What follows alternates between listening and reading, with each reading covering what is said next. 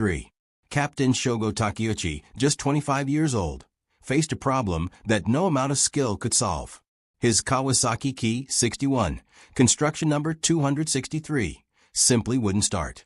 For 8 months, this aircraft had been his constant companion. White bands around the fuselage identified him as Second Chutai Commander. An eagle painted near the cockpit served as his personal emblem. Red stars on the wing gun ports marked successful kills. Together, they had survived countless missions over New Guinea's hostile skies. Now, at 0615 hours, the Kawasaki Ha-40 engine refused to come to life. Takeuchi had accumulated 19 confirmed victories. He'd been flying Ki-61 since April, when his unit, the 68th Sentai, became the first Imperial Japanese Army Air Force squadron to operate this new fighter. They'd previously flown the nimble Nakajima Ki-27. The transition hadn't been easy. The Ki-61 was heavier, less agile, but it offered advantages in speed and firepower. The 68th Sentai deployed to Wewak, New Guinea in June. Since then, they'd been constantly on the move, operating from various forward bases as the campaign intensified. Cape Gloucester Airfield, situated on New Britain's northwestern tip, about 230 miles west of Rabaul, served as their current home. It was a forward position, exposed and vulnerable. By late December, that vulnerability had become critical. American forces were assembling for an amphibious assault. Intelligence reports spoke of Marine divisions preparing to invade Cape Gloucester. Japanese command issued urgent orders. Withdraw all operational aircraft to Rabaul immediately. Takeuchi's Ki-61 didn't qualify as operational. The Ha-40 engine had been deteriorating for weeks. Oil consumption had increased noticeably. Cylinder head temperatures ran dangerously high, even during idle. The previous day, during a routine patrol, the engine developed a rough running condition at altitude. Takeuchi landed safely and reported the malfunction. The ground crew worked through the night. They methodically checked spark plugs, adjusted valve clearances, tested the magnetos. Everything appeared normal on inspection. Yet when they attempted to start the engine at first light, nothing happened. The starter motor engaged. The propeller rotated. Compression seemed adequate, but combustion never initiated. Either the ignition system had completely failed, or fuel wasn't reaching the cylinders. Without proper diagnostic equipment and replacement parts, both in desperately short supply, the mechanics couldn't repair it under field conditions. At 0640 hours, Takeuchi made his decision. He would fly a different aircraft back to Rabaul. His personal Ki-61, manufacturer number 263, would have to be left behind. The ground crew would try to hide it near the runway, preserving the possibility of later recovery. Everyone understood the reality. When the Americans landed, they would almost certainly capture the aircraft. At 0700 hours, Takeuchi climbed into another Ki-61 and took off for Rabaul.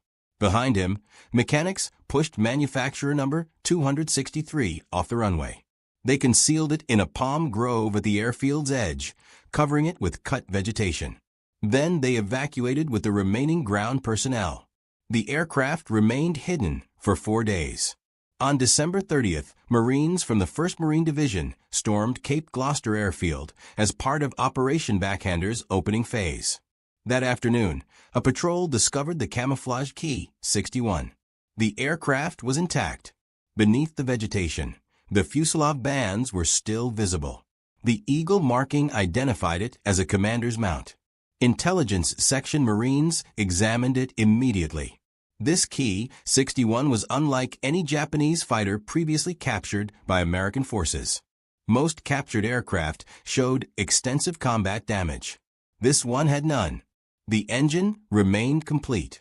Instruments were intact. The armament was still installed, two 12.7 mm Ho. 103 machine guns in the forward fuselage, two 7.7 mm Type 89 machine guns in the wings. The aircraft was a Type 61-1 Co, the earliest production variant, built at Kawasaki's Kagamigahara factory in April 1943.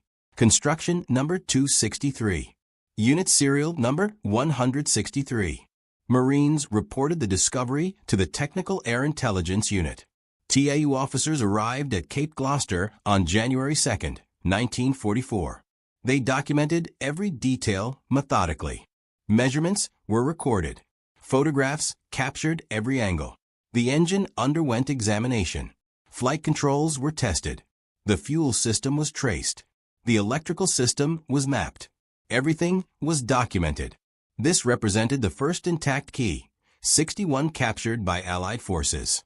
For 18 months, American pilots had been encountering this aircraft in combat over New Guinea.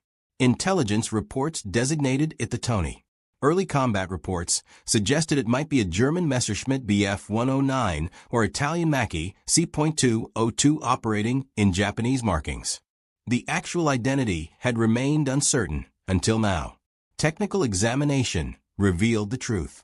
The Key 61 was entirely Japanese in design.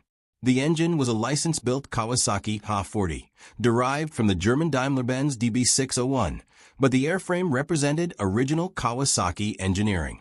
The fuselage featured a semi-triangular cross-section, narrow and deep. The wings were relatively small for a fighter of this weight, resulting in high wing loading. The landing gear was conventional, with fixed slots in the wing leading edges. The cooling system employed wing-mounted radiators, unusual for Japanese fighters, which typically used radial engines. This discovery answered questions that had troubled American intelligence since the Key 61 first appeared. Pilots reported that the Tony could dive faster than any other Japanese fighter. It maintained high speeds in level flight. It could absorb more battle damage than the lighter Zero, but it couldn't turn as tightly as other Japanese types. The airframe explained why. High wing loading meant higher stall speeds and larger turning radii. The liquid-cooled engine was heavier than comparable radial engines, shifting the center of gravity forward. These factors combined to produce an aircraft optimized for speed and firepower rather than maneuverability. The story of this aircraft and the men who flew it was just beginning. The captured Key 61 arrived at Eagle Farm Airfield near Brisbane, Australia, in March 1944. TIU technicians immediately set to work making the engine operational. The original problem that had grounded the aircraft at Cape Gloucester turned out to be surprisingly simple: a failed magneto. Once replaced, the Ha-40 engine started normally. The aircraft underwent extensive flight testing. American test pilots evaluated its performance against captured examples of other Japanese fighters. The results confirmed what combat reports had suggested. The Key 61 proved faster than the Zero in level flight and dives. It had better acceleration. The armament was heavier and more effective. But in sustained turning engagements, the Zero could outturn it easily. American pilots reported that the Key 61 required careful energy management. It excelled in slashing attacks from altitude. It could extend away from pursuing fighters using its speed advantage. But once drawn into a low-speed turning fight, it became vulnerable. These characteristics precisely matched combat reports from New Guinea. The intelligence value of manufacturer number 263 exceeded the technical data it provided. The aircraft represented a snapshot of Japanese fighter capability in late 1943. The airframe's condition revealed maintenance practices and supply constraints. The engine showed signs of wear suggesting quality control issues in production. The markings indicated unit organization and command structures. Every detail contributed to the larger intelligence picture. In May 1944, the Key 61 was stripped of its Japanese markings and repainted in American insignia. It received test serial number XJ00003. Further flight testing was conducted to evaluate tactics for American fighters engaging Tonys in combat. The data collected influenced training programs and tactical doctrines across the Pacific Theater. In June 1944, TIU received orders to return to the United States. The captured Key 61 was disassembled and shipped to Naval Air Station Anacostia near Washington, D.C. There it was reassembled and underwent additional testing. In December 1944, the aircraft was repainted in pseudo-Japanese markings and evaluated against American naval fighters. Test pilots flew it against the F-6F Hellcat, F-4U Corsair, and other types to establish comparative performance data. The tests revealed that American naval fighters held significant advantages in most combat scenarios. The F-6F could outturn the Ki-61 and had superior high-altitude performance. The F-4U was faster at all altitudes and could outclimb the Tony. Both American types had better acceleration and more effective armament. The testing program at Anacostia continued through early 1945. Then, on July 2, 1945, manufacturer number 263 crashed at Yadkinville, North Carolina, during a test flight. The cause was engine failure.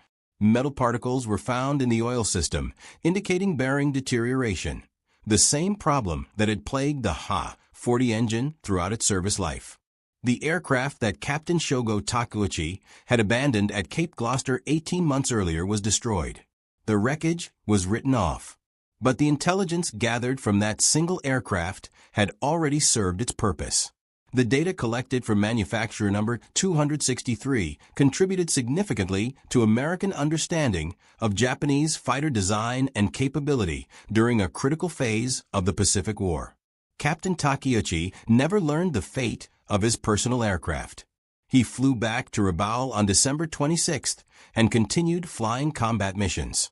But his time was running out.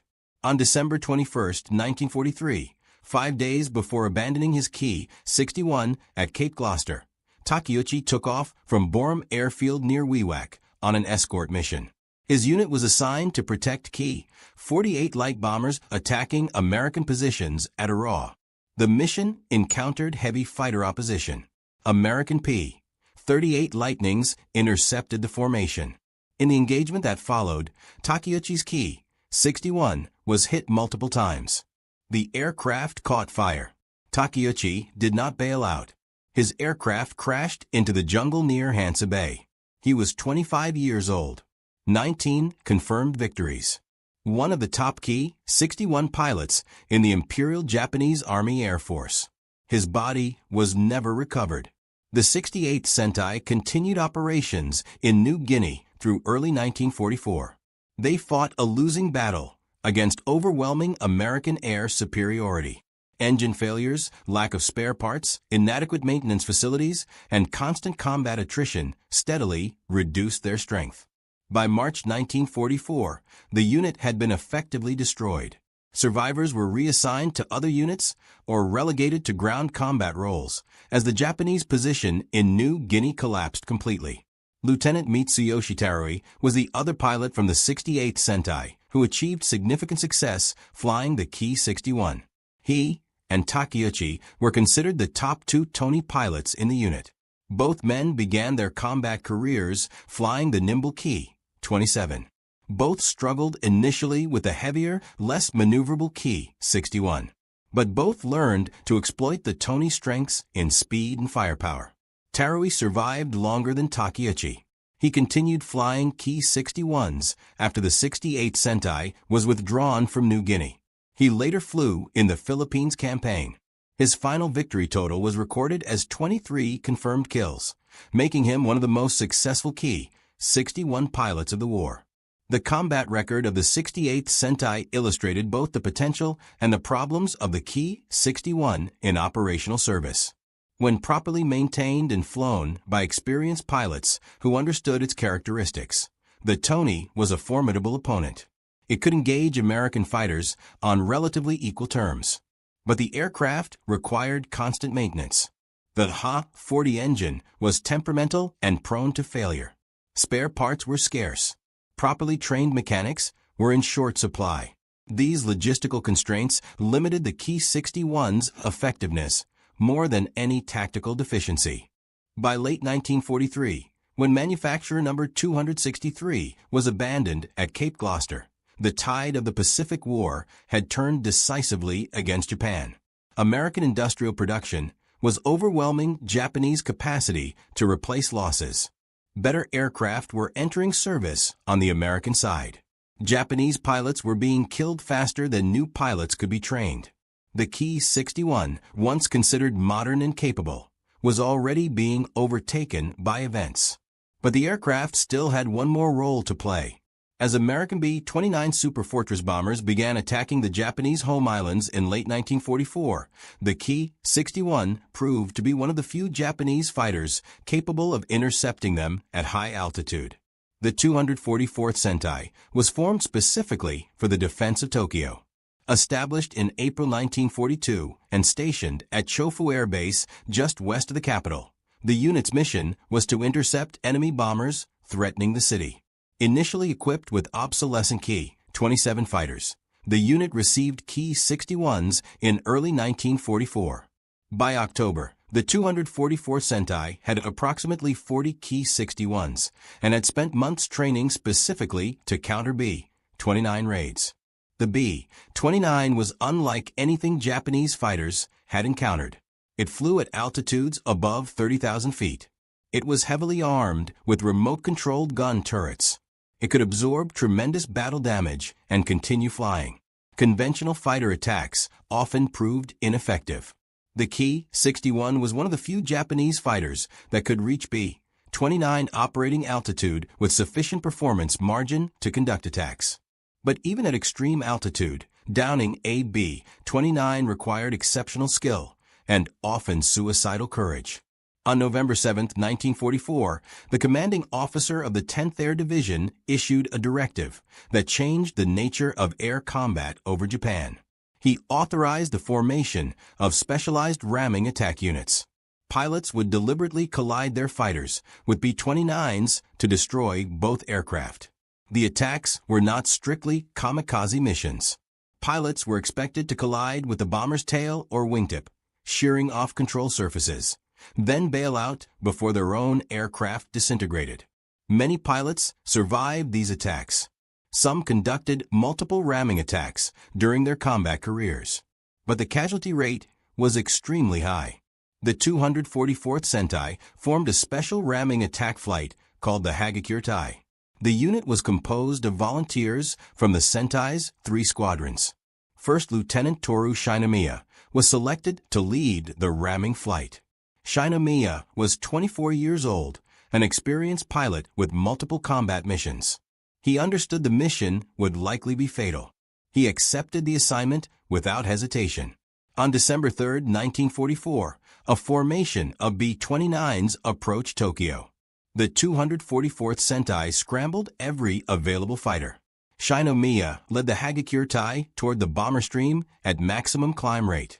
The Ki-61s had been stripped of fuselage armament and armor plate to reduce weight and improve high-altitude performance. They carried minimal fuel and no ammunition beyond the wing guns. Everything was sacrificed for altitude capability.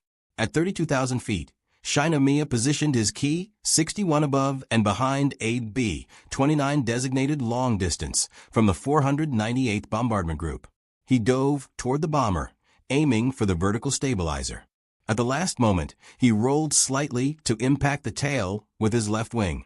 The collision tore the vertical stabilizer completely off the B-29. The bomber immediately entered an uncontrollable spin. Shinomiya's Ki-61 lost most of its left outer wing panel. The aircraft rolled violently. Shinomiya fought to maintain control long enough to slow the aircraft and reduce altitude. At 12,000 feet, he managed to bring the crippled fighter to a near-level attitude. He jettisoned the canopy and bailed out. His parachute opened successfully. He landed in a rice paddy near Chofu Air Base. Rescue crews retrieved him within an hour. He suffered minor injuries from the bailout, but was otherwise unharmed. 2 other pilots from the Hagakure-tai also conducted ramming attacks that day. Sergeant Masao Itaki collided with a different B-29, but his aircraft was too badly damaged to control. He bailed out successfully. Sergeant Atsumi Nakano rammed a 3rd bomber and managed to crash land his stripped Ki-61 in a field. All 3 pilots survived. The ramming attacks of December 3, 1944 were celebrated throughout Japan. The damaged Ki-61s were displayed publicly in Tokyo. Shinomiya's aircraft, missing most of its left wing, was exhibited inside the Matsuya department store. Nakano's crash fighter was displayed outside. A life-size cutaway drawing of a B-29 fuselage was placed beside them to illustrate the target the pilots had attacked. The three pilots became the first recipients of the Bukosho, an award established on December 7, 1944, by Emperor Hirohito to recognize exceptional valor in combat. The award was roughly equivalent to the American Medal of Honor or the British Victoria Cross.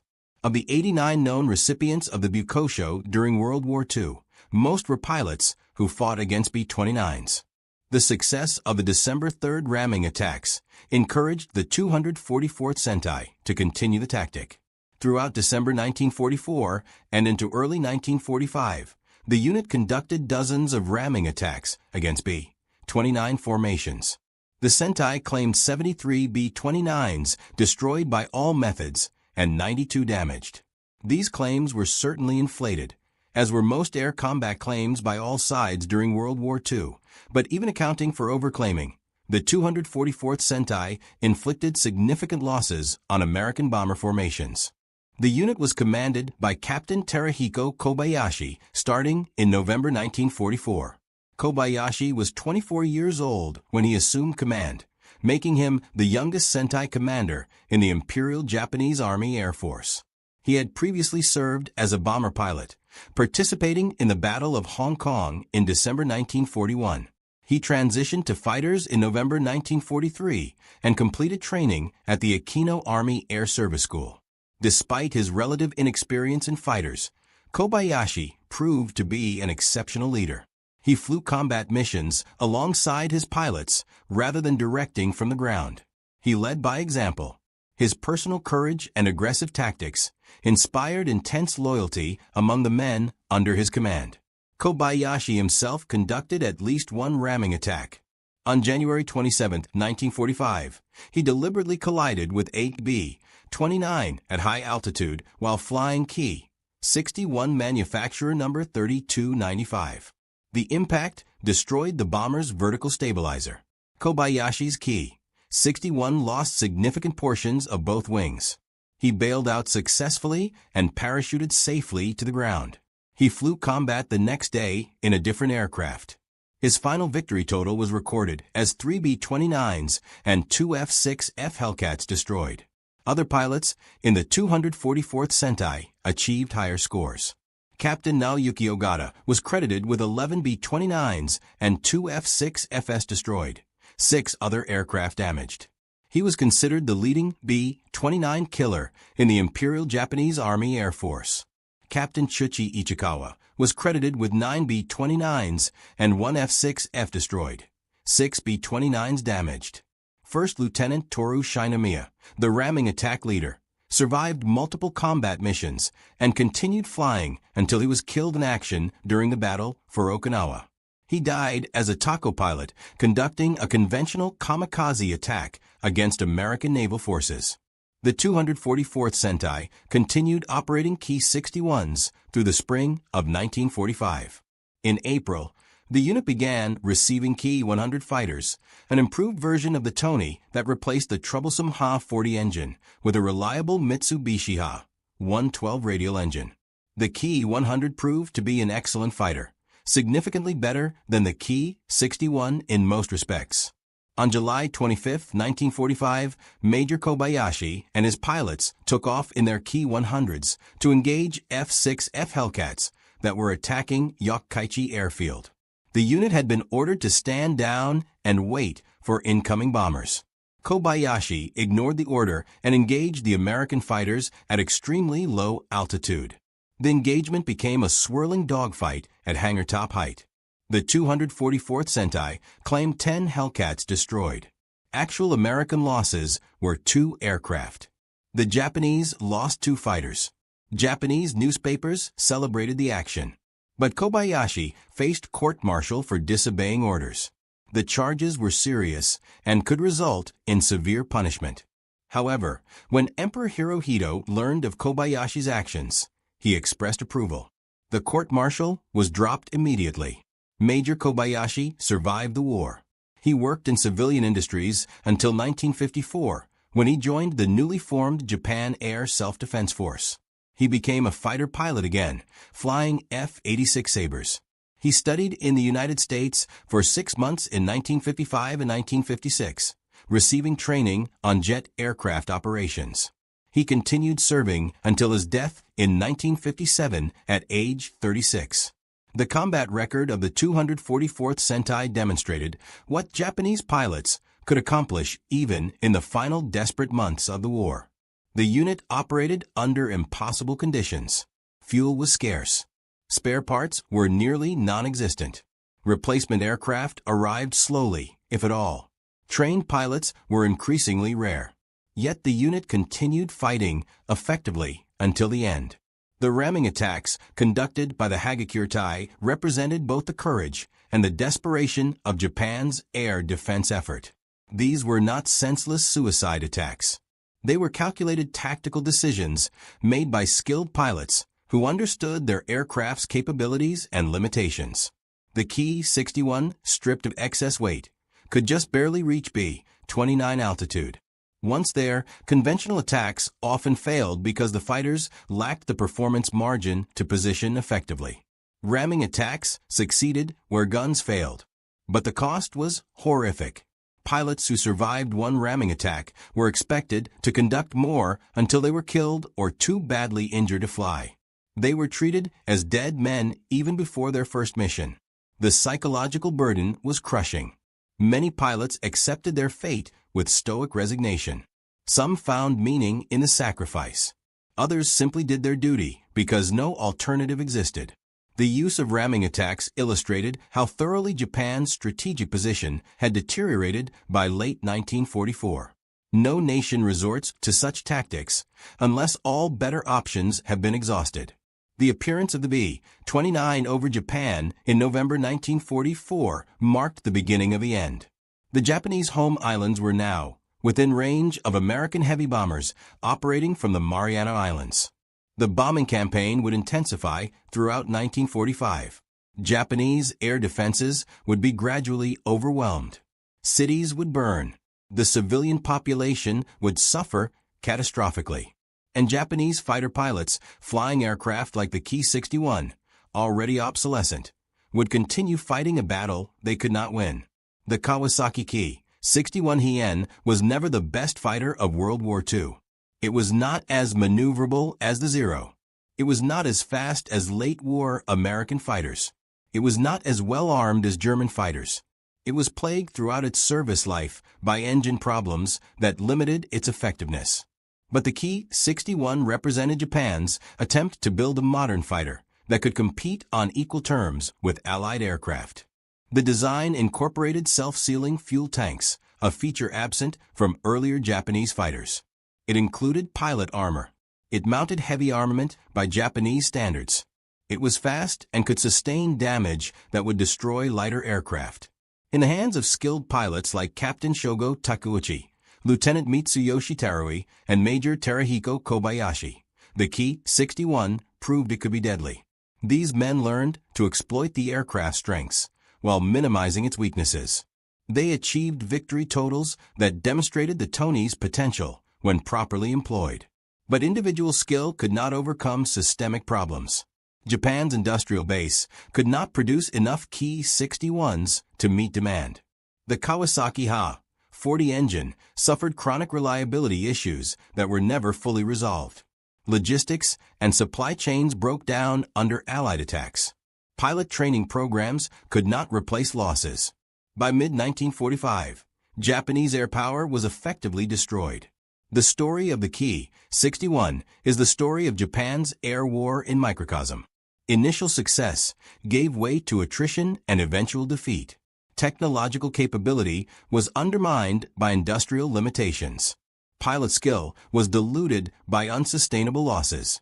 Tactical innovation could not compensate for strategic overreach. The aircraft that Captain Takeuchi abandoned at Cape Gloucester in December 1943, manufacturer number 263, became a symbol of that larger story. Captured intact by American forces, it provided intelligence that helped the Allies understand and counter Japanese fighter capabilities. Tested extensively, it revealed strengths and weaknesses that influenced American tactics and training. Ultimately destroyed in a crash caused by the same engine problems that had plagued it throughout its service life, it ended as it had begun, a victim of technical issues that Japanese industry could never fully solve. Today, only a handful of Ki 61 survive. Several are displayed in museums in Japan and the United States. None are airworthy. The aircraft exists now primarily in photographs, technical documents, and the memories of the men who flew and maintained them. The pilots who achieved renown flying the Tony are nearly all gone. Takeuchi died in combat in 1943. Terui survived the war, but passed away decades later. Kobayashi lived until 1957. The mechanics and ground crews who kept the troublesome Ha-40 engines running have faded into history. But the record of what they accomplished remains. Captain Takeuchi's 19 victories. Lieutenant Terui's 23 confirmed kills. Major Kobayashi's 3 B-29s destroyed and his leadership of the most famous home defense unit in Japan. The 244th Sentai's 73 B-29 claims and 9 Bukosho recipients. These numbers tell a story of skill, courage, and sacrifice in the face of overwhelming odds. The Kawasaki Ki 61 was Japan's answer to a question the nation could not ultimately answer. How do you defeat an enemy with vastly superior industrial capacity, technological advancement, and strategic resources? The Ki 61 was well designed. It was competently built. It was flown by brave and skilled pilots. But it was not enough. Nothing Japan could build would have been enough. The Pacific War was decided by factors far beyond the capabilities of any individual aircraft. Yet the men who flew the Ki 61 deserve to be remembered. They fought for a cause that history judged harshly. They served a regime that committed terrible atrocities. But they were also human beings who showed remarkable courage in combat. They faced death repeatedly and did not flinch. They continued fighting when the war was clearly lost. They demonstrated the best qualities of the warrior tradition even while serving a fundamentally unjust cause. Their story is complicated. It resists simple narratives of heroism or villainy. It requires acknowledging both the skill they displayed and the context in which that skill was employed. But it deserves to be told. The Ki 61 deserves to be remembered not as the best fighter of the war, but as a capable aircraft that served with distinction in impossible circumstances. Not as a war-winning weapon, but as a machine that in the right hands could be formidable. Not as a symbol of Japanese air superiority, but as evidence of what Japanese engineers and pilots could accomplish, even as their nation's strategic position collapsed. The captured Ki 61 at Cape Gloucester, manufacturer number 263, serves as a reminder of these complexities. It was a well-designed fighter plagued by mechanical problems. It was flown by skilled pilots trapped in an unwinnable war. It was captured by enemy forces and used against the nation that built it. It was ultimately destroyed by the very engine defects that had defined its service life. In its brief existence, this single aircraft witnessed both the capability and the futility of Japan's air war. It saw combat over New Guinea's jungles. It was abandoned by a pilot who would die in combat days later. It was captured and studied by enemy intelligence. It influenced tactics and training across the Pacific theater.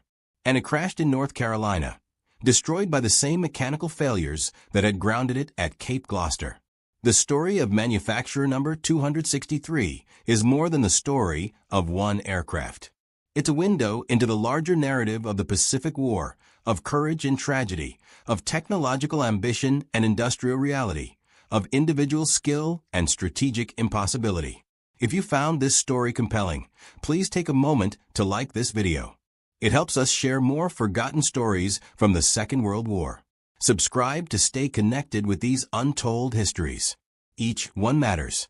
Each one deserves to be remembered. We'd love to hear from you. Leave a comment below telling us where you're watching from. Our community spans the globe, from veterans to history enthusiasts, and you're part of something special here.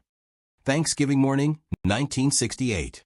Firebase Sierra sat shrouded in mist across the Central Highlands. Through the open bay of his UH-1 Huey, Specialist Robert Sohn tracked red tracer fire cutting through the fog. His M60 hung from bungee cords, barrel heat radiating against his legs. 2 months into his Vietnam tour, at just 23, he'd already absorbed lessons the Army never taught stateside. At 1,500 feet over hostile territory, helicopters offered zero cover. No concealment, just wind, an open door, and enemy gunners below with their weapons trained skyward. The numbers told a brutal story. More than 10% of all Vietnam casualties were helicopter crewmen. Out of 6,175 Americans killed in helicopter operations, 2,074 served as aircrew. Among them, door gunners suffered the highest death rate of any aviation role. They sat exposed in open doorways, wielding 30-pound machine guns, tasked with suppressing ground fire, while their aircraft hovered at flight's most vulnerable moment, the landing. What none understood during those early missions, they weren't just fighting an enemy. They fought physics, tactics, and a fundamental truth about rotary wing warfare that would take years to fully grasp. The door gunner position wasn't engineered for survival. It was engineered for effectiveness. In war's brutal arithmetic, effectiveness often demands sacrifice. Understanding why door gunners didn't survive Vietnam begins not in Southeast Asian jungles, but in the Bell UH-1 Iroquois design specifications. When the Army deployed Hueys to Vietnam in 1962, they arrived as utility aircraft, unarmored, lightly armed, built for medevac and transport during what planners assumed would be limited advisory operations. The original HU-1 designation meant helicopter, utility. Crews shortened it to Huey. The name stuck. Early Hueys flew without dedicated door guns. Crews improvised. M1 carbines, M14S, M16S held out doorways by soldiers hoping to suppress ground fire. The dedicated door gunner concept emerged from necessity, not planning. As insertions into contested landing zones became routine, crews discovered they needed suppressive fire during flight's most vulnerable phase, those final 30 seconds of descent when the helicopter slowed, steadied, and hovered 3 feet above ground while troops dismounted. By 1963, the M67.62 mm machine gun became standard equipment on both Huey sides. Unloaded, the M60 weighed 24 pounds. With ammunition, door gunners managed over 200 pounds of weapon system. The gun could fire 700 rounds per minute. Practically, gunners fired controlled bursts, conserving ammunition while maintaining suppression. Initially mounted on pintles, swiveling posts allowing limited motion. As the war progressed, crews switched to bungee cords suspended from cabin ceilings.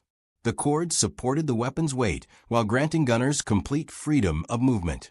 This evolution seemed like improvement. More flexibility meant better coverage. Better coverage meant more effective suppression. But it meant something else too. It meant door gunners had to lean farther from the aircraft to engage targets. More exposure. More vulnerability. The very adaptation making them more effective also made them easier to kill. Warrant Officer John Masaki reached Vietnam in 1968. Assigned to a UH-1C gunship unit, he'd completed door gunner and crew chief school stateside, learning helicopter maintenance and M60 operation. Nothing in that training prepared him for reality. In a later interview, he described his first combat insertion. Noise made conversation impossible. Rotor blade vibration overhead, engine roar, wind screaming through the open cabin. Then the aircraft commander signaled. They descended toward the landing zone. Door gunners on each side opened fire. Masaki squeezed the trigger. The M60 roared. Spent casings and belt links ejected into a canvas bag attached to the gun, preventing them from being sucked into the rotor system or falling on troops below. He aimed at the tree line, watching his tracers, every fifth round glowing red, arcing toward the jungle. Firing before seeing the enemy. Firing to keep them suppressed. firing because the moment you stop is the moment they have time to aim. Incoming fire sounded different from outgoing. Outgoing had rhythm, purpose. Incoming cracked past with random chaos. Masaki heard rounds snap past his head. Saw aluminum skin puncture. One round came up through the floor, missing him by inches. Later, he learned it had lodged in the Bible of the soldier beside him. The helicopter completed the insertion and climbed out. Masaki checked himself. Unwounded. But the mission wasn't over. They'd fly 12 more insertions that day. The concept of the hot LZ defined the door gunner experience. A hot landing zone meant the enemy actively engaged helicopters during landing. Artillery would prep the zone first, pounding the area with high explosives. Then gunships would make rocket runs, 2.75-inch rockets and minigun bursts. Finally, the slicks, troop-carrying Hueys, would come in. 8 to 10 helicopters in formation, carrying 60 to 80 soldiers total. Door gunners on the slicks would open fire during descent, suppressing remaining enemy positions. In theory, this preparation reduced risk. Practically, the NVA and Viet Cong learned to wait. They dug fighting positions with overhead cover. They positioned troops in concealed locations with clear fields of fire toward landing zones. They learned helicopter approach patterns. Most critically, they learned to concentrate fire on helicopters themselves rather than troops they carried. A downed helicopter meant a crashed aircraft, probably wounded crew. Definitely a valuable prize to capture or destroy. It meant other helicopters would attempt rescue, creating more targets. Specialist Thomas Pena flew co-pilot on Chalk 2 during an insertion near the Cambodian border. Flight lead called the LZ clear. No enemy contact. Chalk 1 landed successfully. Chalk 2 began its approach. Then the tree line erupted. AK-47 fire, distinctively sharp cracks. RPG-7 rockets, recognizable by their whoosh and trailing smoke. Heavy machine gun fire, probably a 12.7 mm DSHK, what Americans called .51 caliber. The door gunner on Pena's aircraft returned fire immediately. The crew chief on the other side did the same. But an RPG streaked toward them. It missed by feet, exploding in trees beyond. Small arms fire tore through thin aluminum skin. The Huey had minimal armor. Pilots sat in armored seats, but only because lessons from previous casualties demanded it. Door gunners had no such protection. They wore flak vests designed to stop shrapnel, not rifle rounds. Some wore ceramic body armor plates, nicknamed chicken plates, 22 pounds of chest-shaped protection worn inside the flak jacket. But the plates only covered vital organs. Arms, legs, head, all remained exposed. Pena's helicopter took multiple hits. He heard the distinctive sound of rounds punching through aluminum, felt the shudder as hydraulic lines severed. The aircraft commander fought the controls as the Huey lost altitude. They crashed short of a landing zone. Pena survived with injuries. The door gunner did not. An AK-47 round had struck him in the head during descent. He was 19 years old, 3 months in country. The exposure factor defined door gunner mortality. Consider the physics. A helicopter in landing phase flies at 10 to 15 knots, roughly 12 to 17 miles per hour. It descends at 300 to 500 feet per minute.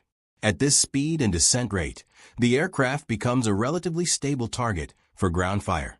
The door gunner standing in the open doorway or sitting on the deck's edge presents a clear silhouette against sky. He cannot take cover, cannot maneuver. He can only fire and hope suppression keeps enemy heads down long enough to complete the insertion. The M60 itself created additional vulnerability. To engage targets effectively, gunners had to expose themselves, lean out, extend the weapon, track targets as the helicopter moved. This required constant movement, constant adjustment, and constant exposure. Veterans described it as being a target in a shooting gallery, except the target shot back. Weapon malfunctions added to the danger. The M60 was notoriously prone to jamming in Vietnam's heat and humidity. The rotating bolt could fail. The extractor could break. The exposed barrel latch, a swinging lever, would catch on equipment and accidentally release, causing the barrel to fall out during flight. When a jam occurred, gunners had to clear it immediately. This meant taking attention from the enemy, taking hands off the weapon, working the problem while hostile fire continued. Warrant Officer Ron Timberlake commanded Chalk 6 during the same operation where Pena crashed. Timberlake heard the radio call that Chalk 2 was down. He heard the flight leader abort remaining insertions. But Timberlake saw wounded Americans on the ground. He made a decision that would earn him the Silver Star. He brought Chalk 6 back into the landing zone. The approach was 90 degrees off the planned axis, directly facing enemy battalions firing from the tree line. Timberlake's door, gunners opened fire during descent. M60s hammering, trying to suppress multiple enemy positions simultaneously. RPG rounds whooshed past the helicopter. Small arms fire punched through the aircraft. The gunners kept firing, kept exposing themselves, kept doing the job. Chalk 6 landed. 10 wounded Americans scrambled aboard. The North Vietnamese concentrated fire on the stationary helicopter. 30 seconds felt like 30 minutes. Finally, fully loaded, Timberlake lifted off. Both door gunners had been hit. One wounded, but functional. One killed during the ground time. The helicopter made it back to base trailing hydraulic fluid and smoking. The casualty mathematics became unavoidable by late 1965. Intelligence officers at every aviation unit tracked the numbers. Door gunners were being killed and wounded at rates exceeding infantry machine gunners. This seemed counterintuitive. Ground-based machine gunners were high-priority targets. Enemy forces specifically targeted them because of the weapon's effectiveness. Yet door gunners, supposedly protected by being in an aircraft, were dying faster. The reason became clear through combat analysis. Ground-based machine gunners could use cover. They could exploit terrain. They could shift positions between engagements. They operated as part of larger units, providing mutual support and security. Door gunners had none of these advantages. Door gunners flew in predictable patterns toward known landing zones. They operated from platforms that couldn't stop, couldn't take cover, couldn't maneuver effectively at low altitude. And they were silhouetted against sky, visible from hundreds of meters away. The Army began studying door gunner tactics in detail by mid-1964. Training was formalized. Schools were established. But training could only accomplish so much. The fundamental problem wasn't training. It was mission profile. Helicopters conducting combat assaults had to fly low, had to fly slow, had to hover in or near the landing zone. These requirements created vulnerability no amount of training could eliminate. Captain Robert Sholey commanded a rifle company during Central Highlands operations. He worked closely with helicopter crews and understood their limitations. In a post-war interview, he described watching insertions from the ground. The helicopters would appear flying in formation. Door gunners would be clearly visible in open doors, weapons extended. As aircraft descended, you could see gunners leaning out, firing, trying to cover every possible threat sector. Then the aircraft would touch down or hover, and troops would jump. During those final seconds, door gunners were the only thing standing between his men and concentrated enemy fire. They drew fire. They took fire. They died doing it. But they kept his soldiers alive long enough to get boots on the ground. The weapon load made survival even more difficult. Door gunners typically carried 1,000 rounds of 7.62 mm ammunition, sometimes more. Ammunition belts hung from cabin ceilings or were stored in cans secured to the floor. This ammunition was explosive. A tracer or incendiary round striking ammunition storage could detonate the entire supply. Several helicopters were lost this way. Enemy fire would penetrate the cabin, strike the ammunition, and the resulting explosion would destroy the aircraft. Door gunners sat next to this hazard throughout every mission. Enemy tactics evolution made the situation progressively worse. The NBA learned from experience. Early in the war, they'd engage helicopters with whatever weapons were available. Individual soldiers with AK-47s, small unit actions with light machine guns. But by 1965, they developed dedicated anti-aircraft tactics. They positioned heavy machine guns along known helicopter routes. They pre-positioned RPG-17s near potential landing zones. They trained soldiers to lead targets, aiming ahead of helicopters to compensate for movement. The 12.7mm DSHK heavy machine gun proved particularly deadly. This weapon, equivalent to the American .50 caliber Browning, could punch through helicopter aluminum like tissue paper. It had range, penetration, and rate of fire sufficient to track moving aircraft. The North Vietnamese would position these weapons on hills overlooking valleys where helicopters had to fly. The guns would fire in short bursts to avoid counterfire, but those bursts were devastatingly effective. A single burst could shred a helicopter's tail boom, sever control cables, or kill crew members. The RPG-7 added another dimension of lethality. Originally designed as an anti-tank weapon, the rocket-propelled grenade proved equally effective against helicopters. The cone-shaped warhead, traveling at 300 meters per second, could destroy a Huey with a single hit.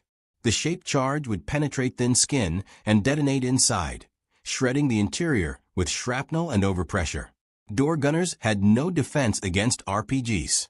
They could see them coming, watch the smoke trail, but couldn't evade.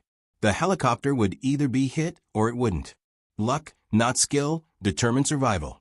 By 1966, over 11,800 helicopters of all types had served in Vietnam. Approximately 5,000 were destroyed, almost all by hostile fire. These numbers meant roughly 42% of all helicopters sent to Vietnam were shot down or damaged beyond repair. For crew members, this created statistical certainty. Fly enough missions, and you'd be shot down. The only question was whether you survived the crash and subsequent combat. Door gunner Michael Holman flew with the 281st Assault Helicopter Company. He described a typical mission profile. 15 Hueys would fly into the A Shau Valley, a known hotspot near the Laotian border. They'd fly out with 6 or 7. The others would be shot down or so badly damaged they had to divert to other bases for emergency repairs. He once flew on a helicopter whose engine quit mid-flight. The pilot managed an emergency landing in what Holman described as the middle of nowhere. They waited for rescue, completely exposed, while friendly forces scrambled to reach them before the enemy did. The psychological impact of this constant danger created what medical personnel called combat stress reaction. Door gunners flew multiple missions daily, typically 4 to 6, sometimes more during major operations. Each mission meant 30 minutes to 2 hours of potential combat. Morning insertions, afternoon resupply, evening extractions. The cycle repeated daily for the one-year tour. There was no rear area for door gunners. Every flight could be their last. The close quarters of helicopter combat made casualties even more traumatic. In ground combat, soldiers often didn't see the moment a comrade was hit. In helicopters, the crew was confined to a space roughly 10 feet by 6 feet. When a door gunner was hit, everyone saw it, heard it, felt it. The crew chief, sitting across from the door gunner, watched him die. The pilots heard the impact. The soldiers being transported witnessed the horror.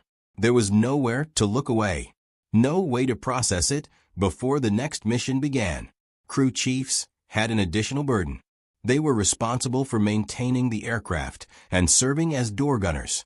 This dual role meant they had intimate knowledge of every system on the helicopter. They knew where hydraulic lines ran, where fuel cells were located, which components were armored and which weren't. This knowledge meant they understood exactly how vulnerable they were. They knew an AK-47 round through the wrong location could bring down the aircraft. They knew thin aluminum skin provided no protection. They knew they were one lucky shot away from death. The famous LZ X-ray battle during the Ia Drang campaign in November 1965 illustrated door gunner vulnerability on a massive scale. The 1st Battalion, 7th Cavalry Regiment conducted combat assaults into a small clearing at the base of Chupong Mountain. Intelligence indicated NVA units in the area. The first wave landed successfully. Then, the enemy attacked in force. 3 NVA regiments, roughly 3,000 soldiers, had been waiting in prepared positions. Helicopters continued flying insertions into the landing zone throughout the day. 16 Hueys per wave, making the 34-mile round trip to pick up more troops. Every insertion came under increasingly heavy fire. Door gunners watched NVA soldiers moving through elephant grass, saw muzzle flashes from dozens of positions, returned fire while incoming rounds tore through their aircraft. Captain Ed Freeman flew 14 missions into LZ X-ray that first day. Major Bruce Crandall flew 22. Both flew unarmed Hueys, medevac birds with red crosses painted on the nose. Geneva Convention rules prohibited arming medical aircraft. Door gunners carried only personal sidearms. They watched helplessly as enemy fire shredded their helicopters. They couldn't return fire, couldn't suppress the enemy, could only sit in open doors and hope incoming rounds missed. Freeman described the experience decades later. They were eating helicopters alive. I took over 50 rounds in my helicopter. The attack was so intense that helicopter operations into the landing zone were shut down multiple times. Aircraft had to be swapped out due to battle damage. Door gunners were wounded or killed and replaced with volunteers from other crews. Suppressive fire from door gunners on armed helicopters was the only thing keeping casualty evacuation going. Without them, the entire operation would have collapsed. The toll was horrific. By the end of the 4-day battle, 79 Americans had been killed at LZ X-ray, 121 wounded. Helicopter losses and damage were catastrophic. But door gunners had done their job. They'd kept firing, kept their aircraft operational long enough to insert reinforcements and extract wounded. They paid for it with their lives and blood.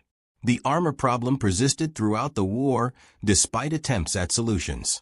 Engineers developed various armor kits for Hueys, ceramic plates that could be bolted to floors, additional armor for pilot seats, armored fuel cells that could survive small arms fire. But adding armor meant adding weight. Adding weight meant reducing payload. A Huey could carry 8 soldiers, or 6 soldiers plus armor. Commanders faced impossible choices: protection for crew or capacity for mission. Most units chose capacity. The mission came first. Door gunners understood this. They knew the priorities. Getting troops into the fight mattered more than protecting crew. Extracting wounded mattered more than crew safety. The mission always came first. So they flew without adequate protection. Flew knowing every flight could end with a bullet through the cabin. Flew anyway. The medical treatment statistics revealed something remarkable about helicopter warfare. Average time from wounding to hospitalization in Vietnam was less than 1 hour. In World War II and Korea, that time was measured in days. Helicopter medevac, dust-off missions, saved thousands of lives. Soldiers who would have died in previous wars survived because helicopters could reach them quickly. But helicopter crews paid for those lives. Dust-off operations were 3 times more hazardous than other helicopter missions.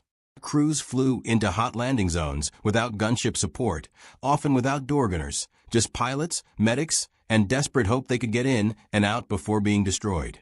Major Charles Kelly commanded a dust-off unit. His radio call sign was Dust-Off 6-5. On July 1, 1964, Kelly received a call for emergency evacuation near Vinh Long. Troops were pinned down in heavy combat with the Viet Cong. Wounded needed immediate evacuation or they die. Kelly made the decision to fly into an active combat zone. His Huey took fire on approach. He completed the landing. Medics and the door gunner loaded wounded while enemy fire continued. Kelly lifted off. An enemy round struck him in the chest, killing him instantly. The helicopter crashed. The crew chief managed to radio for help before the Viet Cong overran the position. Kelly's last words before being hit: "When I have your wounded." The phrase became the medevac motto. It captured everything about door, gunner, and helicopter crew philosophy. When I have your wounded. The mission matters more than personal safety. The troops on the ground matter more than crew in the air. Kelly received the Distinguished Service Cross posthumously the nation's second highest award for valor. His story exemplified door gunner courage. They flew into impossible situations knowing they probably wouldn't survive. Flew anyway because soldiers needed them. The technical vulnerabilities of the Huey compounded crew exposure. The UH-1 series had a large exposed main rotor system. The tail rotor was equally vulnerable. A single round through the tail rotor drive shaft meant loss of control. The engine, mounted directly above and behind pilots, was exposed to fire from below. Rounds coming up through cabin floors could strike the engine, transmission, or rotor head. Any one of these hits could be catastrophic. The most vulnerable area was called the chin bubble, the plexiglass section beneath pilots' feet, covering anti-torque pedals. This section provided visibility but no protection. Rounds coming up from the ground would pass through the chin bubble and strike pilots in legs, groin, or lower torso. Many pilots were killed this way. Door gunners, sitting farther back in the cabin, had slightly better protection from this angle of fire. But slightly better still meant minimal. The fuel system presented another critical vulnerability. The Huey carried fuel in cells located in the lower center section of the fuselage. Enemy fire striking these cells could cause leaks, or worse, ignition. Tracer rounds were particularly dangerous. The incendiary component could ignite fuel vapor, causing an explosion. Multiple helicopters were lost this way.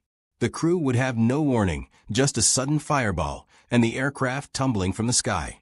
Door gunners learned to recognize signs of critical damage. Engine sound changing. The helicopter vibrating differently. Hydraulic fluid streaming from severed lines. When damage occurred, the crew had seconds to decide: continue the mission or abort. Most continued, completing the insertion, extracting the wounded, finishing what they started. Door gunners kept firing until the helicopter was on the ground or until they physically couldn't continue. The enemy learned to exploit helicopter vulnerabilities systematically. They studied American tactics, noted approach patterns, understood timing. They learned helicopters would circle before landing, always from the same direction. They learned door gunners fired in predictable arcs. They learned to wait until helicopters committed to approach, then open fire at the moment of maximum vulnerability. The most sophisticated tactic involved positioning multiple weapons for crossfire. Heavy machine guns would fire from one direction, forcing door gunners to concentrate suppression there. RPG teams would fire from a different angle, catching the helicopter during evasive maneuvers. Small arms fire from a third direction would target crew specifically. This triangulated fire was devastating. Door gunners couldn't suppress all threats simultaneously. Something always got through. By 1967, North Vietnamese anti-aircraft capabilities had evolved to include dedicated AAA, 23mm Zu-23 cannons, 37mm guns, even surface-to-air missiles in some areas. These weapons transformed helicopter operations from merely dangerous to nearly suicidal. The Zu-23 could track a helicopter and fire explosive shells that detonated on proximity. A single hit anywhere on the helicopter could destroy it. Door gunners had no defense. They couldn't suppress these positions with M60 fire. They could only hope pilots saw the threat in time to evade. The psychological preparation for door gunner duty was minimal. Soldiers went through aircraft maintenance school if they were crew chiefs. Door gunner school lasted a few weeks: marksmanship training, aircraft systems, survival procedures. Then Vietnam. The training couldn't replicate reality, couldn't prepare them for the sound of rounds punching through aluminum inches from their heads, couldn't prepare them for watching a soldier across from them take a round in the throat, couldn't prepare them for the absolute helplessness of being a target with nowhere to hide. Victor Renza arrived in Vietnam as a specialist force assigned to the 4th Infantry Division. He'd qualified expert on the M60 during training at Fort Lewis. When he deployed, his company had 8 M60s for 150 men. Renza was assigned as number 1 gun in 2nd Platoon.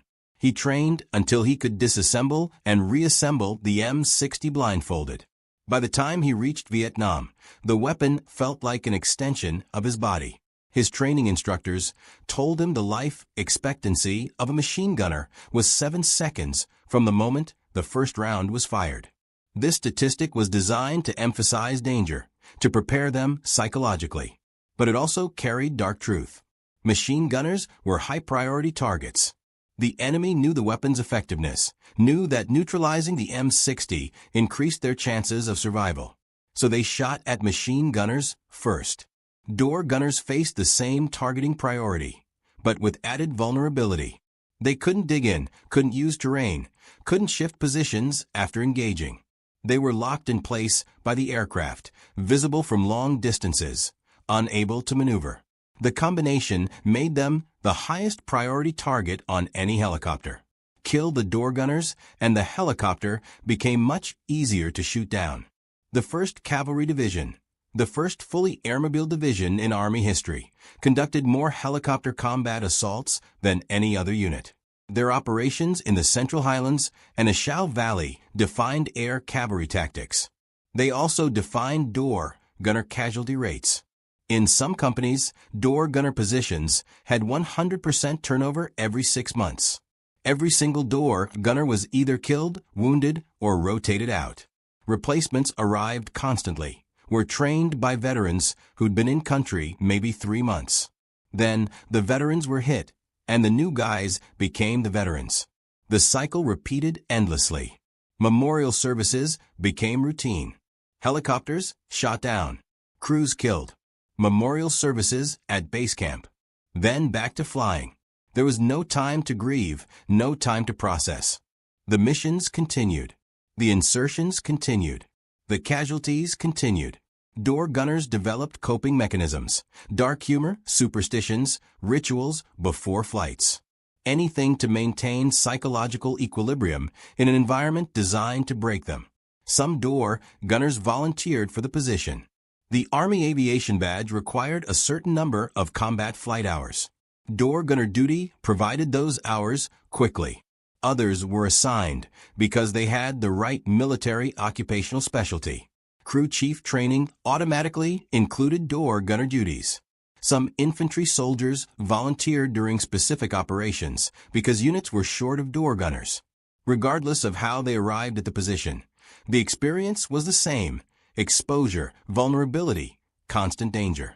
The relationship between door gunners and the troops they transported was unique in Vietnam. Infantry soldiers respected door gunners in a way they respected few others. The infantrymen saw what door gunners did, saw them leaning out of helicopters, firing while under fire themselves, saw them continuing to fight while wounded, saw them die protecting the insertion. That respect was mutual. Door gunners knew the infantrymen were going into landing zones that might be heavily defended, knew those soldiers would be fighting on the ground while the helicopter flew away to safety. The shared danger created bonds that transcended normal military relationships. Extraction missions were often more dangerous than insertions. When a unit on the ground needed emergency extraction, the situation was usually desperate: heavy contact with the enemy, casualties that couldn't walk, low ammunition. Helicopters would fly in knowing they were entering an active firefight. Door gunners would suppress enemy positions that might be meters from the landing zone. The crew chief would help load wounded while under fire. Pilots would hover with bullets tearing through the aircraft, then lift off, struggling to gain altitude with overloaded weight and possibly damaged systems. Warrant Officer Larry Taylor flew an AH-1 Cobra attack helicopter in Vietnam. On June 18, 1968, he was covering an extraction mission near AP Goat Song. A 4-man patrol team was surrounded and nearly out of ammunition. The Huey attempting extraction took heavy fire and had to abort. Taylor saw the situation deteriorating. He made multiple rocket and gun runs, expending all ammunition, trying to suppress the enemy. When he ran out of ammunition, he did something unprecedented. He landed his Cobra, a 2-seat attack helicopter not designed for passengers, in a tiny clearing. The 4 patrol members climbed onto the rocket pods and skids. Taylor took off with them hanging on and flew them to safety. He received the Medal of Honor for this action in 2023, 55 years after the mission. The story illustrated the lengths helicopter crews would go to save lives. It also illustrated the impossible situations door gunners faced regularly. Taylor could take risks in a Cobra because it was designed for combat, heavily armed, with better armor. Door gunners flew in Hueys with minimal protection. They couldn't make multiple passes, couldn't orbit the battlefield. They had one chance to land, complete the mission, and escape. During that window, they were completely exposed. Aviation safety investigations conducted after helicopter losses revealed patterns in door gunner casualties. Most were killed by small arms fired to the upper body or head. Ceramic body armor protected the torso, but not the neck, shoulders, or head. Helmets provided protection against shrapnel, but not direct hits from rifle rounds. The M60, mounted at chest height, meant the gunner's upper body was maximally exposed while engaging targets. Investigation reports noted that door gunners often died while still firing.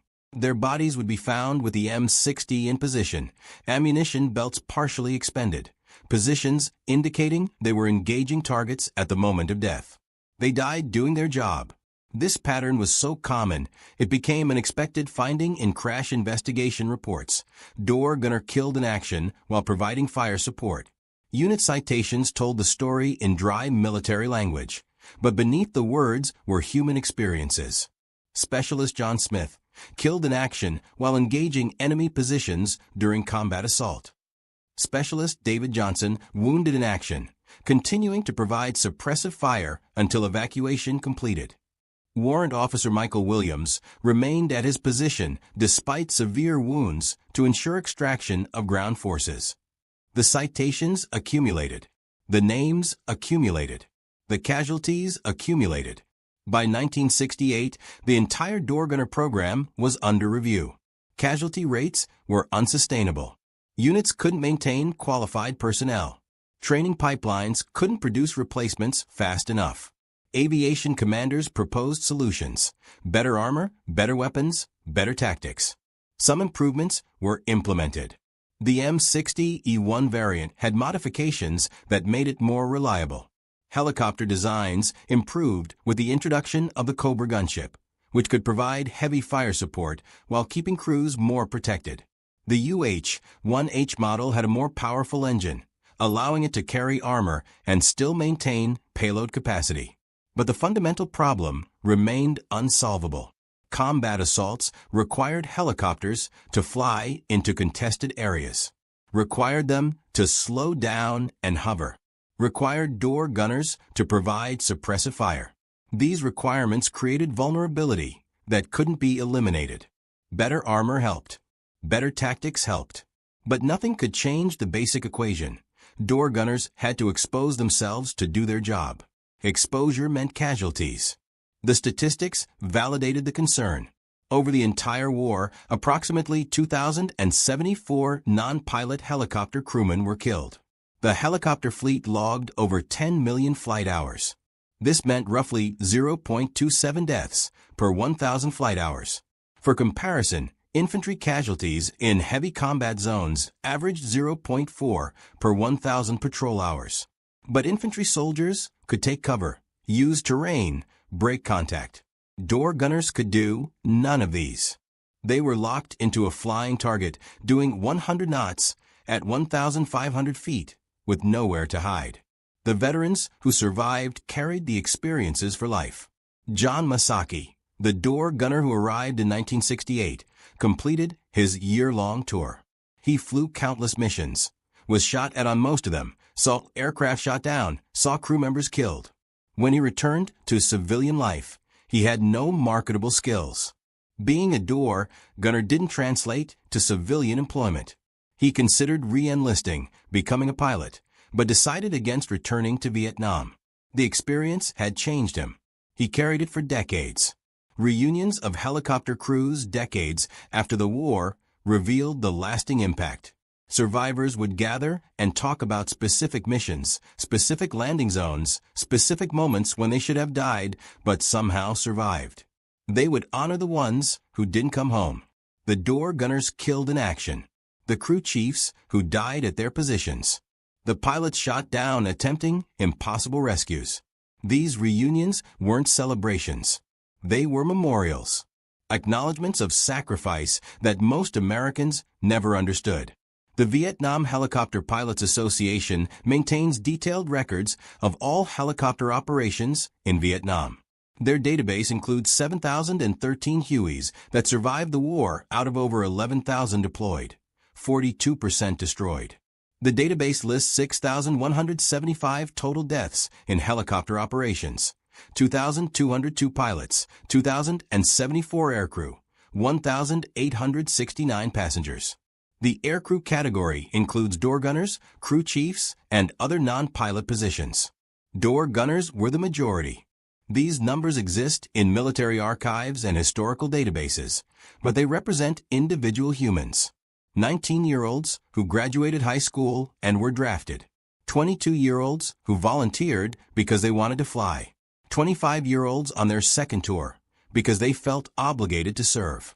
Each number was a person with family, dreams, a future that ended in a landing zone in Vietnam. The door gunner position remained throughout the war despite the casualties. The mission required it. Combat assaults required suppressive fire. Extractions required covering fire. Medical evacuations required protection. No alternative existed that provided the same capability.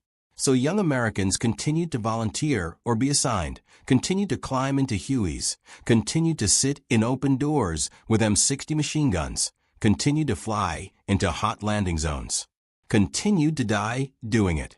The tactical evolution by 1969 included hunter-killer teams. Light observation helicopters would fly low, draw fire, locate enemy positions. Attack helicopters would orbit high, waiting. When the enemy revealed themselves by shooting at the scout, the attack helicopter would strike.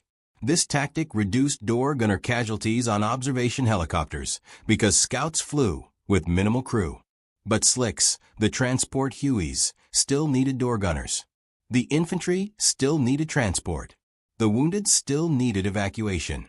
The fundamental mission remained unchanged. Gradual American withdrawal from Vietnam reduced helicopter operations after 1969. Fewer troops meant fewer combat assaults. Vietnamization. The transition of combat operations to South Vietnamese forces meant American aviation units flew fewer missions. But missions continued until 1973. American door gunners continued to fly and die, protecting operations that were increasingly viewed as pointless by the American public. The last American helicopter to leave Vietnam was a Huey. The iconic image of people climbing a ladder to a rooftop to board an evacuation helicopter was actually an Air America civilian Huey, not a military aircraft. The building wasn't the embassy, but an apartment complex. But the image captured the end. Helicopters, which had defined American operations in Vietnam, carried Americans out at the end. The door gunners who served received relatively little recognition. The Huey itself became iconic. Movies and documentaries featured the distinctive sound of rotor blades. Pilots who flew dangerous missions received medals and recognition. The infantry who fought on the ground were honored as veterans. But door gunners existed in a strange middle space. Not pilots, not infantry, just young Americans who sat in open doorways with machine guns and tried to keep everyone else alive. The Vietnam Veterans Memorial in Washington, D.C. lists 58,320 names. Among those names are the 2,074 aircrew members killed in helicopter operations. Their names are carved in black granite alongside infantry soldiers, advisors, pilots, and all the others who died. No designation separates door gunners from other casualties. They are simply names. But each name represents someone who made the choice to serve in what they knew was one of the most dangerous positions in the war. In 2024, 50 years after the war ended, the surviving door gunners are in their 70s and 80s. Many attend veteran reunions. Many participate in memorial services. They tell stories about missions that happened half a century ago with clarity that suggests the memories never faded. They describe landing zones, firefights, helicopter crashes, friends who died. The stories aren't bragging. They're testimony. Witness accounts of experiences that younger generations struggle to comprehend. The analysis of why door gunners didn't survive Vietnam comes down to simple factors: extreme exposure in open doors, minimal protection from hostile fire, high priority targets for enemy forces, aircraft that operated in predictable patterns at vulnerable speeds and altitudes, missions that required them to fly into the most dangerous situations repeatedly.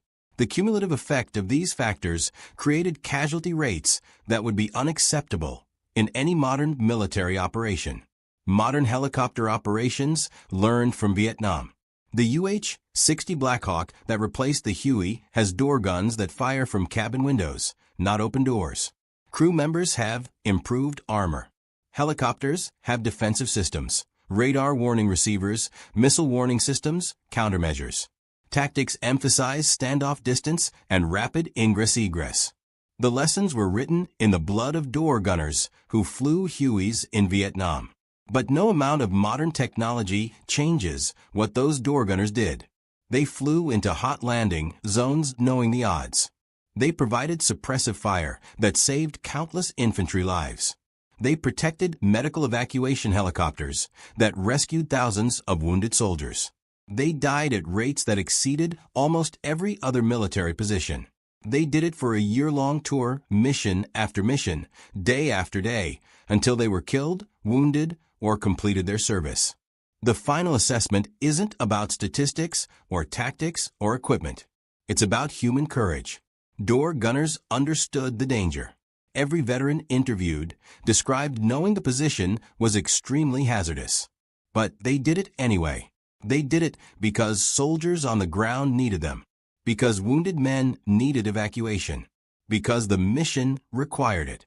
That understanding, that willingness to serve despite knowing the likely outcome, that defines their service. The door gunners who didn't survive Vietnam left families behind. Mothers and fathers who received telegrams. Wives who became widows. Children who grew up without fathers. Brothers and sisters who mourned siblings. The casualties extended beyond the individual killed in action. Every death created ripples that spread through communities, families, generations. The cost wasn't just 2,074 names on a memorial. It was the cumulative impact on everyone connected to those individuals. The survivors carry guilt. Survivor's guilt is well documented among combat veterans. Why did I survive when others died? What made me special? Door gunners who completed their tours describe watching friends die, watching helicopters crash, watching young men bleed out in the cabin during extraction flights. They survived through what they describe as luck, being in the right place, the enemy shooting at someone else, pure chance. That randomness makes survival harder to process. In the end, the story of Vietnam door gunners isn't about statistics or casualty rates or tactical analysis. It's about Americans who served when called, who flew dangerous missions because someone had to, who died protecting others in one of war's most exposed positions. Their legacy lives in the soldiers they saved, the missions they completed, and the lessons their sacrifice taught. They deserve to be remembered not as statistics, but as individuals who gave everything while sitting in an open door with an M60 machine gun, firing into the jungle below, knowing that every mission might be their last. That is why door gunners didn't survive Vietnam.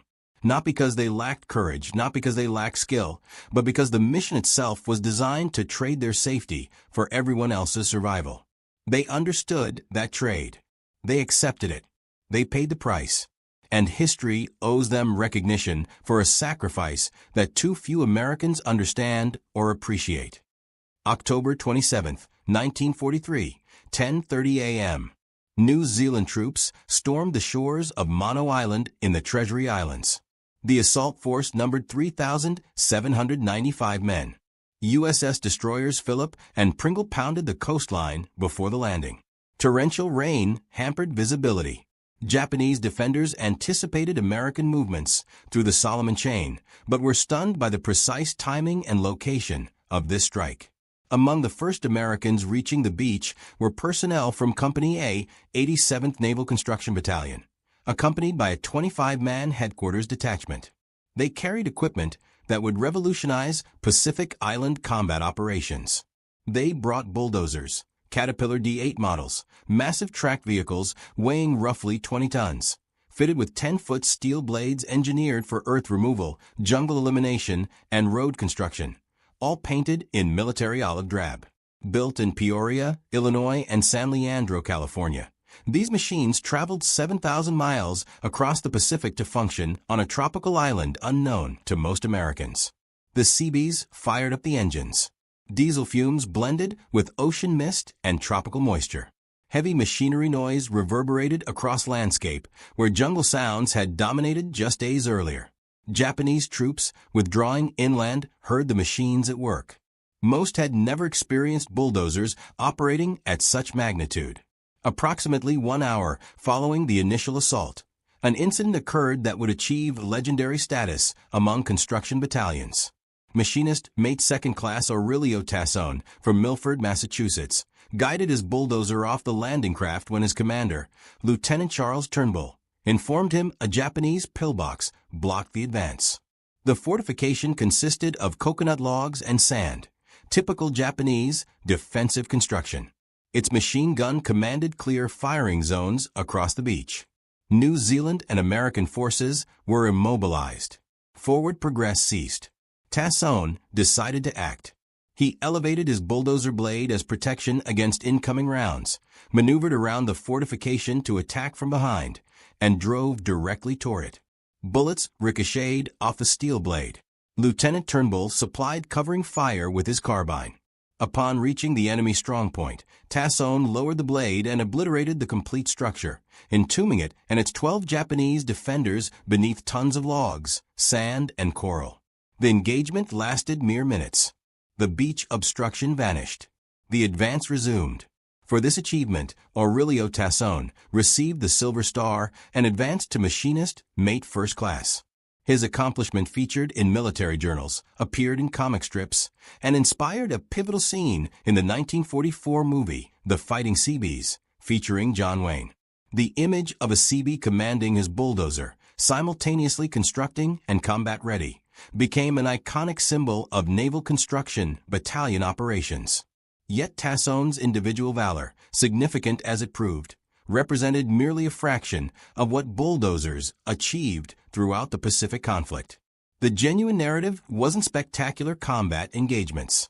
The authentic story involved mathematics, construction velocity, industrial capacity transformed into strategic superiority, the capability to convert any seized Pacific island into an operational American military installation before Japanese forces could execute effective counteroffensives or defensive preparations.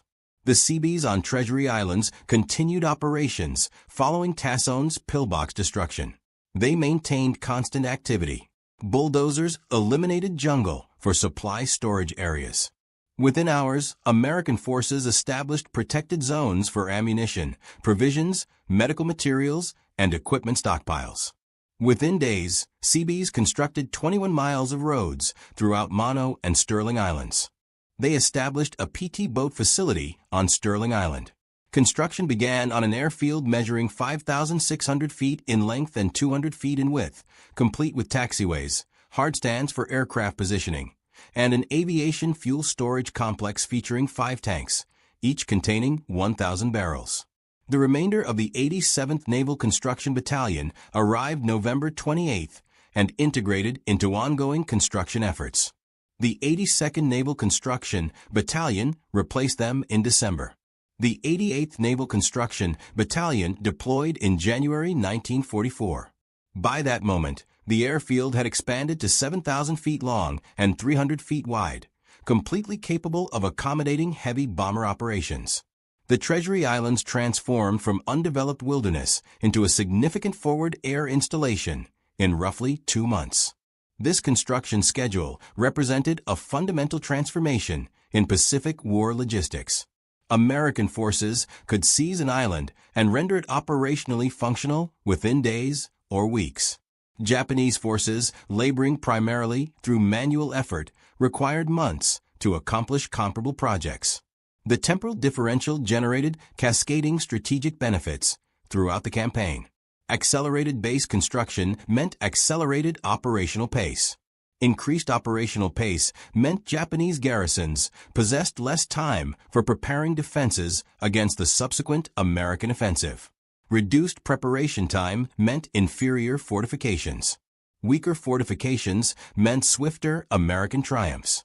Quicker victories meant briefer campaigns. Shorter campaigns meant reduced casualties and diminished resource consumption. The cycle intensified with each operation. The bulldozers enabled this cycle. Fleet Admiral William Halsey, who commanded major South Pacific operations throughout the Solomons campaign, comprehended their strategic significance.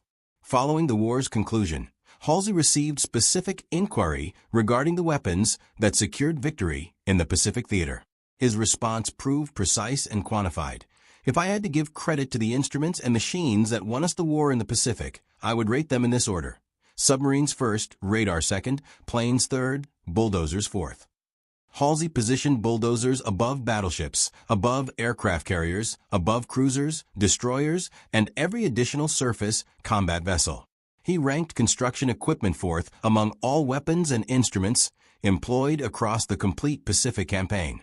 This evaluation originated from a fleet admiral who commanded carrier task forces, supervised naval surface battles, and oversaw amphibious operations from Guadalcanal through the Philippines to attacks on the Japanese mainland. Halsey observed CB construction battalions operate repeatedly under combat circumstances. He recognized that American capability to construct infrastructure faster than Japan could eliminate it represented decisive strategic advantage. The Caterpillar D8, utilized extensively throughout Pacific operations, existed in several variations during the war period. The 1H series, manufactured from 1935 through 1941, featured a diesel Caterpillar D13000 engine, generating 110 horsepower. Approximately 8,000 of this variant were manufactured before military requirements altered production priorities. When America entered combat, Caterpillar transitioned to manufacturing the 8R series specifically for military applications. The 8R series represented a somewhat more austere design compared to previous civilian variants. Non-essential materials were substituted where feasible to preserve strategic resources for higher priority military applications. Optional features available on civilian models were eliminated to streamline production and decrease manufacturing duration. Despite these economies, the D8R maintained exceptional performance characteristics. Engine output increased to 130 horsepower through enhanced fuel injection systems. The machine retained its predecessor's proven 6-speed transmission. Base operating weight increased marginally to 15.5 tons. Caterpillar manufactured approximately 9,900 units of the 8R series from 1941 through 1945. Most proceeded directly to military deployment. Substantial quantities shipped to Pacific theater operations. Following the war, numerous 8R machines entered civilian markets. Enterprising equipment dealers purchased surplus military bulldozers from Pacific Islands and sold them to contractors throughout the United States, Australia, New Zealand, and other nations. These surplus military machines, identifiable by specific serial number markings, including USN 7, indicating United States Navy 7th Fleet Service in the Pacific, performed reliably in civilian construction applications for years, sometimes decades after military service concluded in 1945. Anticipating post-war construction demand, Caterpillar introduced the 2U series, featuring substantial improvements over wartime models. Engine output increased to 148 horsepower. A new 5-speed constant mesh transmission incorporated forward and reverse controls, reducing gear changes operators needed during typical work shifts. An oil clutch system, a major innovation, extended clutch longevity and improved cooling under heavy loads. Operating weight increased to approximately 16.25 tons. The 2U series proved extremely popular in post-war markets, with thousands manufactured through the late 1940s. However, the wartime 8R series holds unique historical importance. These machines, painted military olive drab, carrying United States military identification markings, operated by Seabees throughout tropical Pacific islands under combat conditions, represented American industrial capacity translated directly into operational military capability. They demonstrated that modern warfare depends fundamentally on industrial production, logistics, infrastructure, and the systematic ability to build faster than enemies can destroy. One Caterpillar D8 bulldozer, operated by a skilled Seabee, could move approximately 300 cubic meters of earth hourly under favorable conditions. This productivity figure derived from official Seabee engineering estimates and post-war construction analysis. 300 cubic meters represents roughly 11,000 cubic feet of material. Moving that identical volume using exclusively hand tools and manual labor would require approximately 300 workers laboring for an entire day. The productivity ratio, therefore, stood at approximately 300 to 1.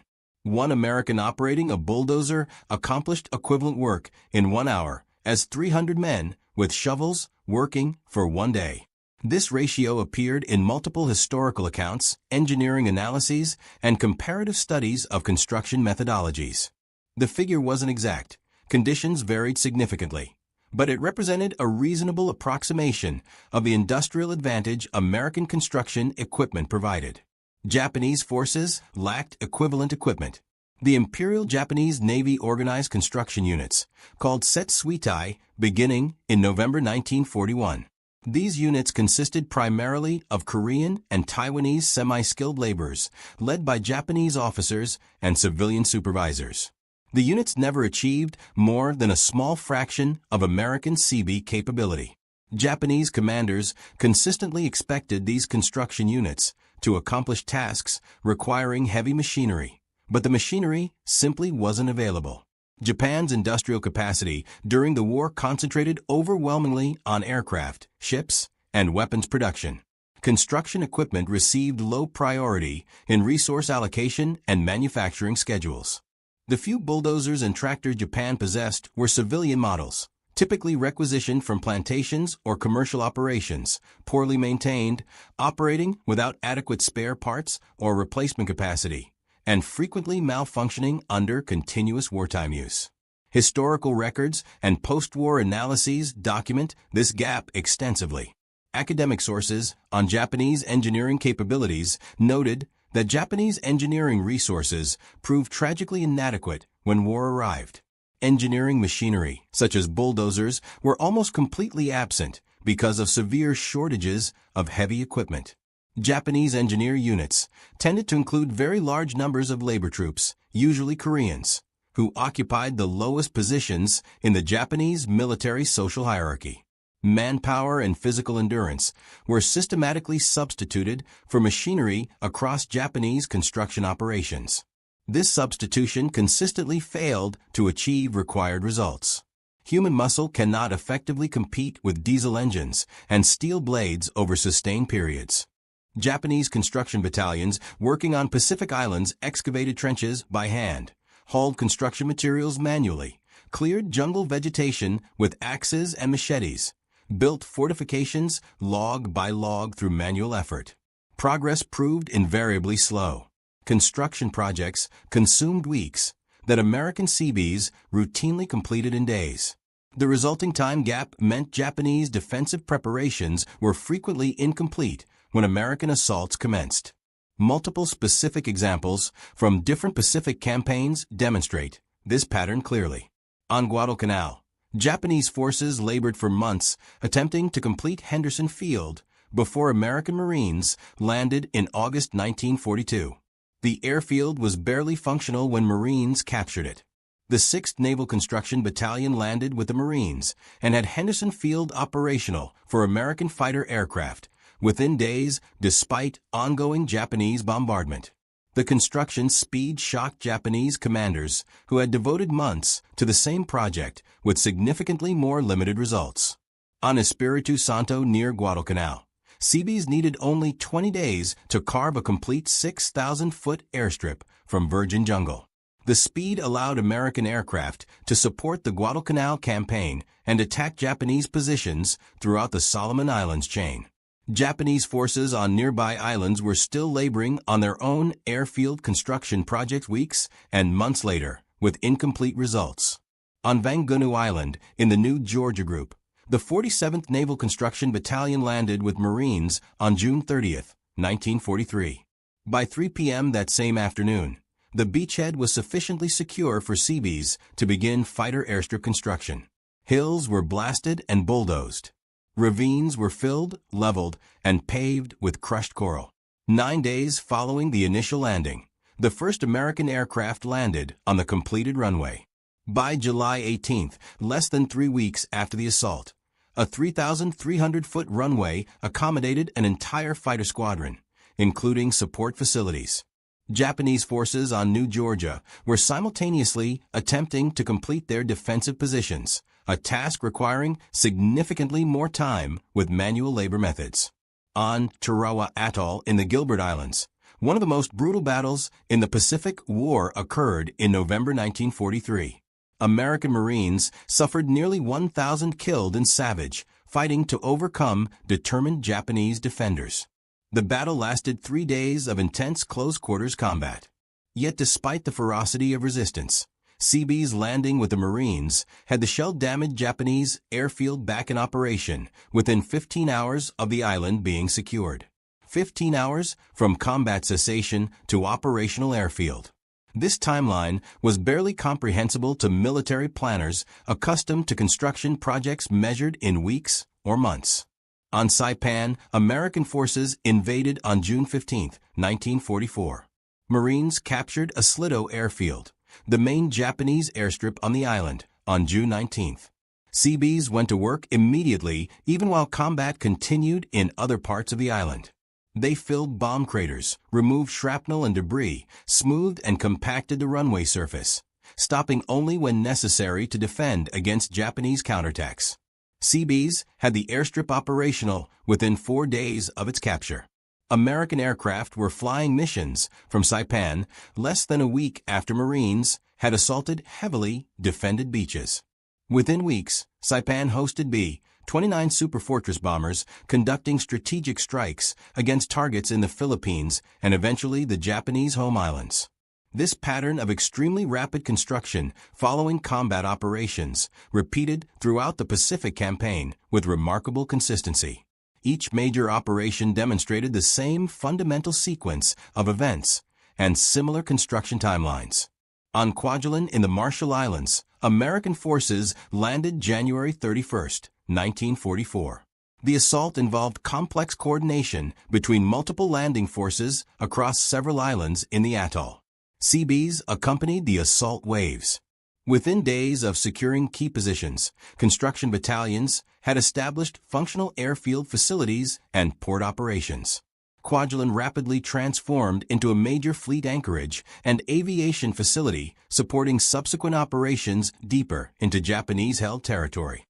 On Iniwatak Atoll, captured in February 1944, Seabees again demonstrated extraordinary construction speed.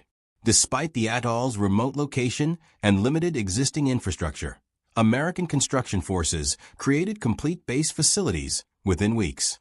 The pattern continued, proving that American forces could project power across vast Pacific distances partly because they could rapidly create the infrastructure needed to sustain continued operations. On Guam, combat began July 21, 1944, when the 3rd Marine Division and 1st Marine Brigade came ashore. The 25th Naval Construction Battalion and 2nd Special Battalion landed with assault forces. Seabees immediately began critical stevedoring operations, unloading supplies and equipment directly onto contested beaches while combat continued inland. During 3 weeks of intense fighting for the island, Seabees simultaneously worked on construction projects. After the island was secured, the pace accelerated dramatically. Guam was systematically transformed into the advanced headquarters for the United States Pacific Fleet, a major air base for B-29 strategic bombers, and an enormous center for war supply operations. The 5th Naval Construction Brigade, activated specifically for Guam development, oversaw construction of massive port facilities at Opera Harbor, extensive road networks, multiple airfield complexes, and comprehensive base infrastructure. 2 complete B-29 bomber airfields, North Field and Northwest Field, were constructed by Army Aviation Engineer battalions working alongside Navy Seabees.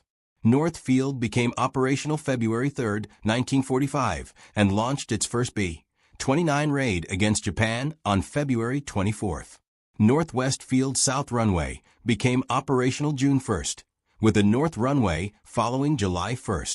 The scale and speed of construction on Guam represented one of the most impressive engineering accomplishments of the entire Pacific Campaign.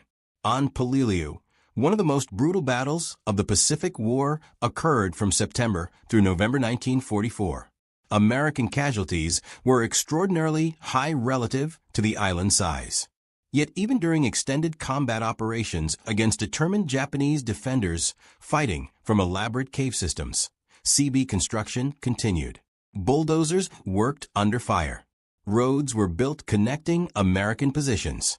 Airfield facilities were developed despite ongoing combat.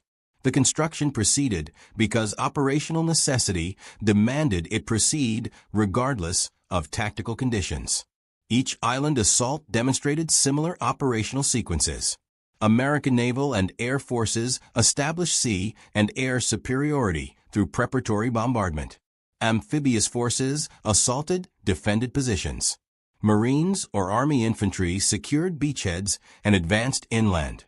CB construction battalions, often landing with initial assault waves, immediately began infrastructure development. Bulldozers cleared landing beaches of obstacles. Supply dumps were rapidly organized. Roads connected beaches to inland positions. Airfield construction began even while combat continued. Port facilities were developed or repaired. Each captured island systematically transformed into a base, supporting subsequent American advances deeper into Japanese-held territory. Japanese defensive strategy evolved attempting to counter American capabilities, but found no truly effective responses. Initially, Japanese forces concentrated on defending beaches to prevent American landings entirely. This approach failed because overwhelming American naval bombardment and air attacks systematically destroyed beach defenses before amphibious forces arrived. Japanese commanders then shifted to defense in-depth strategies, positioning forces inland to contest American advances after successful landings.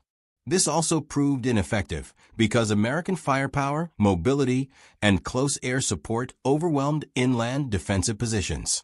By mid-1944, Japanese strategy increasingly emphasized underground fortifications and elaborate tunnel systems.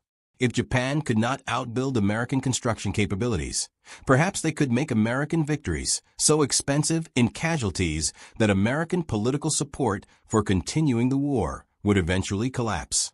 This strategy led directly to battles like Iwo Jima and Okinawa, where Japanese forces fought almost exclusively from underground positions, extracting maximum American casualties for every meter of contested ground. But even sophisticated underground defenses showed significant limitations when confronting bulldozers and determined engineering efforts. When Japanese cave positions were located through reconnaissance or captured intelligence, bulldozers sealed cave entrances with earth, coral, and debris, eliminating defensive positions without direct assault. When fortifications were destroyed by naval bombardment, aerial bombing, artillery fire, explosives, or flamethrowers, bulldozers rapidly cleared resulting rubble to maintain road access and operational mobility. The machines adapted effectively to every tactical situation encountered. They built roads maintaining supply lines to forward positions. They created defensive positions protecting American troops during consolidation phases. They constructed airfields even on islands specifically and elaborately fortified to prevent such rapid construction. On Iwo Jima, combat lasted from February 19 through March 26, 1945. Japanese defenders under General Tadamaki Kurabayashi had prepared extraordinarily elaborate underground defensive positions over many months. They fought from interconnected tunnels, reinforced caves, and heavily fortified bunkers. The island was honeycombed with defensive works representing months of preparation. Yet even during active combat operations, Seabees brought bulldozers ashore and worked under enemy fire. They cleared ground, built roads, prepared airfield facilities. Japanese forces had spent months meticulously preparing Iwo Jima's defenses. American bulldozers were simultaneously making the island operationally useful for American strategic purposes. Even while desperate fighting continued, the productivity advantage bulldozers provided created strategic implications extending far beyond simple construction speed. Faster base development meant American forces maintained consistently higher operational tempo throughout campaigns. Each successful island assault led much more quickly to subsequent operations. Japanese forces, consequently, had less time to prepare defenses, less time to reinforce threatened positions, less time to adapt tactically or strategically to evolving situations. The pace of American advances accelerated markedly throughout 1944 and into 1945, partly because Seabee construction capabilities enabled rapid transformation of captured territory into fully functional forward operating bases. Some Japanese commanders and intelligence analysts recognized what American construction equipment represented in strategic terms. Post-war intelligence reports, captured documents, and interrogations revealed Japanese awareness of industrial capacity disparity. Vice Admiral Shigeru Fukudome wrote after the war that American construction capabilities were among the most significant factors contributing to Japan's defeat. He specifically mentioned construction equipment as a clear example of American industrial advantages Japan simply could not match or counter. Other Japanese officers who survived the war reached similar conclusions through their combat experiences and post-war analysis. Japanese attempts to destroy American construction equipment achieved only very limited tactical success. Japanese forces targeted bulldozers when tactically possible. Snipers specifically aimed at equipment operators. Artillery units directed fire at construction sites when within range. Commando and infiltration raids attacked equipment parks and supply dumps. Some bulldozers were destroyed or damaged through these efforts. On Bougainville, a Japanese nighttime infiltration raid successfully destroyed 3 bulldozers and killed 2 Seabee operators before being repulsed. On Peleliu, Japanese artillery fire damaged several construction machines during extended combat operations. But Americans simply brought replacement equipment forward from extensive reserves. They maintained spare bulldozers, comprehensive spare parts inventories, and pools of trained replacement operators. Destroying a few individual machines barely slowed overall construction operations or timelines. The fundamental insurmountable problem facing Japan was overwhelming American industrial production capacity. The United States manufactured thousands of bulldozers and crawler tractors during World War II. Caterpillar Tractor Company alone produced 56,136 crawler tractors across all model types from 1941 through 1945. The company secured over $570 million in war contracts. Production was continuous, expanding, and prioritized. International Harvester, Alice Chalmers, and other American manufacturers added thousands of additional machines to total production figures. These bulldozers and tractors were shipped across the Pacific as routinely and reliably as rifles, ammunition, food, medical supplies, and all other war materials. Japan possessed no comparable production capacity for construction equipment. Japanese industry operated at absolute maximum capacity throughout the war, attempting to replace combat losses in aircraft and naval vessels. Virtually no industrial resources, raw materials, manufacturing capacity, or skilled labor could be diverted to mass production of construction equipment, even when the strategic necessity became apparent to Japanese planners and commanders. Even theoretically, if Japan somehow manufactured significant numbers of bulldozers, Transporting such heavy equipment through American submarine blockades to isolated Pacific garrisons would have been logistically impossible. American submarines systematically devastated Japanese merchant shipping throughout the war. By 1944, Japanese supply lines were severely disrupted across all categories. Getting heavy construction equipment to distant garrisons was simply impossible even when such equipment theoretically existed in Japan. The Seabees who actually operated bulldozers and other construction equipment were markedly different from typical combat infantry soldiers. Naval construction battalions actively recruited from civilian construction trades throughout the United States. Many Seabees possessed extensive professional experience as equipment operators, carpenters, welders, heavy equipment mechanics, engineers, and construction foremen before military service. Normal military age requirements were deliberately waived to age 50, specifically to obtain these experienced tradesmen. Some men over 60 managed to enlist by concealing their actual ages. The average age of early Seabee recruits was 37 years old, significantly older than typical infantry formations. This older, professionally experienced workforce provided enormous practical advantages in construction operations. These were not teenagers or young men learning equipment operation from basic instruction. These were seasoned professionals who had operated bulldozers, graders, scrapers, and other heavy equipment on major civilian construction projects before the war. They thoroughly understood earth moving, proper grading techniques, drainage engineering, road building fundamentals, and foundation preparation requirements. When Seabees landed on Pacific Islands with construction equipment, they immediately applied years of accumulated professional expertise and practical experience to military construction requirements under combat conditions. Aurelio Tassone, who destroyed the Japanese pillbox on Treasury Islands earning the Silver Star, was 38 years old when he performed that action. Before military service, he worked extensively in construction trades.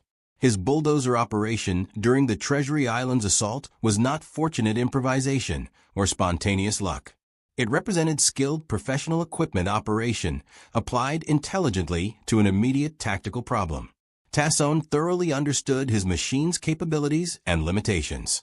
He knew precisely how to use the blade as protective shielding.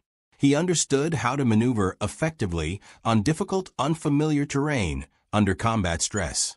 His Silver Star recognized both exceptional personal courage and high-level professional competence simultaneously.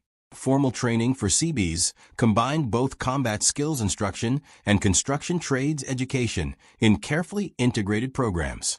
Camp Endicott at Davisville, Rhode Island, served as the primary Seabee training center in the Atlantic region. Camp Peary in Virginia provided additional training capacity. Camp Hueneme in California, later renamed Port Hueneme, became the major Pacific training and deployment center. These facilities provided comprehensive preparation for the dual combat and construction roles Seabees would perform. Seabees learned fundamental combat skills from experienced Marine Corps instructors assigned to training duties. Marine sergeants and officers taught weapons handling, small unit tactics, defensive positions, perimeter security, and combat procedures. The training was realistic and demanding.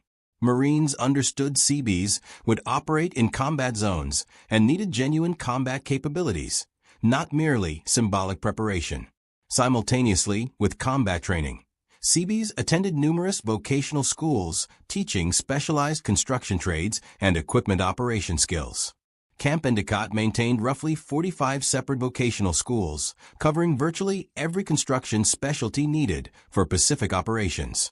Detailed courses included bulldozer operation and maintenance, road grading techniques, airfield construction procedures, pile driving, arc welding, concrete formwork and pouring, steel fabrication, carpentry, plumbing, electrical systems, diesel engine repair, heavy equipment maintenance, surveying, drafting, and dozens of other essential technical skills.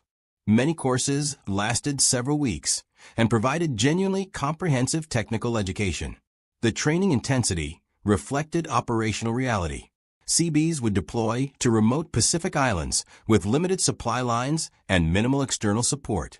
They needed to construct complete bases essentially from raw jungle using whatever materials and equipment they brought with them. They needed to maintain and repair their own equipment under primitive conditions. They needed to improvise solutions to unforeseen problems. They needed to defend their construction sites when attacked.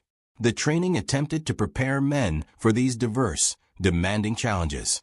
The dual combat and construction mission created unique dynamics within naval construction battalions. Seabees were organized military units, following military discipline and command structures. But they were also professional construction organizations led by men with extensive civilian construction experience. Battalion commanders were typically civil engineer corps officers with engineering degrees and construction backgrounds. Company commanders and platoon leaders often had years of construction supervision experience before military service. The combination of military organization and civilian construction expertise created highly effective hybrid units. This hybrid nature showed clearly in Seabee casualty patterns and decorations earned during the war. Seabees suffered casualties both from enemy action and from inherently dangerous construction work. Combat casualties resulted from Japanese attacks on construction sites, from Seabees fighting as infantry when their positions were overrun, and from Seabees conducting combat operations in support of Marine or Army units. Construction casualties resulted from equipment accidents, structural collapses, explosions during demolition work, drowning during underwater construction, and numerous other hazards inherent to large-scale construction under primitive conditions. Total Seabee casualties during World War II reflected both combat and construction dangers. Exact figures varied slightly among different historical sources, but comprehensive analyses indicated approximately 500 Seabees were killed in action or died from combat wounds. Several thousand more suffered combat wounds of varying severity. Construction accidents and tropical diseases killed hundreds more and injured thousands. The combined casualty toll demonstrated that Seabee service involved genuine dangers from multiple sources. Seabee decorations earned during the war similarly reflected both combat actions and construction achievements. 33 Seabees earned the Silver Star for combat gallantry. 5 Seabees received the Navy Cross, the Navy's second highest decoration for valor. Hundreds earned Bronze Stars for meritorious service under combat conditions. Thousands received Purple Hearts for wounds received in action. Many more earned commendations and letters of appreciation for exceptional construction work completed under extremely difficult circumstances. The decoration patterns showed Seabees genuinely fought and built simultaneously, exactly as their motto proclaimed. The construction work itself created significant dangers, even absent enemy fire. Operating heavy equipment in tropical conditions on completely unfamiliar terrain involved serious risks. Bulldozers working on steep grades could overturn, crushing operators. Operators clearing dense jungle encountered hidden obstacles, unstable ground, and unexpected hazards. Construction in active combat zones meant working without normal civilian safety precautions, procedures, or equipment. Seabee casualties from construction accidents were significant throughout Pacific operations, but the work continued without pause because the work was strategically necessary for prosecuting the campaign.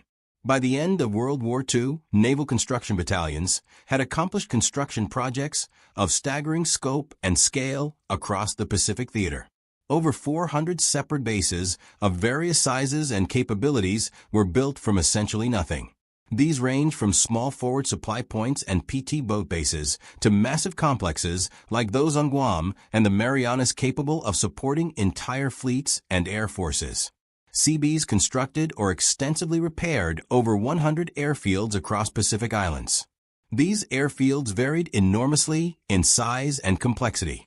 Some were simple fighter strips carved from jungle measuring 3,000 to 4,000 feet long, surfaced with compacted coral or steel matting sufficient for single-engine fighters and light aircraft. Others were massive bomber complexes with multiple runways, each 8,000 feet long or longer, extensive taxiway systems, hundreds of aircraft hardstands, elaborate fuel storage facilities, ammunition bunkers, maintenance hangars, and complete support infrastructure capable of hosting hundreds of heavy bombers simultaneously. The Seabees built road networks totaling thousands of cumulative miles across dozens of widely scattered islands. These roads connected beaches to inland positions, linked airfields to ports, joined supply depots to combat areas, and provided the essential land transportation infrastructure that sustained all American operations.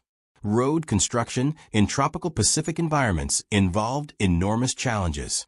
Heavy seasonal rains turned inadequate roads into impossible mud. Proper drainage, grading, and surfacing were absolutely essential. Seabee road building techniques developed through experience and professional expertise created roads that functioned reliably even under heavy military traffic and adverse weather conditions. Beyond airfields and roads, Seabees built complete port facilities where none previously existed. Ports required piers, docks, unloading equipment, storage warehouses, fuel facilities, and administrative buildings. Many Pacific islands lacked natural deep-water harbors. Seabees constructed artificial harbors using pontoon barges, floating piers, and innovative engineering solutions. They dredged channels, built breakwaters, installed navigation aids, and created functional ports capable of handling large cargo vessels and fleet auxiliaries. Seabees built massive fuel storage systems essential for naval and air operations. Each major base required storage tanks for aviation gasoline, diesel fuel, bunker oil for ships, and various specialized fuels. Storage capacity at major bases measured in millions of gallons. Tank farms required extensive piping systems, pumping stations, filtration equipment, and fire protection systems.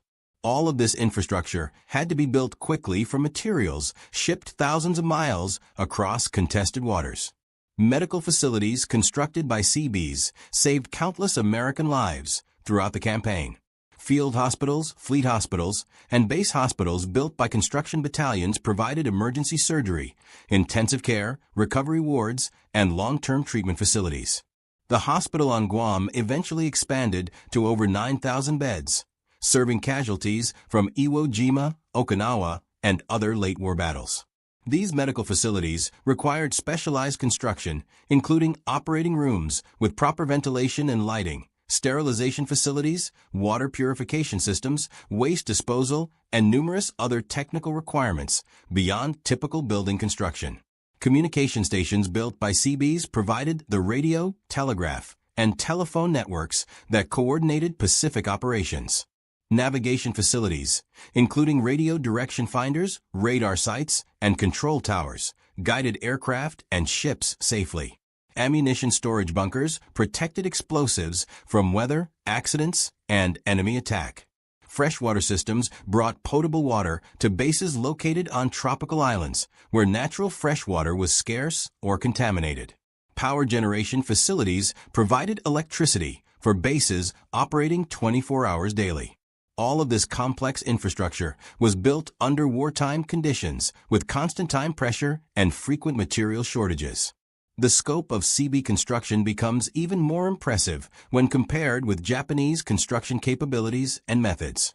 As previously discussed, Japanese construction battalions, the Setsuitai, worked primarily with manual labor. Detailed examination of their methods reveals the enormous productivity gap. Japanese construction crews typically organized into large labor gangs supervised by relatively few skilled workers and military officers.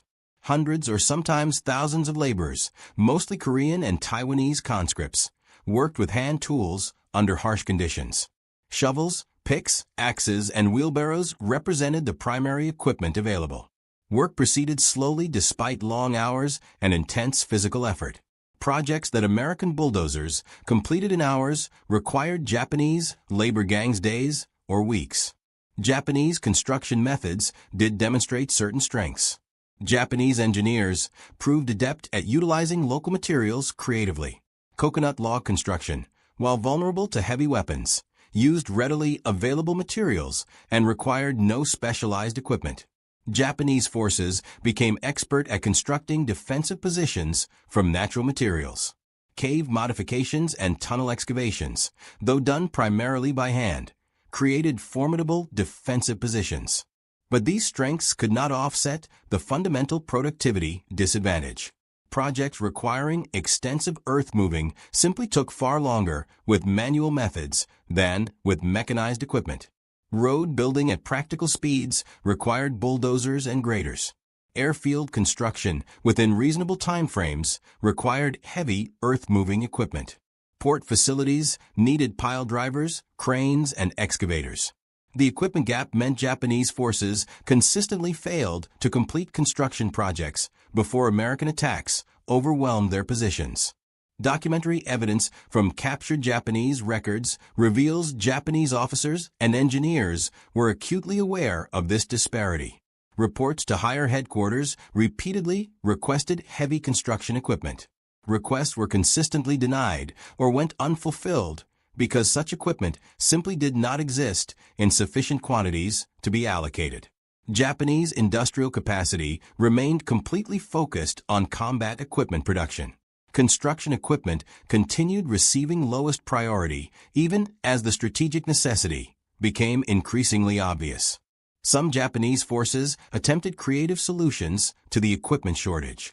Captured equipment was used when available, though American forces rarely left functional bulldozers or other heavy equipment behind when withdrawing or repositioning. Improvised equipment was constructed from salvage parts with limited success. Alternative construction methods were developed attempting to reduce labor requirements. None of these efforts closed the productivity gap sufficiently to matter strategically. The productivity differential created compound effects throughout the campaign. American forces advanced faster partly because they could build supporting infrastructure faster. Faster advance meant Japanese forces had less preparation time for subsequent defensive positions. Less preparation time meant weaker defenses. Weaker defenses meant faster American victories. Faster victories accelerated the overall campaign tempo.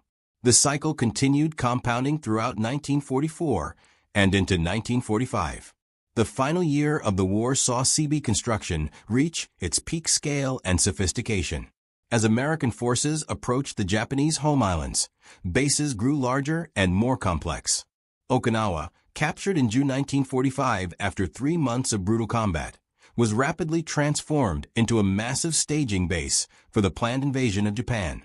CB construction on Okinawa proceeded even while combat continued in northern portions of the island. Multiple airfield complexes, extensive port facilities, enormous supply depots, and complete base infrastructure appeared within weeks. The planned invasion of Japan, Operation Downfall, would have represented the ultimate test of CB construction capabilities. Planning documents called for even larger-scale construction operations than any previously undertaken. Fortunately, Japan's surrender in August 1945 made the invasion unnecessary. But the planning revealed how central construction capabilities had become to American strategic thinking. The atomic bomb attacks on Hiroshima and Nagasaki in August 1945 that led directly to Japanese surrender were launched from Tinian, specifically from North Field built by Seabees and Army engineers. The bombers that carried atomic weapons flew from runways that had been virgin jungle approximately 1 year earlier. Tinian's progression from jungle to functional strategic bomber base to atomic mission launch site in roughly 12 months exemplified the strategic impact of American construction capabilities throughout the Pacific War. None of this construction would have been remotely possible without bulldozers and other heavy equipment. The machines were the absolute foundation of CB construction capability. Bulldozers cleared jungle vegetation rapidly. They moved enormous volumes of earth efficiently. They built roads quickly. They created functional bases from raw jungle. They turned remote Pacific islands into operational military installations at speeds that fundamentally changed the strategic calculus of the entire island hopping campaign. The island hopping strategy itself depended partly on rapid construction capabilities. American strategic planners could bypass heavily fortified Japanese strongpoints because they possessed the capability to capture more lightly defended islands and develop them into major forward bases very quickly. This strategy worked effectively because CB construction battalions equipped with bulldozers could create complete airfields and port facilities faster than Japanese forces could significantly reinforce threatened garrisons or mount effective large-scale counterattacks. Bulldozers made island hopping logistically viable as an operational strategy. After the war ended, surplus military bulldozers flooded civilian equipment markets throughout the world. Many D8 are series machines originally manufactured for military service between 1941 and 1945 ended up in post-war reconstruction and development projects. Some machines went to Japan itself as part of American occupation and reconstruction efforts. The same bulldozers that helped defeat Imperial Japan subsequently helped rebuild the defeated nation. Some individual machines manufactured in the early 1940s remained operational in various civilian applications for decades after the war. The lesson of Pacific War bulldozers extends well beyond the specific machines or particular campaigns. The fundamental lesson is that modern industrial warfare is determined largely by industrial and logistical capacity rather than exclusively by combat prowess or tactical brilliance. Victory consistently goes to nations and alliances that can produce more equipment, transport it where operationally needed, maintain it effectively under difficult conditions, and replace losses more rapidly than opponents. This principle applied to bulldozers in the Pacific War. It applies broadly to military operations in any era. Japanese strategic planners understood this reality before the war began. Admiral Isoroku Yamamoto, who planned the Pearl Harbor attack and commanded the combined fleet, had studied extensively at Harvard University and served as naval attaché in Washington during the 1920s. He understood American industrial capacity thoroughly. Yamamoto consistently opposed war with the United States specifically because he knew Japan could not win any prolonged industrial conflict against American production capabilities. His concerns about awakening American industrial power were well-founded. The bulldozers proved his strategic assessment correct. Fleet Admiral William Halsey understood this completely when he deliberately ranked bulldozers fourth among all weapons and instruments that won the Pacific War. The machines functioned as weapons, not through destroying enemies directly, though Aurelio Tassone demonstrated they could accomplish that when necessary, but rather through enabling American forces to fight far more effectively across all dimensions. Bulldozers built the airfield bases that hosted the aircraft. They built the road networks that efficiently moved critical supplies forward. They built the complete infrastructure that sustained all American operations.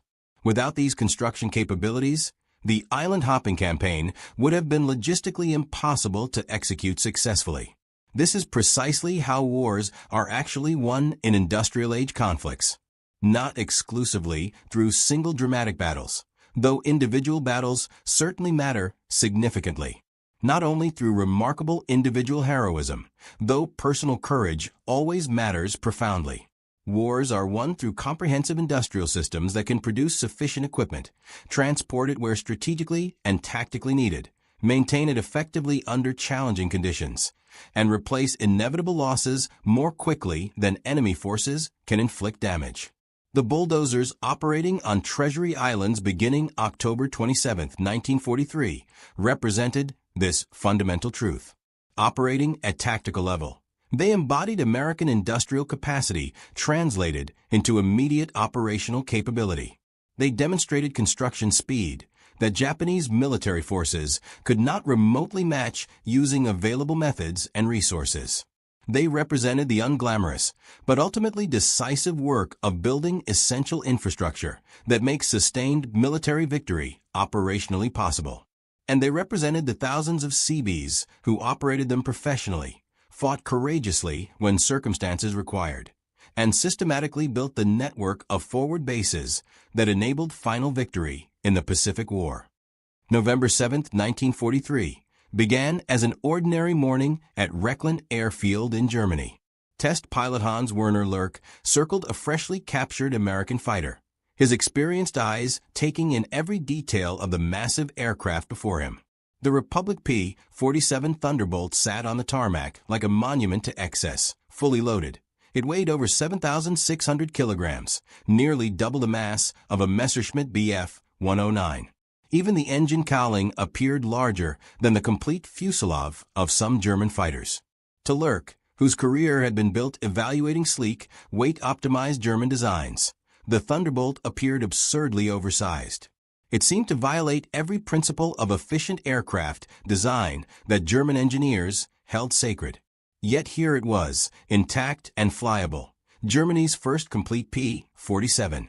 The story of how this aircraft fell into German hands began 3 days earlier, on November 4, 1943. Second Lieutenant William Roach, a 22-year-old pilot from Pennsylvania, was flying only his third combat mission with the 358th Fighter Squadron, part of the 355th Fighter Group stationed at Steeplemorton, England. That day's operations were complex. While 112 B-17 flying fortresses from the 8th Air Force bombed targets at Wilhelmshaven and Gelsenkirchen with an escort of 283 P-47s, Roach's unit had a separate assignment. The 355th was tasked with escorting 9th Air Force B-26 Marauders attacking Luftwaffe airfields at Montdidier and Moulins in occupied France. Tactical strikes independent of the strategic bombing campaign. The 358th Squadron launched 12 P-47s. Roach flew as a spare, a backup position. His role was simple. If any primary aircraft developed mechanical issues, he would take their place. Otherwise, he'd return to base early. 10 minutes after takeoff, Lieutenant John Lanier's engine began showing trouble. Oil pressure fluctuated wildly, and engine temperature climbed beyond acceptable limits. Lanier radioed that he was aborting the mission. Roach immediately moved from spare position into Yellow Flight's number 4 slot. He was now committed to the full mission. The weather over northern France that morning was treacherous. Dense cloud layers stretched from near ground level up to 20,000 feet, with visibility inside the clouds approaching zero.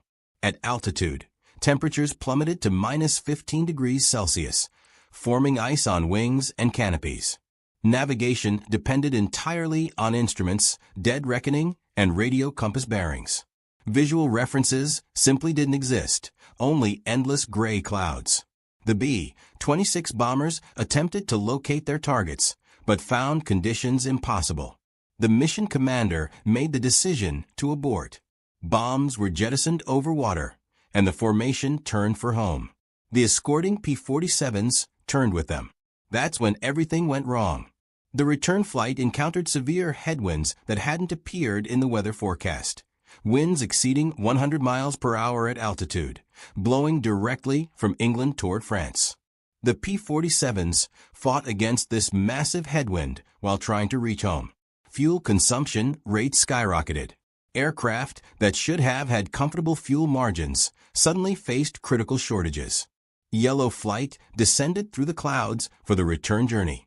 In the thick overcast, Roach lost visual contact with his formation. Flying by instruments alone, he maintained what he calculated was the correct heading for England. When he finally broke through the clouds at 8,000 feet, he expected to see the English Channel stretching below. Instead, he saw French farmland. The unexpected winds had blown him dangerously off course. His fuel gauge showed perhaps 40 minutes of flying time remaining, not nearly enough to find England. Below, he spotted an airfield with grass runways and buildings. It appeared to be a British advanced landing ground. With fuel running critically low, Roach made his decision. He would land, refuel, and continue home. He circled once, lowered his landing gear and flaps, and executed a smooth landing. A jeep approached and led him to a parking area. Roach shut down the engine and opened his canopy. That's when he saw Wehrmacht soldiers carrying rifles approaching his aircraft. He had landed at Carpiquet Airfield near Cannes, France, a Luftwaffe base. He had flown straight into enemy territory. German soldiers pulled Roach from his cockpit. Within hours, he was en route to a prisoner of war camp. Within a day, he arrived at Stalag Luft I near Barth, Germany, where he would remain until Soviet forces liberated the camp in May 1945. Roach wasn't alone in his misfortune that day. 3 other pilots from the 358th Fighter Squadron were lost during the same mission, all victims of fuel exhaustion caused by those unexpected, severe headwinds. Losing 4 aircraft from a single mission with no enemy contact represented an unusually high loss rate.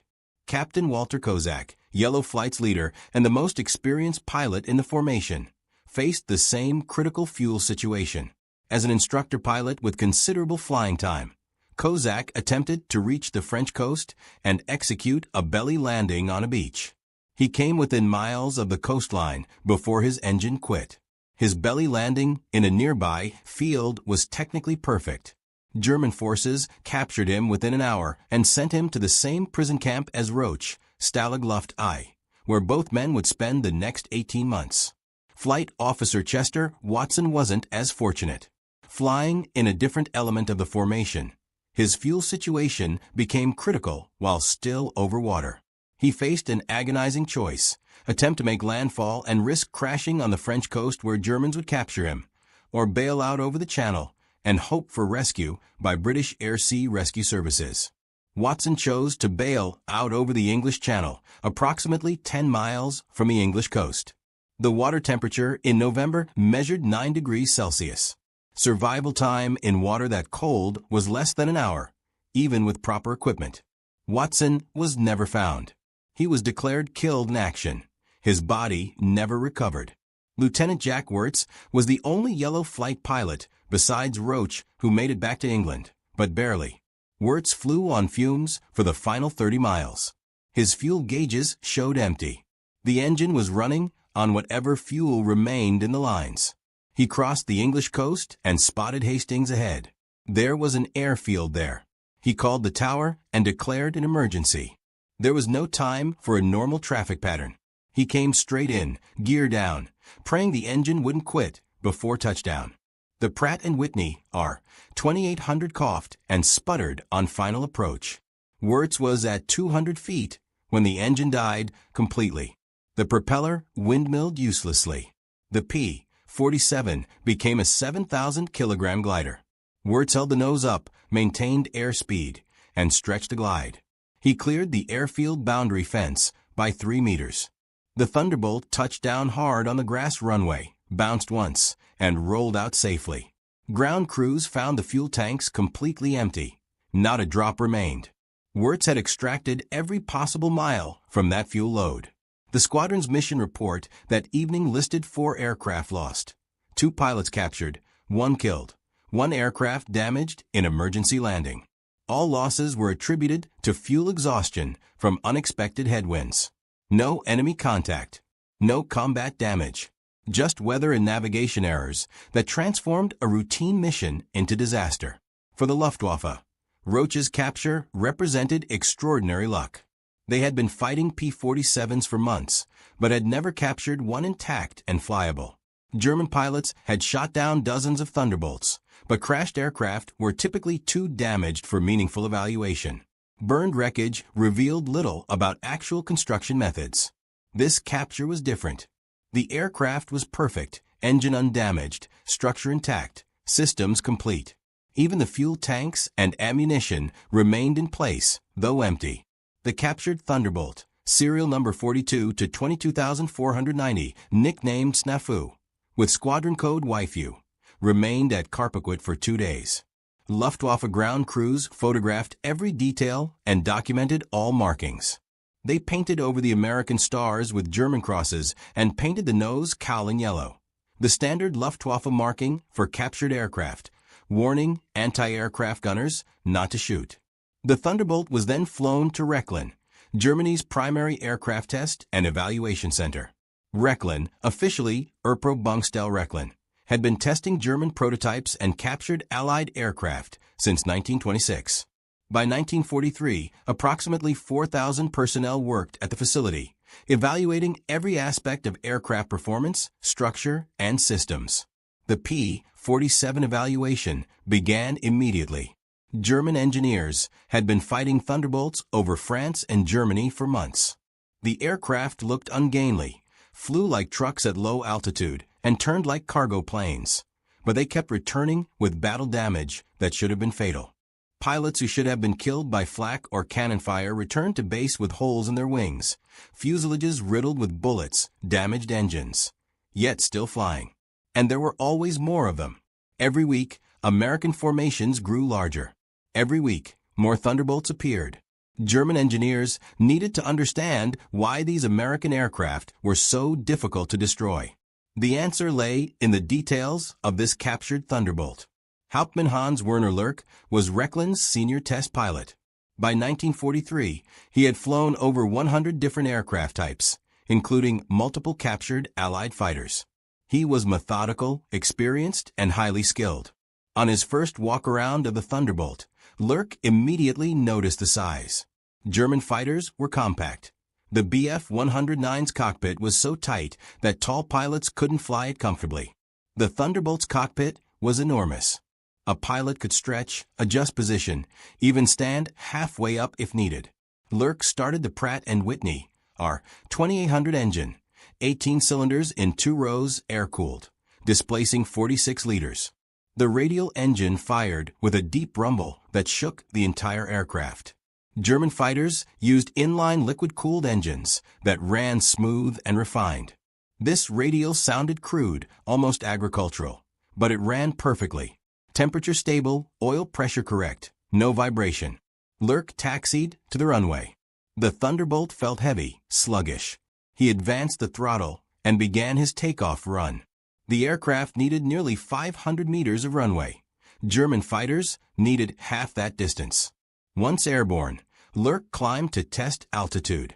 Below 15,000 feet, the Thunderbolt felt exactly as German pilots had reported. Heavy, poor turn rate, mediocre acceleration. Every maneuver required planning. There was no instinctive flying, just brute force physics. But above 20,000 feet, something changed. The turbocharger engaged fully. Power increased dramatically. The engine that seemed crude at low altitude suddenly became efficient and strong. Lurk pushed the throttle forward and felt genuine acceleration. He rolled into a dive. The Thunderbolt dove faster than any fighter he'd flown. The heavy airframe that seemed like a liability became an advantage, building speed quickly and holding it through the dive. He pulled out and climbed vertically. The Thunderbolt maintained energy through the climb. Above 25,000 feet, roll rate was excellent. Controls that felt mushy low down became crisp and responsive. Lurk flew for 40 minutes, testing every maneuver. When he landed, his initial assessment was clear. The Thunderbolt was built differently. Everything about it contradicted German engineering principles. But it worked. And understanding why it worked would reveal something important about American strategy. Over the next several days, German engineers at Rechlin conducted the most thorough evaluation of an American fighter they had ever performed. Every system was examined. Every component was measured. Every design decision was analyzed. The evaluation team included structural engineers, propulsion specialists, armament experts, and aerodynamics analysts. They worked methodically through the aircraft from nose to tail. The first revelation came from examining the structure. German aircraft were masterpieces of weight optimization. Every component was engineered to minimum weight while maintaining adequate strength. Messerschmitt and Focke-Wulf engineers calculated stress loads with extreme precision. They used the thinnest aluminum that could handle expected forces. They spaced structural members as widely as possible while maintaining rigidity.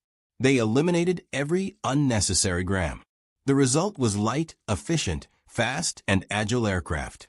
The Thunderbolt represented the opposite philosophy. The fuselage structure used aluminum sheet metal nearly 2 millimeters thick, where German practice used 1 millimeter or less. Longerons, the main structural members running the length of the fuselage, were built from channel sections 5 millimeters thick. German longerons typically measured 3 millimeters. The former's, circular frames giving the fuselage its shape, were spaced 30 centimeters apart. German practice spaced them 50 to 60 centimeters apart to save weight. German engineers calculated that the Thunderbolt's fuselage was overbuilt by a factor of nearly 2 to 1. The structure could withstand load factors of 15G before failure. Fighter requirements specified 8G capability. The fuselage weighed approximately 1,200 kilograms, more than necessary by German engineering standards. The wing structure showed the same pattern. The main wing spars looked like they belonged on a medium bomber. Each spar was an extruded aluminum I-beam over 10 centimeters tall and 8 centimeters wide with 4 millimeters thick webs. German wing spars were typically half that size. The wing ribs were stamped from thick aluminum sheet and heavily reinforced. German ribs were made as thin and light as possible, just strong enough to hold shape and transfer loads. Engineers ran structural calculations on the wing. They determined the Thunderbolt's wings could handle ultimate loads exceeding 20G before catastrophic failure. No fighter would ever pull 20G. Human pilots would black out or die at 9 or 10G. The wings were designed for loads that could never occur in reality. One German structural engineer wrote in his evaluation notes, "The Americans build bridges when they should build aircraft. This structure is absurdly overbuilt. We could reduce weight by 1,000 kilograms and still have adequate strength for any combat maneuver. This is wasteful engineering." But another engineer recognized the real purpose. He wrote, "The overbuilt structure is not about flight performance. It is about manufacturing and field operations.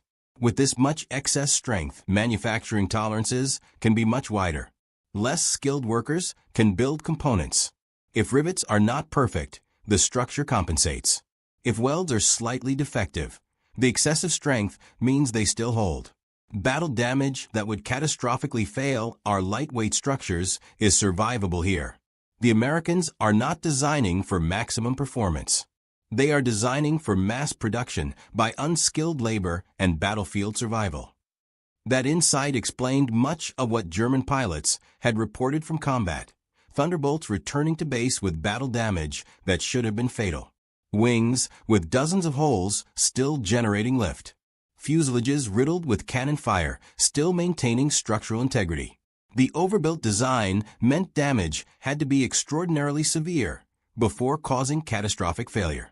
The empty weight specification showed this clearly. The Thunderbolt weighed 4,490 kilograms empty. For comparison, a Messerschmitt Bf 109G weighed 2,700 kilograms empty. A Focke-Wulf FW 190A weighed 3,200 kilograms empty. The Thunderbolt was 65% heavier than a 109 and 40% heavier than a 190. That weight penalty directly impacted climb rate, turn rate, and acceleration, but it provided massive structural margins that kept pilots alive. The second discovery came from the engine. The Pratt & Whitney R2800 radial engine weighed over 1,000 kilograms by itself. German engineers preferred inline liquid-cooled engines because they were more aerodynamic and efficient. Radial engines were considered old technology. German engineers ran the captured engine on a test stand at full power for extended periods. They deliberately damaged it to test durability. They removed spark plugs from 3 cylinders. The engine kept running with reduced power. They punctured the oil cooler, oil pressure dropped, but the engine continued operating. They shot bullets through 6 cylinders. The engine ran rough but didn't seize. A German inline engine with its liquid cooling system would fail immediately from coolant loss. Radiator damage meant engine failure within minutes.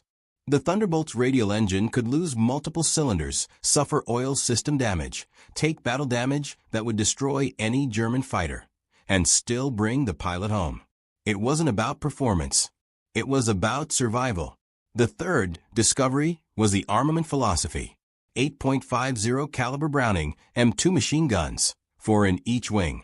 Total ammunition capacity, 3,400 rounds, 425 rounds per gun.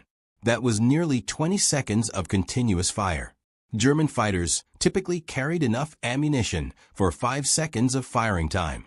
American doctrine wasn't about precision, it was about volume. German pilots trained for years learning deflection shooting and gun sight discipline. American pilots received months of training and learned combat tactics in the field. So Americans compensated with ammunition. Miss the first burst? Fire again. Keep shooting until something hits. 8 machine guns were far easier to manufacture than cannons. The ammunition was simpler, cheaper, produced in enormous quantities. The entire system was designed for mass production and minimal training requirements, not engineering excellence. Every system in the Thunderbolt prioritized industrial efficiency over technical perfection. It was heavier, simpler, tougher, easier to build, easier to maintain, easier to fly, easier to repair. It wasn't the best possible fighter. It was the fighter that could be produced by the millions and flown by pilots with minimal training. The Thunderbolt was test-flown multiple times at Rechlin over several weeks. Each flight revealed the same pattern. American engineering focused on production capacity, not aircraft performance. German engineers documented everything. Detailed reports described the structure, systems, performance characteristics, and combat implications. The reports reached senior Luftwaffe leadership. Some officers understood the implications. Others dismissed them. German aircraft were technically superior. German pilots were better trained. Quality would triumph over quantity. But combat results told a different story. After testing at Rechlin was complete, the captured Thunderbolt, now coded T9 plus FK in German markings, was transferred to a special Luftwaffe unit called Circus Rosarius. The official designation was 2. Staffel/Versuchsverband Oberbefehlshaber der Luftwaffe. It was commanded by Hauptmann Theodor Rosarius. Circus Rosarius had one mission: demonstrate captured Allied aircraft to frontline Luftwaffe units. The unit toured German air bases across occupied Europe, showing German pilots what enemy aircraft looked like up close, explaining their characteristics, strengths, and weaknesses. German pilots could examine the aircraft, sit in cockpits, and watch demonstration flights. Rosarius flew the Thunderbolt to bases in Germany, Austria, and France through early 1944. German pilots crowded around the big American fighter, surprised by its size and weight. Rosarius explained what Rechlin had learned. The Thunderbolt was slow to turn below 15,000 feet, attack from below in a climbing turn to get inside its radius. But above 20,000 feet, don't turn with it. Use speed. Diving attacks. Hit-and-run tactics. Never assume battle damage will bring it down. Keep shooting until you see structural failure. Many German pilots looked skeptical. The Thunderbolt seemed so heavy, so awkward. How much threat could it really be? They were experienced. They had been fighting for years. They knew air combat. What could this American machine teach them? Then German pilots started dying at increasing rates. In January 1944, American Thunderbolt production reached industrial scales Germany couldn't match. Republic Aviation's original plant in Farmingdale, Long Island, New York, covered over 1 million square feet of factory space, employing 23,000 workers in 3 shifts. The facility produced approximately 200 P-47s per month, 1 complete aircraft every 3.6 hours around the clock. The Evansville, Indiana plant opened in September 1943, added another 100 aircraft per month from over 1.2 million square feet of factory space, with 18,000 workers. Production would increase to 130 per month by summer. Curtiss-Wright Corporation in Buffalo, New York, manufactured P-47GS under license, adding approximately 50 aircraft monthly. Combined output exceeded 350 Thunderbolts per month, over 11 aircraft per day arriving at ports for England. The production advantage extended to pilots. The United States Army Air Force's training pipeline produced over 2,000 newly qualified fighter pilots monthly from bases across America. New pilots received approximately 300 hours of flight training, including 50 hours in their combat aircraft type. They arrived in England and joined squadrons with experienced leaders who mentored them through first missions. If they survived initial combat, skills improved rapidly through careful instruction. German pilot training had collapsed. Fuel shortages limited flying time. Aircraft shortages meant training on obsolete types. Instructor shortages meant inexperienced teachers.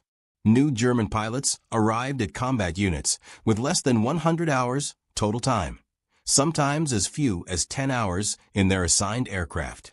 They faced American pilots with 3 times the training and often months of combat experience.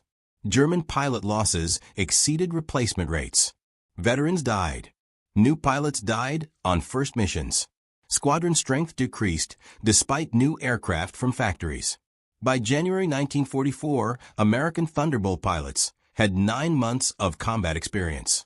They had learned what worked. They stopped trying to turn with German fighters at low altitude.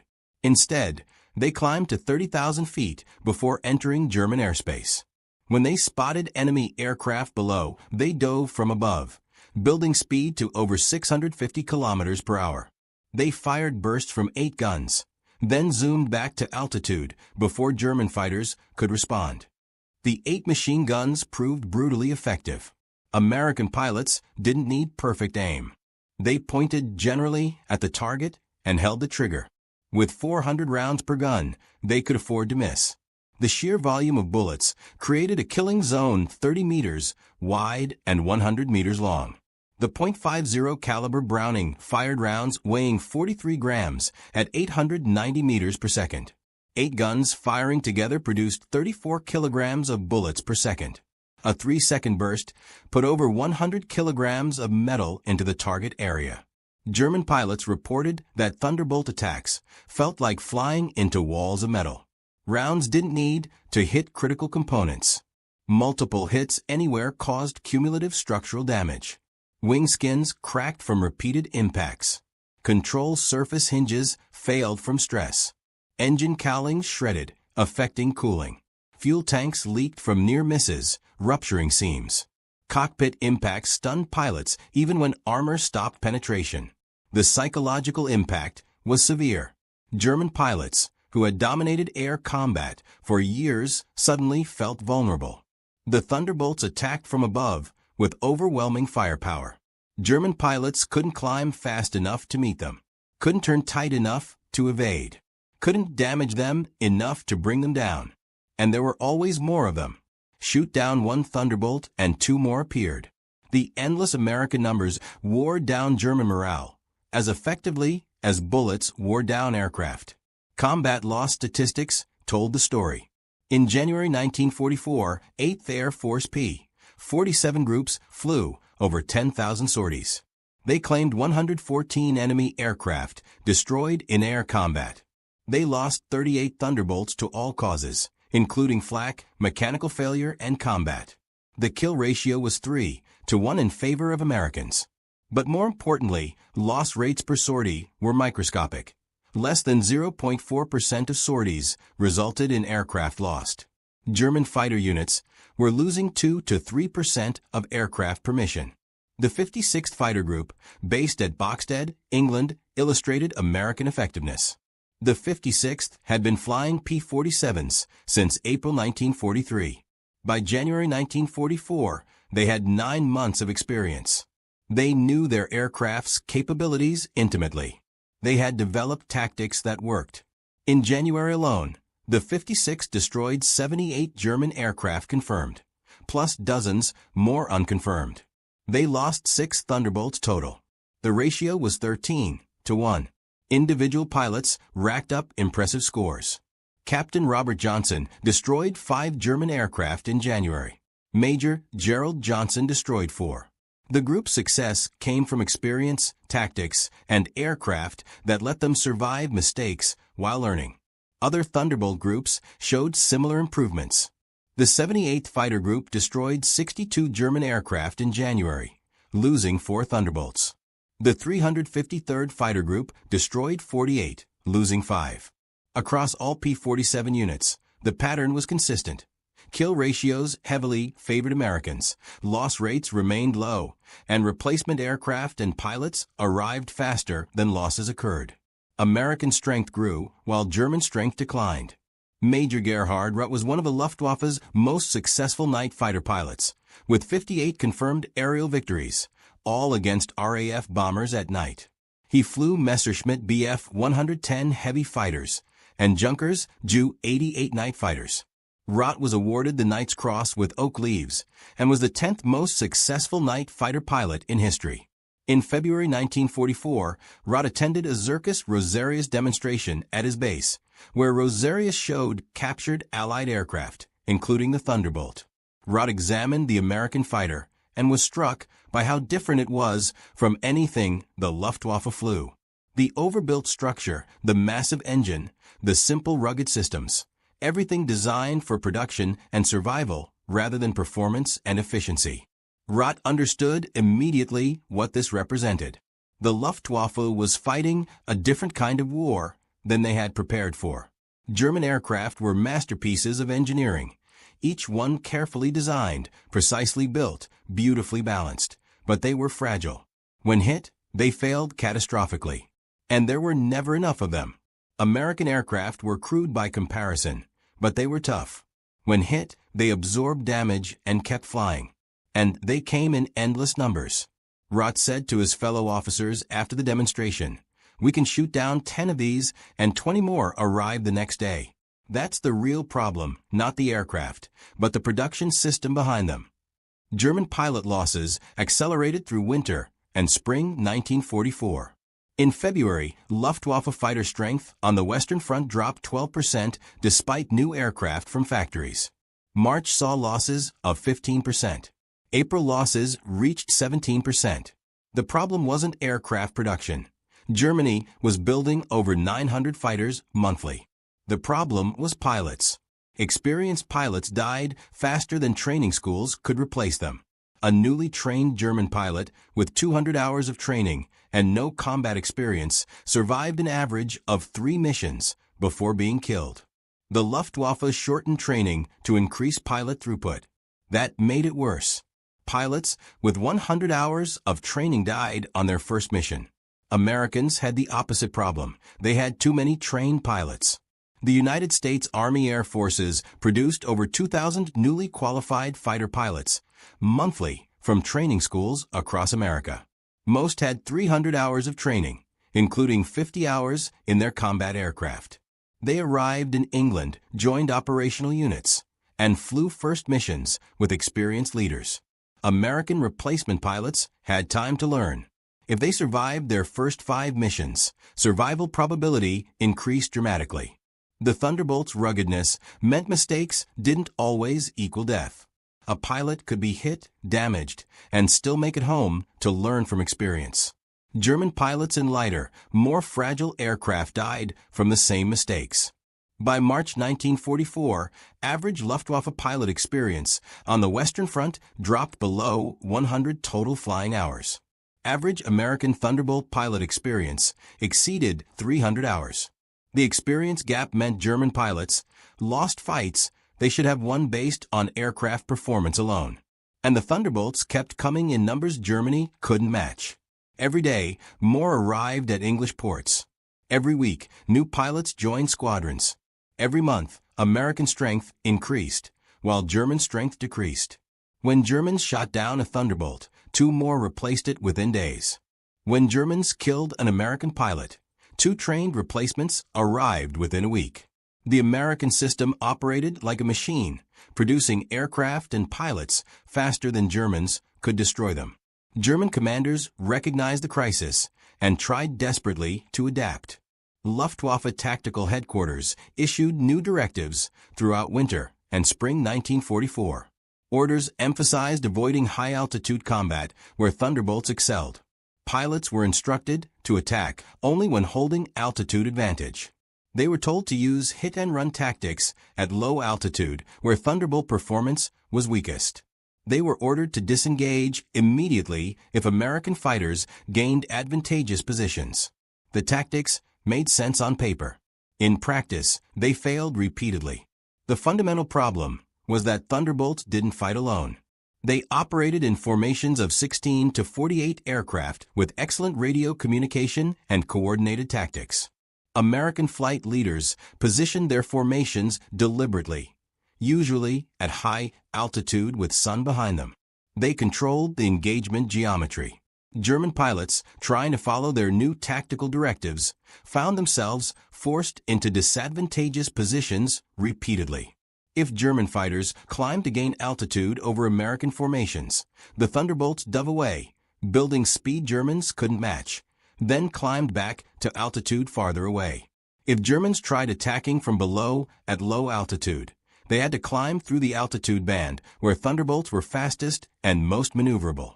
If Germans tried refusing combat entirely, American fighters escorted bombers unopposed to bomb German cities and factories. The Luftwaffe couldn't win by fighting and couldn't afford not to fight. Individual German pilots developed personal tactics that sometimes worked. Some became expert at identifying isolated American stragglers and attacking before the formation could respond. Some mastered the art of diving attacks from directly above, where American pilots had poor visibility. Some learned to fake attacks from one direction, then reverse suddenly, catching Americans in vulnerable turning points. They required exceptional skill, perfect execution, and luck. Most German pilots lacked the experience for such complex maneuvers. And even successful attacks often failed to bring down Thunderbolts due to their structural toughness. The Luftwaffe tried concentrating fighters for mass attacks that might overwhelm American formations through sheer numbers. In theory, if 50 German fighters attacked 30 Thunderbolts simultaneously from multiple directions, some Germans would get through defensive fire and score kills. In practice, coordinating 50 fighters was extraordinarily difficult. Radio communication was poor. Formation leaders had limited control. Weather scattered formations. And when mass attacks did occur, American defensive fire from hundreds of .50 caliber machine guns created lethal zones that German fighters had to fly through. Even if several Thunderbolts were shot down, German losses usually exceeded American losses. The kill ratio favored Americans, even in mass combats. German technical services tried finding weaknesses in captured Thunderbolt wreckage that tactical units could exploit. Engineers examined every crash P-47 they recovered. They measured armor thickness and angles. They mapped vulnerable components. They identified areas where battle damage had caused failures. Reports went to frontline units detailing attack recommendations. Aim for the oil cooler under the engine. Target the control linkages in the tail section. Fire at the wing root where control cables ran. Hit the turbocharger ducting that wrapped around the fuselage. Some pilots followed these recommendations and achieved kills, but most attacks still failed to bring down Thunderbolts, even when hitting supposedly vulnerable areas. The overbuilt structure meant that damage to one system rarely caused catastrophic failure. Oil cooler hits? The radial engine kept running despite oil loss. Control linkages damaged? Redundant systems allowed continued control. Wing root hits? Massive wing spars absorbed damage without structural failure. Turbocharger damage? The Thunderbolt could fly without the turbocharger, just at reduced altitude performance.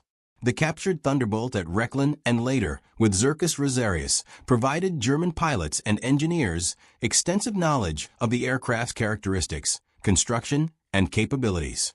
That knowledge helped to some degree. German pilots who had examined the aircraft up close and understood its systems were more effective in combat against it. But knowledge alone couldn't overcome the fundamental imbalance. Germans understood what they faced. They just couldn't produce enough fighters or train enough pilots to counter it. Quality knowledge couldn't defeat quantity production. By March 1944, the Luftwaffe was losing the air war over Germany itself.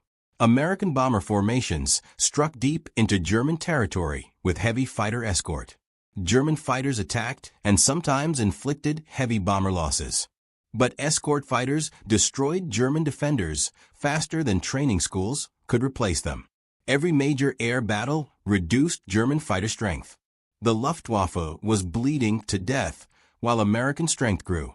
The captured Thunderbolt transferred to Zirkus Rosarius continued demonstration duties through mid-1944. Rosarius demonstrated it dozens of times at bases across Germany. He emphasized characteristics, warned about capabilities, showed German pilots attack methods. But fewer pilots came to demonstrations, not because they weren't interested, but because there were fewer pilots. Losses exceeded replacement rates. The Luftwaffe was bleeding experienced veterans. Records show the captured Thunderbolt was last seen at Leipzig-Brandes airfield in August 1944. After that, documentation disappears. The aircraft may have been destroyed in combat, damaged beyond repair, or abandoned as German forces retreated. American investigators searched for it after the war, but found no trace. It vanished into the chaos of Germany's collapse. Hans Werner Lurk survived the war. He was captured by Allied forces in May 1945. American intelligence officers interrogated him extensively about captured aircraft evaluations. In 1946, Lurk was recruited as part of Operation Paperclip, the American program bringing German scientists and engineers to the United States. Over 1,600 German technical personnel were relocated to America between 1945 and 1959. Lurk was sent to Wright-Patterson Air Force Base in Ohio, where he worked until 1968 evaluating aircraft and training test pilots. He became an American citizen and spent his career studying aircraft performance. In the 1970s, he wrote a memoir titled Luftwaffe Test Pilot, Flying Captured Allied Aircraft of World War II. In his memoir, Lurk devoted an entire chapter to the P-47. He wrote that flying the Thunderbolt was his introduction to American engineering philosophy. Americans didn't build aircraft to be perfect. They built them to be good enough, then built thousands of them. He had initially thought it was crude engineering. Years later, he understood it was brilliant strategy. William Roach remained at Stalag Luft until Soviet forces liberated the camp in late April 1945. He returned to the United States, left the military, and worked as a commercial pilot. He rarely discussed his capture. When asked, he would say he made a navigation error that gave Germany their first complete Thunderbolt. But by the time they figured out what it meant, America had already built 10,000 more, so it didn't matter much. December 21, 1944, 5:30 a.m. The basement command post in Bastogne, Belgium was freezing. Brigadier General Anthony McAuliffe stood watching through a narrow window as German panzer tanks positioned themselves for what looked like the assault that would decide everything in the next 2 days. McAuliffe commanded every Allied unit in Bastogne. The 101st Airborne Division, Combat Command B from the 10th Armored Division, Tank Destroyer Battalions, Artillery Battalions, Scattered Engineer Units, stragglers from divisions that had been shattered, roughly 18,000 men, completely surrounded by 3 German divisions. He was 46 years old, from Washington, D.C., West Point graduate, class that finished in November 1918, just as the previous war ended. He commanded the division's artillery, not the division itself. The actual division commander, Major General Maxwell Taylor, was back in Washington attending conferences. Command had fallen to McAuliffe by circumstance, not design. That morning, the Germans had completed their encirclement, cutting all 7 highways leading out of town. McAuliffe's forces were outnumbered 5-1. Ammunition was running low. Most men had no winter clothing despite temperatures dropping to -15 Celsius. The nearest Allied reinforcements were 60 kilometers away, fighting through German lines to reach them. The German divisions closing the ring, 2nd Panzer, Panzerlehr, and 26th Volksgrenadier, had a clear mission: capture Bastogne's road junction and push west to the Meuse River and Antwerp. This was Hitler's last desperate gamble in the West. Everything depended on speed, on seizing those crossroads before American reinforcements could arrive. But here's what the Germans failed to understand. What they thought was a trap was actually the worst tactical mistake of their entire offensive. By surrounding Bastogne, instead of bypassing it, they were about to concentrate their armor into a killing zone that would cost them the equivalent of 5 divisions and destroy any chance of reaching their objective. McAuliffe knew this. 2 days earlier, on December 19th, he'd explained to his regimental commanders exactly why getting surrounded at Bastogne would destroy the German offensive. What happened over the next 8 days would prove him right, would annihilate Germany's last armored reserve in the West, and would transform an apparent catastrophe into one of the most decisive American victories of World War II. The disaster had already begun for other American units.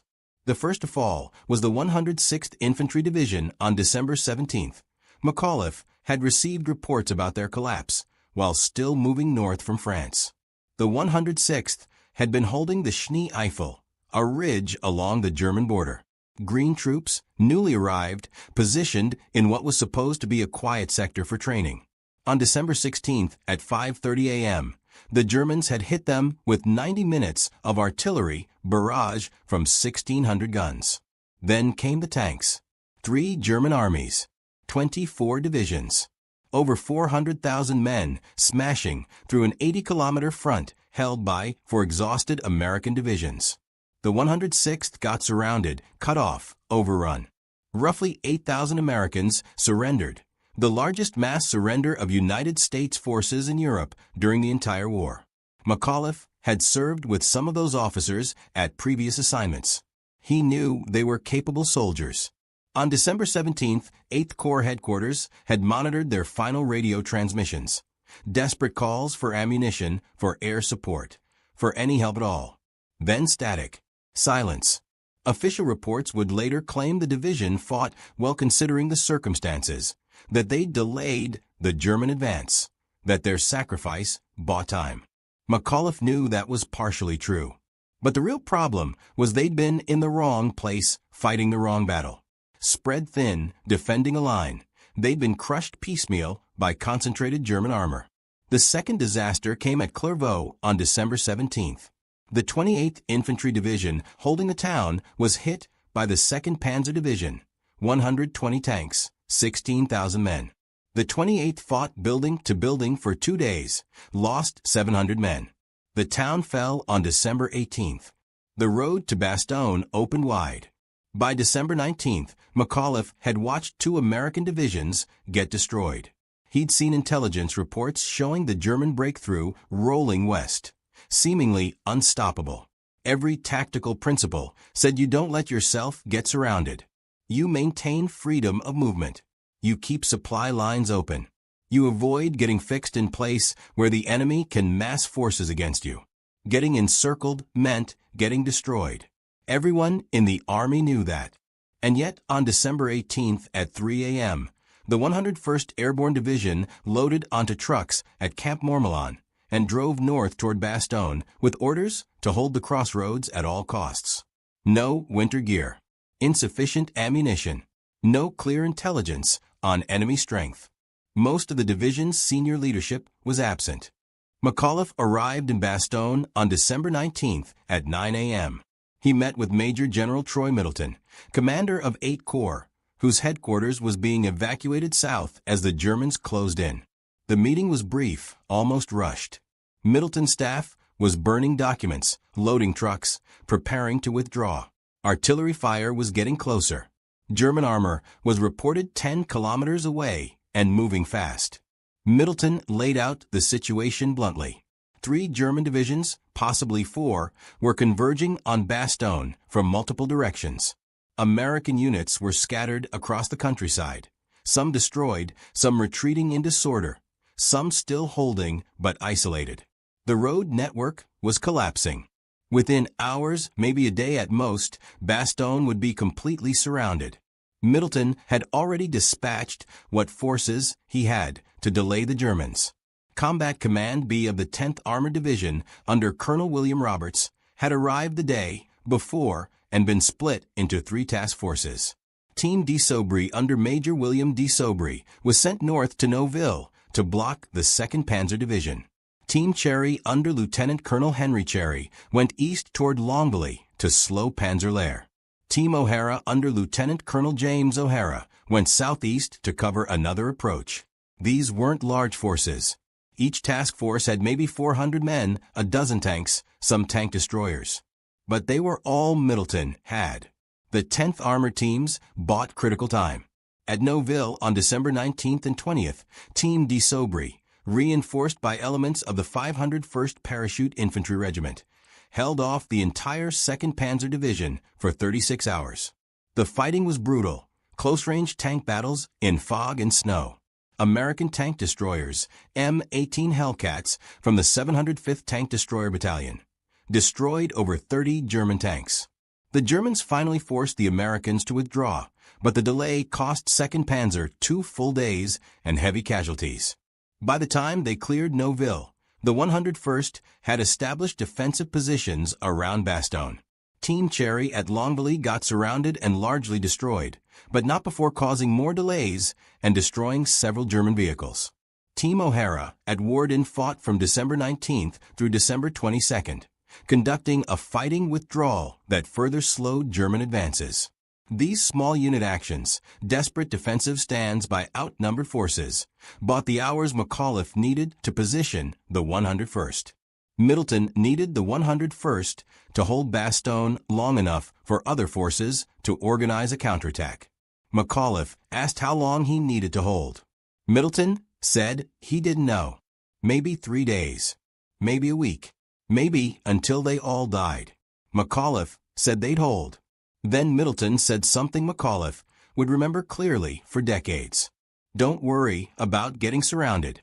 If they surround you, you'll have them right where you want them. At the time, McAuliffe thought it was command optimism, the kind of thing officers say to maintain morale. But 3 hours later, after surveying the terrain and studying the road network, McAuliffe realized Middleton was absolutely right.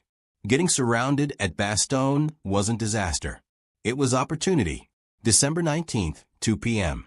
McAuliffe gathered his regimental commanders in a basement in Bastogne. Lieutenant Colonel Julian Ewell, commanding the 501st Parachute Infantry Regiment. Lieutenant Colonel Steve Chapuis, commanding the 502nd. Colonel Robert Sink, commanding the 506th. Colonel Joseph Harper, commanding the 327th Glider Infantry. Plus Colonel William Roberts from 10th Armored, the artillery commanders, staff officers. The room was crowded cold, lit by a single bare bulb. McAuliffe spread a map on the table. Bastogne sat at the center where 7 roads converged. Everything in the Ardennes Road network ran through this town, north to south, east to west. You couldn't move large mechanized forces without using Bastogne's roads. McAuliffe pointed at the map and explained what was about to happen and why it would work in American favor. The Germans need these roads more than we do. Their entire offensive depends on speed. They've got maybe 4 days to reach the Meuse River before we can bring enough forces to stop them. 4 days to cover 80 kilometers through terrible terrain in winter. They can't do it cross-country with armor. They need the roads. All the roads run through here. He continued. Right now, the German panzer divisions are racing west trying to bypass us. 2nd Panzer to the north, Panzer Lehr to the south.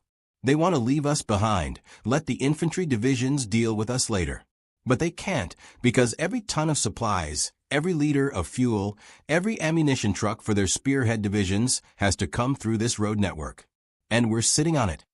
When they surround us, McAuliffe continued, they're not trapping us. They're committing forces to hold us in place, forces that should be racing west. Every tank they put around our perimeter is one less tank reaching the Meuse. Every artillery battery they position to attack us is artillery that's not supporting their advance.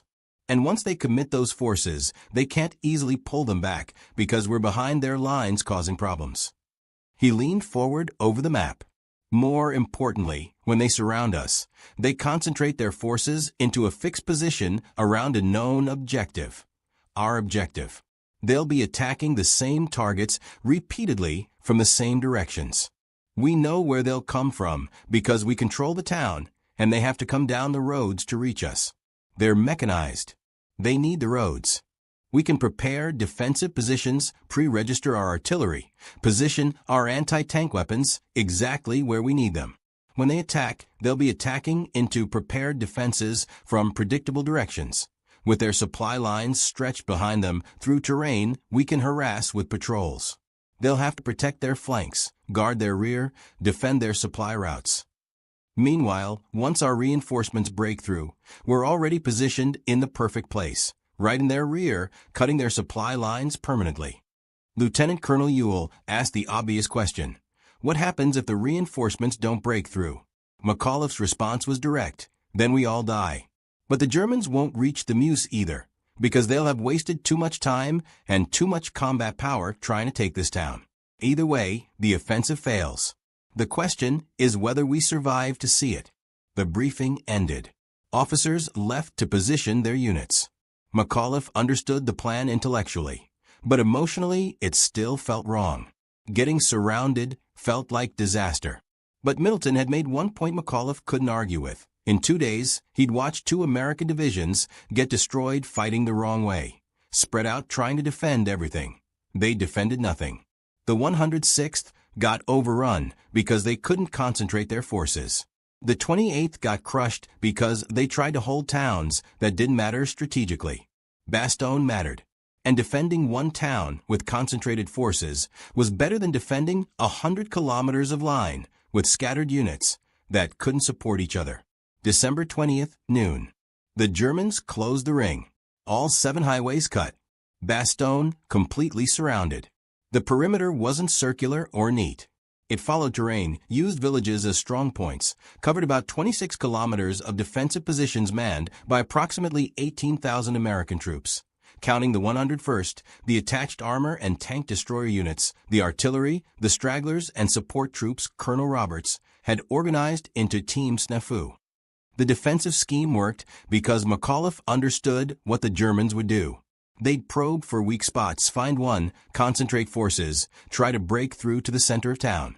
But the American defense wasn't trying to hold every meter of ground. It was designed to absorb attacks, channel them into kill zones, destroy them with firepower. Ground could be given up temporarily as long as the defense maintained coherence, and the artillery kept firing. The 501st Parachute Infantry, under Lieutenant Colonel Ewell, held the eastern perimeter from the railroad near Bizery southeast to Marvy. The 506th, under Colonel Sink, held from the railroad northeast to Foy. The 502nd, under Lieutenant Colonel Chapuis, covered the northwestern sector from Foy to Hamrel. The 327th Glider Infantry, under Colonel Harper, had the longest, thinnest line running from the 502 ND's left flank all the way around south to Marvy.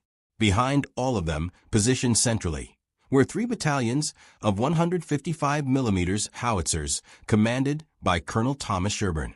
The artillery could fire in any direction, had pre-registered concentrations on every likely German avenue of approach.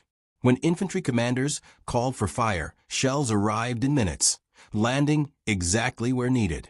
The Mobile Reserve, about 40 tanks from Combat Command B of the 10th Armored, survivors from the teams that had delayed the Germans, was now regrouped and positioned centrally where they could respond to any breakthrough. The first German probe came at 3 p.m. on December 20th. A company of infantry from the 26th Volksgrenadier Division advancing up the road from the south toward positions held by the 327th Glider Infantry. The Americans let them approach to 200 meters, then opened fire.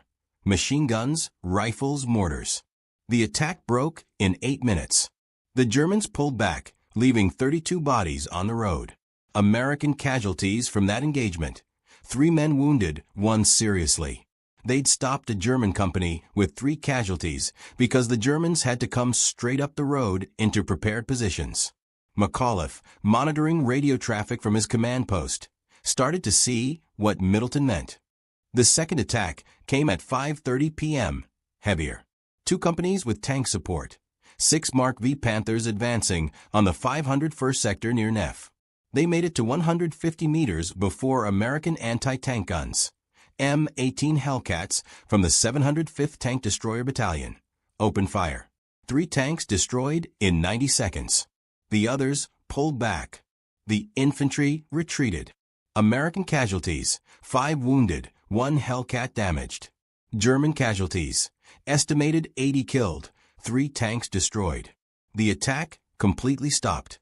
And the Germans hadn't learned anything useful about American positions because they'd all died or run before they could report back. Tomorrow they'd likely come at the same place the same way, and the Americans would be ready again. By December 21st, McAuliffe realized the defense of Bastogne wasn't about holding ground. It was about destroying German units faster then they could be replaced. Every failed attack cost the Germans men and equipment they couldn't afford to lose. Every hour they spent attacking Bastogne was an hour their spearhead divisions weren't advancing west. The Germans were bleeding themselves against fixed defenses while accomplishing nothing. The real problem was supplies. Bastogne had been a supply depot, but most stocks had been evacuated south before the Germans surrounded the town. The 101st arrived with minimal ammunition, almost no medical supplies, limited food. By December 21st, ammunition was rationed. Artillery was limited to 10 rounds per gun per day. Automatic weapons were restricted to short, aimed bursts. Every shot had to count because there weren't many shots left. Food was worse. The division had brought approximately 2 days of K rations. By December 21st, men were on half rations. By December 22nd, quarter rations. Temperatures stayed below freezing. Men were hungry, cold, exhausted. Most didn't have winter uniforms. They wore every piece of clothing they could scavenge from abandoned positions, from casualties, from civilians who'd fled. Medical supplies were nearly gone. The division's main medical company had been captured on December 19th when a German patrol overran the division's service area south of Bastogne. Most of the surgeons, most of the medical equipment, most of the morphine, all captured. The division aid stations were operating with whatever they'd grabbed before leaving Camp Mormelon. Not enough. Wounded men died from treatable injuries because there weren't enough medical supplies to treat them properly. On December 22nd at 11 a.m., 4 German officers approached the American lines under a white flag near the 327th Glider Infantry Sector. They carried a message from General der Panzertruppen Heinrich Freiherr von Luttwitz, commanding XLVI Panzer Corps. The message demanded surrender. It said American forces were surrounded, outnumbered, cut off from supply. Honorable surrender was the only way to avoid total annihilation. The message gave 2 hours for a response. The German message was brought to McAuliffe's command post. He read it, looked at his staff, and said one word: nuts. His operations officer, Lieutenant Colonel Harry Kinnard, asked what he meant. McAuliffe said, "I mean nuts. That's my response. Tell them to go to hell. We're not surrendering." Someone asked if he was serious. McAuliffe said, "Absolutely." The written response went back to the German officers. Nuts. The American commander. The German officers asked what it meant. Colonel Harper, who escorted them back to German lines, told them it meant go to hell. The Americans aren't giving up. Von Luttwitz was not amused.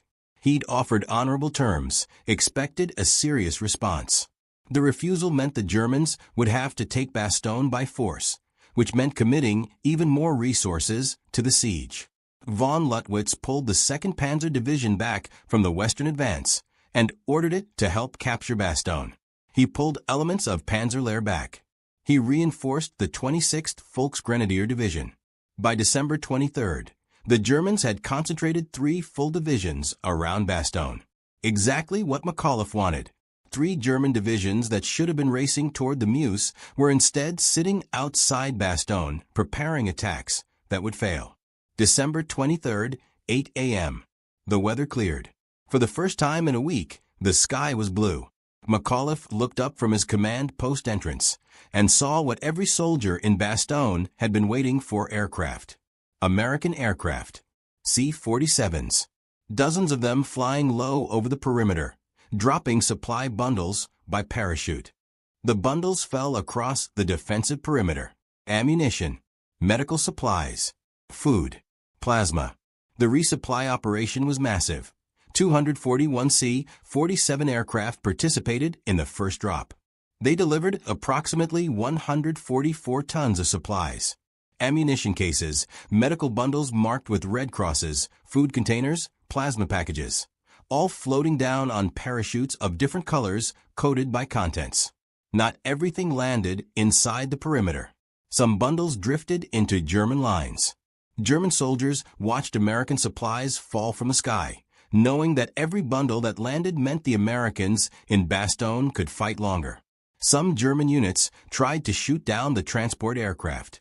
American fighter escorts drove them off. The artillery received enough shells to increase their daily allocation from 10 rounds per gun to 40. Infantry units received ammunition resupply, approximately 50 rounds per rifleman, belt after belt for machine guns. Medical stations received plasma and morphine, surgical supplies, bandages. The resupply changed everything tactically and psychologically. Men who'd been conserving every round suddenly had ammunition to fight with. Wounded men who might have died from shock received plasma. The garrison went from being on the edge of collapse to being combat capable again in one afternoon. Then came the fighter bombers. P-47 Thunderbolts flying close support missions, attacking German positions around the perimeter. The panzers that had been painted green and brown for summer operations stood out clearly against the snow. The P-47s dove in streams, dropping bombs, firing rockets, strafing with .50 caliber machine guns. McAuliffe watched from an observation post as 6 tanks burned in 20 minutes. The Germans tried to pull their armor back, but the narrow roads through the forest made maneuvering difficult. More tanks destroyed, more vehicles burning, more German infantry caught in the open by strafing runs. By afternoon of December 23rd, the German attacks had stopped. Not because they'd given up, but because operating in daylight under American air superiority was suicide. They'd have to wait for darkness, attack at night when the aircraft couldn't see them. But night attacks are harder, require better coordination, achieve less surprise against defenders who know they're coming. The air support changed the psychological dynamic completely. McAuliffe's men had spent 4 days surrounded, outnumbered, wondering if anyone was coming to help. The aircraft proved someone was coming. The airdrops proved they weren't forgotten. The fighter bombers proved the Germans didn't own the battlefield anymore. German morale went the opposite direction. They'd been attacking prepared defenses for 4 days, losing men and equipment, making no progress. Now, they couldn't even operate in daylight. December 25th, 3:30 a.m. Christmas morning. The Germans launched their main assault on the western perimeter. The 15th Panzer Grenadier Division just arrived from Germany, supported by elements of the 26th Volksgrenadier Division. The attack came out of darkness, aimed at the villages of Champs and Hemrel, trying to break through to the center of Bastogne. The German infantry hit the 327th Glider Infantry at 3:30 a.m. Approximately 2 regiments, maybe 4,000 men with tank support. The attack achieved initial surprise, penetrated the American line, got German tanks into Hemrel. McAuliffe, awakened by the sound of firing, rushed to his operations center and began coordinating the defense. The American response took apart the German attack systematically.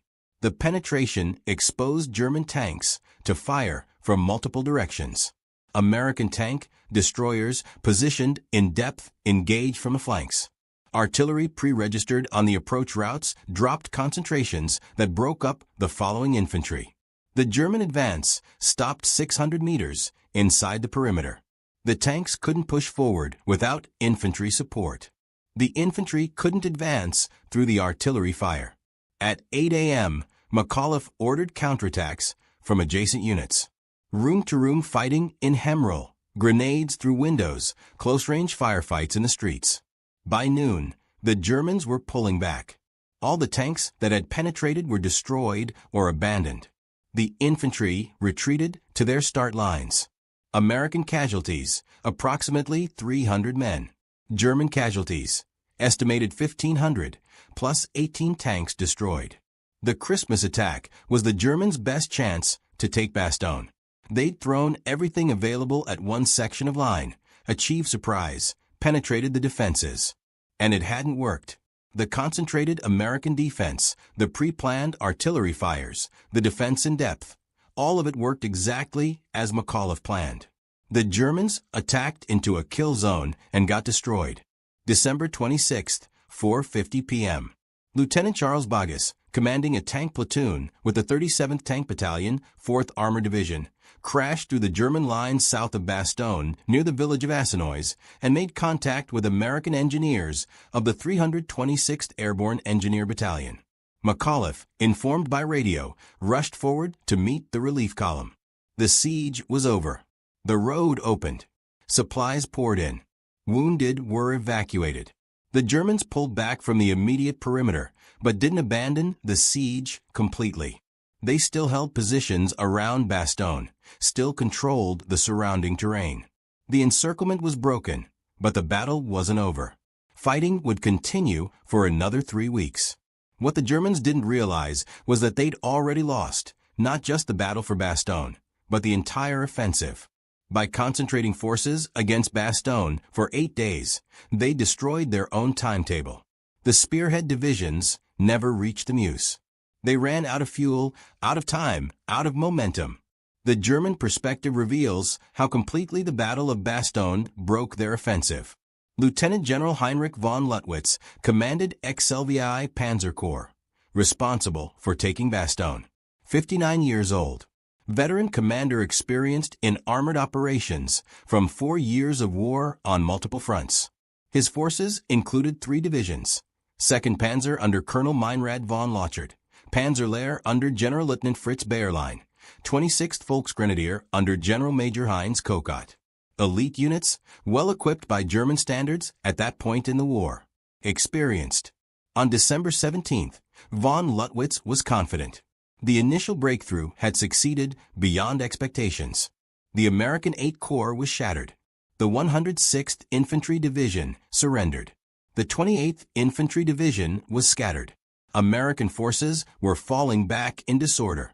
The roads west looked open. Intelligence reported American reserves were scattered, would take days to concentrate. The road to the Meuse looked clear. Von Luttwitz's original orders for Bastogne were simple. Take it by surprise if possible, bypass if necessary, but don't get bogged down. The main objective was the Meuse River at Dinant, 80 kilometers west. Speed was everything. The entire operational plan depended on German armored spearheads reaching the Meuse before American reserves could arrive. Any delay meant failure. On December 18th, von Luttwitz's divisions were making good progress. 2nd Panzer was pushing north of Bastogne, had broken through American positions at Neuville. Panzerlehr was approaching from the east, had cleared the villages blocking the southern route.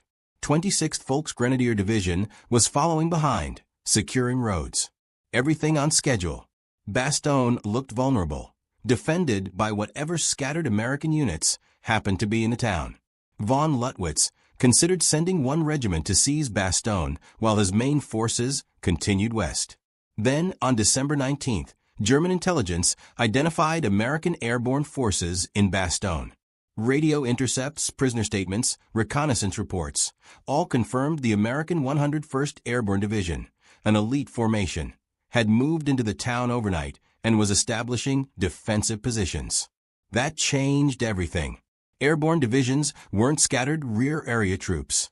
They were elite infantry, well-trained, experienced, heavily armed. Taking Bastogne wouldn't be easy anymore. It would be a battle. Von Luttwitz made the decision that would doom the offensive. He decided to surround Bastogne and contain the American forces while his main units pushed west. He'd deal with the town later. But bypassing it completely meant leaving a strong American force behind his lines, threatening his supply routes. So he committed forces to the siege, forces that should have been racing west. By December 21st, von Luttwitz realized containment wasn't working. The Americans in Bastogne were launching patrols, ambushing supply convoys, calling in artillery on German positions. They weren't contained. They were active, dangerous, and higher command was demanding results. The offensive was behind schedule. The advanced divisions were running out of fuel because supply trucks couldn't get through. Von Luttwitz needed to take Bastogne to secure his supply lines. On December 22nd, von Luttwitz sent the surrender demand. He thought the Americans would be rational, see they were surrounded and outnumbered, accept honorable terms. The American response, nuts, confused, and then infuriated him. It meant committing major forces to reduce Bastogne by assault, forces he needed elsewhere. December 23rd, the weather cleared. Von Lüttwitz watched American aircraft drop supplies to Bastogne, watched fighter bombers attack his positions. His tanks, painted for summer, stood out against snow. His assembly areas were visible from the air. His supply lines were being interdicted, and he couldn't do anything about it because Germany's air force was nearly destroyed, had nothing left to contest American air superiority. The attacks on December 25th cost von Lüttwitz his best assault division. The 15th Panzer Grenadier Division bled white against American defenses. By December 26th, when General George Patton's Third Army broke through from the south, von Lüttwitz knew Bastogne was lost. But worse, he knew the entire offensive had failed. His corps had spent 9 days fighting for one town instead of advancing west. The timetable was destroyed. The Meuse was out of reach. And now the Americans controlled Bastogne, positioned in his rear, cutting his supply lines, threatening everything behind him. General der Panzertruppen Otto von Manschufel commanded 5th Panzer Army, the main strike force for the offensive. His plan required reaching the Meuse by December 19th. By December 21st, his spearhead divisions were still 40 kilometers short, bogged down around Bastogne. His supply lines were completely disrupted because Bastogne controlled the road network. Von Manschufel tried to bypass Bastogne, sending 2nd Panzer and Panzer Lehr west around the town. The 2nd Panzer Division under Colonel Meinrad von Lochert was supposed to be the spearhead, the division that would reach the Meuse first and secure bridgeheads for the follow-on forces. Von Lochert was an experienced commander, veteran of the Eastern Front, confident in his unit's abilities. On December 19th, his division broke through American positions north of Bastogne and raced west with over 100 operational tanks. For 3 days, 2nd Panzer made impressive progress. They bypassed American strong points, avoided major engagements, focused on speed. By December 22nd, they'd covered nearly 60 kilometers, were approaching the town of Dinant on the Meuse River. Von Lochert could see the river valley from his command vehicle. He was within 5 kilometers of achieving the operational objective Hitler had demanded. Then everything stopped. The division's fuel trucks, supposed to be following behind on the roads through Bastogne, never arrived. American forces in Bastogne were interdicting the supply routes, ambushing convoys, calling in artillery on road junctions. The fuel that should have kept 2nd Panzer moving was burning in wrecked trucks 50 kilometers behind the front lines. On December 23rd, von Lochert's tanks and vehicles began running out of fuel. Some units siphoned fuel from other vehicles to keep a few tanks mobile. Others just stopped where they were, waiting for supplies that never came. The division's advance, which had averaged 20 kilometers per day, dropped to 0. They sat immobile west of Bastogne, visible to American reconnaissance aircraft, targeted by fighter bombers the moment the weather cleared. On December 24th, von Lochert received reports that American armored forces, the 2nd Armored Division and elements of the 84th Infantry Division, were moving to encircle his position. He requested permission to withdraw. Higher command refused. Hold position. Wait for supplies. Prepare to continue the attack. But the supplies never came because Bastogne controlled the roads. On December 26th, the 2nd Panzer Division spearhead, stranded near the village of Celles without fuel, got surrounded and destroyed by American forces. Major Ernst von Kochenhausen commanded the 2nd Panzer Battle Group at Celles. He tried to break out, couldn't. Tried to hold and wait for relief. Relief never came. On December 27th, Kochenhausen abandoned his tanks and led approximately 600 men on foot through American lines. They left behind nearly all the division's remaining armor, 100 tanks, assault guns, half-tracks, all abandoned, all captured by American forces. Panzer Lehr tried to rescue 2nd Panzer, launched 2 attacks toward Celles. Both were stopped by American fighter bombers and ground forces. After the second failed rescue attempt, Panzer Lehr pulled back. The division had started the offensive with combat strength of over 15,000 men and approximately 90 tanks. By December 28, it was down to 8,000 men and fewer than 20 operational tanks, effectively destroyed as a combat unit. The 26th Volksgrenadier Division, which had spent 9 days attacking Bastogne, was exhausted and depleted. The division entered the battle with 17,000 men. By December 28, effective strength was perhaps 7,000. Casualties from attacking fixed defenses, from air attacks, from artillery. The division could no longer conduct offensive operations, could barely defend the positions it held. 4 German commanders. Bastogne represented a complete failure of operational planning. They'd assumed American forces would scatter and retreat when hit by a surprise offensive. Instead, the Americans concentrated at Bastogne and held. The Germans assumed they could bypass strong points and deal with them later. Instead, Bastogne controlled the critical terrain, the road network, and couldn't be bypassed. The Germans assumed weather would keep American air power grounded indefinitely. Instead, the weather cleared on December 23rd, and American air superiority destroyed German mobility. Most critically, German commanders realized too late that by surrounding Bastogne, they'd fallen into a trap. They thought they were besieging a trapped American force. Actually, they'd concentrated their mobile divisions around a fixed objective where the Americans could destroy them methodically with prepared defenses and air power. Every day spent at Bastogne was a day the offensive timetable slipped further behind. And once the Americans broke the siege on December 26th, Bastogne became a dagger pointed at the entire German rear area. By January 1, 1945, the Battle of Bastogne was effectively over. Though fighting continued for weeks, the Germans pulled back from immediate contact, established defensive positions at distance, tried to hold what little they'd gained. They'd lost strategic mobility. Their panzer divisions were shadows of their former strength. The offensive had failed. The accounting of German losses around Bastogne was staggering.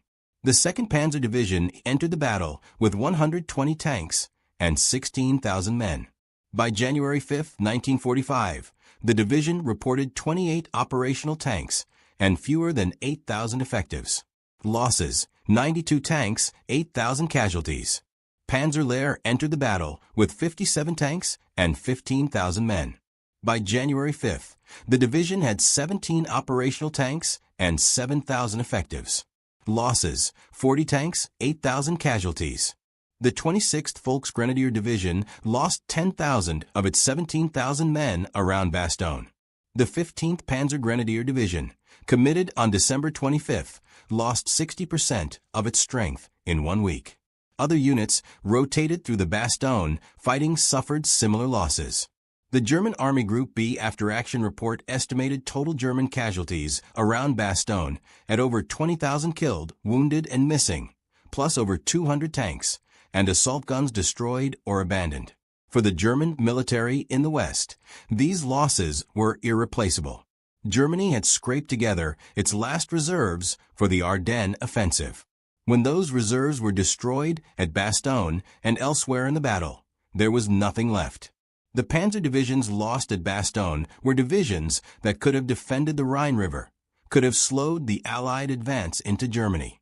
Instead, they were gone, wrecked against American defenses in a failed offensive that achieved nothing strategically. The Americans who defended Bastogne paid heavily too, but their losses were sustainable, and their victory was strategic. The 101st Airborne Division casualties from December 19, 1944 to January 6, 1945, 341 killed, 1,691 wounded, 516 missing. The 10th Armored Division's Combat Command B lost approximately 500 men. Total American casualties at Bastogne, approximately 2,500. But unlike the Germans, American losses could be replaced. Reinforcements were available. Equipment losses could be made good from the massive American logistics system. And the Americans had won. They'd held Bastogne, destroyed German divisions in the process, and broken the back of Germany's last offensive in the West. Brigadier General Anthony McAuliffe became famous for his one-word reply to the German surrender demand. The story of nuts became legendary, repeated in newspapers worldwide, became a symbol of American determination. For his actions at Bastogne, he was awarded the Distinguished Service Cross by General Patton on December 30, 1944. The citation praised his extraordinary heroism, his inspiring leadership, his continuous exposure to enemy fire while directing his troops. He was promoted to Major General on January 3, 1945, and given command of the 103rd Infantry Division, his first division-level infantry command. He led the 103rd through the final months of the war in Europe, crossing the Rhine River, advancing through southern Germany and Austria. His division captured Innsbruck, Austria, and reached the Brenner Pass linking Austria and Italy. After the war, he stayed in the Army, held numerous important positions. He served as Chief of the Chemical Corps, head of Army personnel. In 1953, he was chosen to command 7th Army in Europe. 2 years later, he became Commander-in-Chief of United States Army Europe, one of the most important commands in the American military during the Cold War. He was promoted to 4-star general in 1955. He retired from the Army in 1956 after 38 years of service. He then worked as an executive with American Cyanamid Corporation until 1963. He also served as chairman of the New York State Civil Defense Commission from 1960 to 1963, applying his military experience in defense planning to civilian emergency preparedness. When asked about Bastogne in later years, he always said the same thing. The 101st didn't need relief. They had the Germans right where they wanted them. He understood that the siege had worked exactly as planned, that surrounding Bastogne had been the Germans' fatal mistake, not an American disaster. McAuliffe died on August 11, 1975, at age 77 from leukemia. He was buried in Arlington National Cemetery with full military honors. His wife, his son, and his daughter are buried alongside him. Lieutenant General George Patton, who broke through to relieve Bastogne, considered it one of the finest operations of his career. Not because 3rd Army had rescued trap forces, but because the 101st at Bastogne had fixed multiple German divisions in place where 3rd Army could attack them from an unexpected direction. The relief of Bastogne wasn't a rescue. It was the second phase of a deliberate operation that destroyed German offensive capability in the West. German General Otto von Manschafel, who commanded 5th Panzer Army, was captured in 1945 and interviewed extensively about the Ardennes offensive. He identified Bastogne as the point where the offensive failed. The delay caused by American resistance at Bastogne destroyed the timetable. The concentration of German forces around Bastogne created a target for American artillery and air power. The loss of panzer divisions at Bastogne destroyed the mobility necessary for the offensive to succeed. Manschafel concluded that surrounding Bastogne instead of bypassing it had been a fatal strategic mistake. Lieutenant Colonel Julian Ewell, who commanded the 501st Parachute Infantry Regiment at Bastogne, survived the battle and continued to serve. His regiment had been the first to engage the enemy east of Bastogne on December 19th, had held critical positions throughout the siege. Ewell went on to have a distinguished career, eventually rising to lieutenant general. He served in Korea and Vietnam, retired in 1973. When asked about Bastogne, he emphasized the importance of junior leaders and individual soldiers who held their positions under impossible conditions. The lessons from Bastogne influenced American military doctrine for decades. The idea that defensive positions on critical terrain can fix enemy forces and create opportunities for counterattack became fundamental to Cold War defensive planning. The coordination of artillery, air power, and infantry in defensive operations at Bastogne became a model studied at every military school worldwide. In 1948, the Belgian government awarded the city of Bastogne the Croix de Guerre for the defense of the town. The American 101st Airborne Division received the Presidential Unit Citation, the highest unit award in the American military. The 10th Armored Division's Combat Command, B, also received the Presidential Unit Citation. Several streets in Bastogne were renamed for American units. The town built monuments commemorating the defense. Every December, Bastogne holds ceremonies remembering the battle. Military historians have calculated how many German divisions were effectively destroyed or rendered combat ineffective by the defense of Bastogne. The commonly cited figure is 5 divisions: 2nd Panzer Division, Panzerlehr Division, 26th Volksgrenadier Division, 15th Panzer Grenadier Division, and elements of the 9th Panzer Division. Not all were completely destroyed, but all suffered losses that made them ineffective for offensive operations for the remainder of the war. Combined, these divisions represented roughly 50,000 men and 350 tanks at the start of the offensive. By mid-January 1945, perhaps 20,000 effectives remained with fewer than 100 operational tanks. The strategic impact of Bastogne extended beyond the immediate battle. The destruction of German armored reserves in the Ardennes meant fewer forces available to defend against the Allied advance into Germany. The Rhine crossings in March 1945 faced less opposition because the panzer divisions that could have defended the river were gone, destroyed at Bastogne and elsewhere in the Battle of the Bulge. The final Allied advance to the Elbe River and the link-up with Soviet forces proceeded faster because German mobile reserves had been consumed in the failed Ardennes offensive.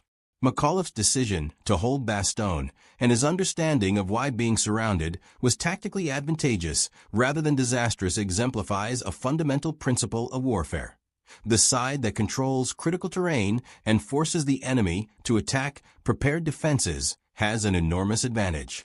All the German mobility, all their armor, all their tactical skill, none of it mattered when they were forced to attack prepared defenses at Bastogne. The Americans picked the ground, prepared the defenses, and destroyed every German attack systematically. That's the real lesson of Bastogne.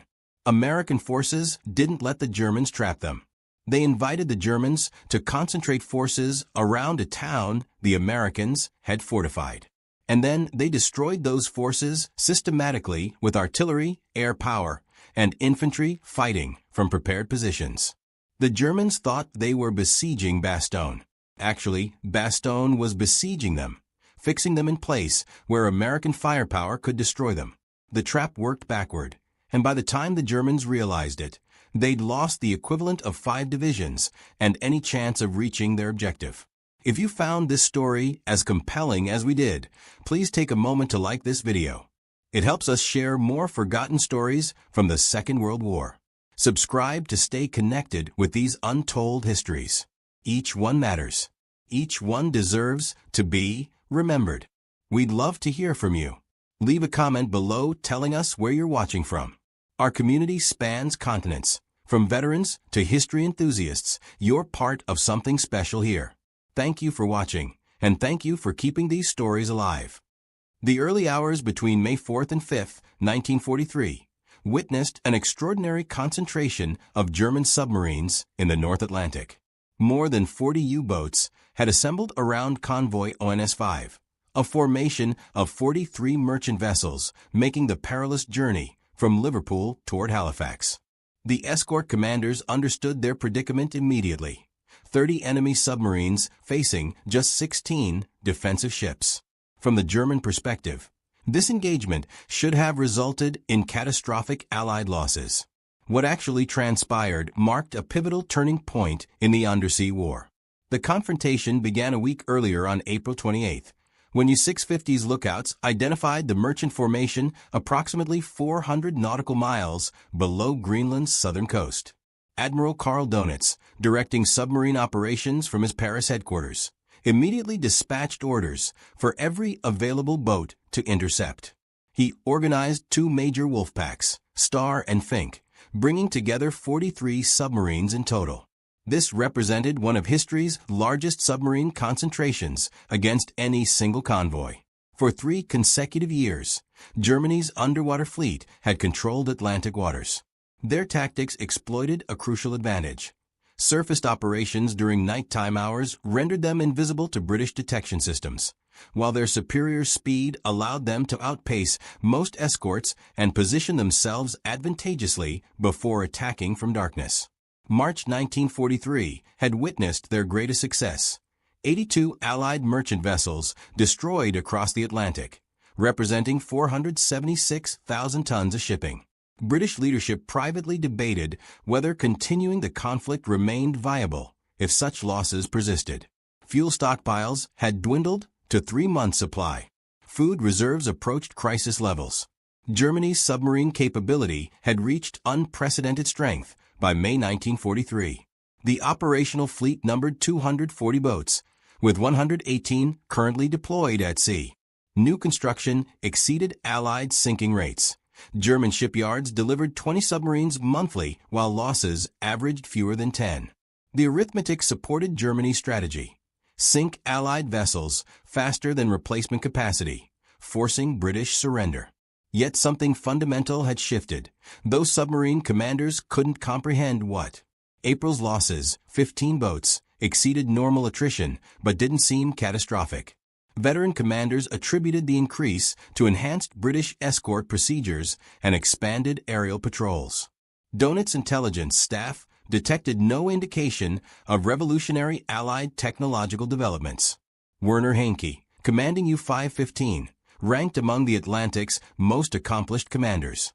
Between February 1942 and April 1944, his tally reached 23 vessels, exceeding 140,000 tons.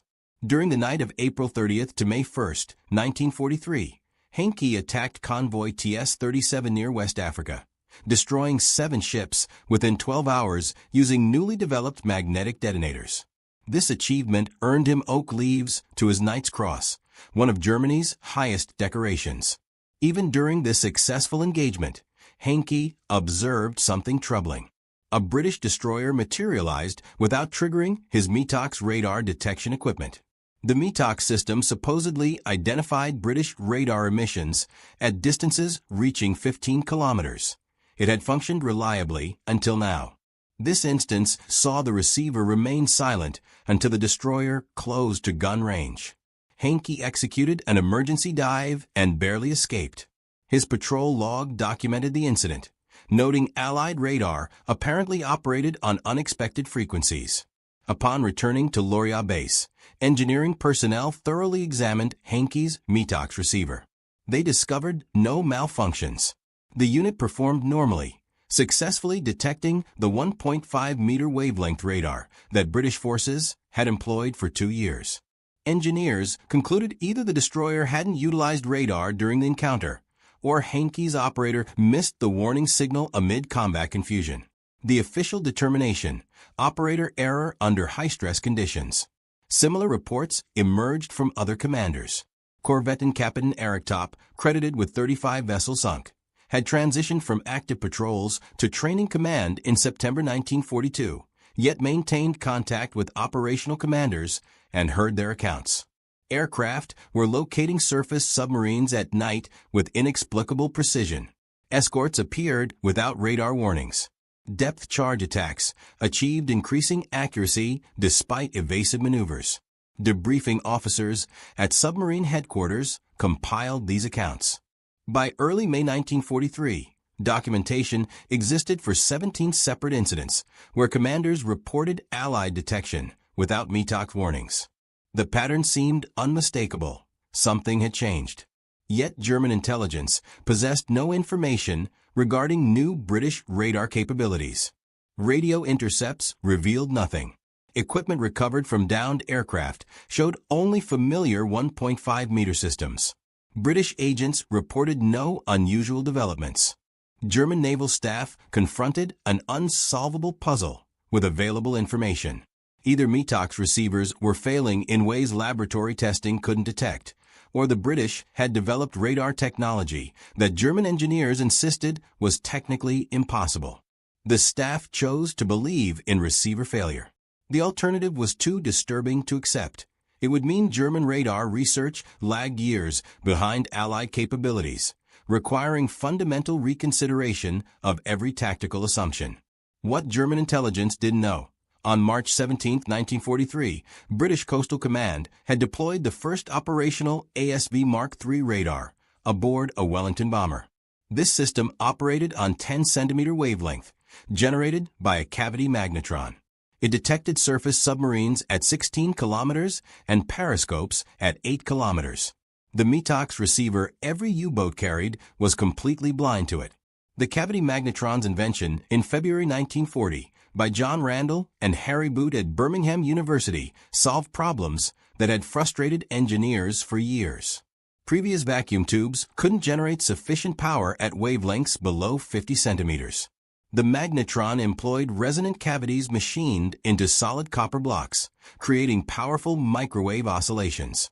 The initial prototype produced 400 watts at 10 centimeter wavelength, 50 times more powerful than any previous microwave source. By June 1940, General Electric Company manufactured sealed cavity magnetrons suitable for aircraft installation. These production units generated 10 kilowatt peak power in short pulses, sufficient for radar systems with detection ranges measured in tens of kilometers.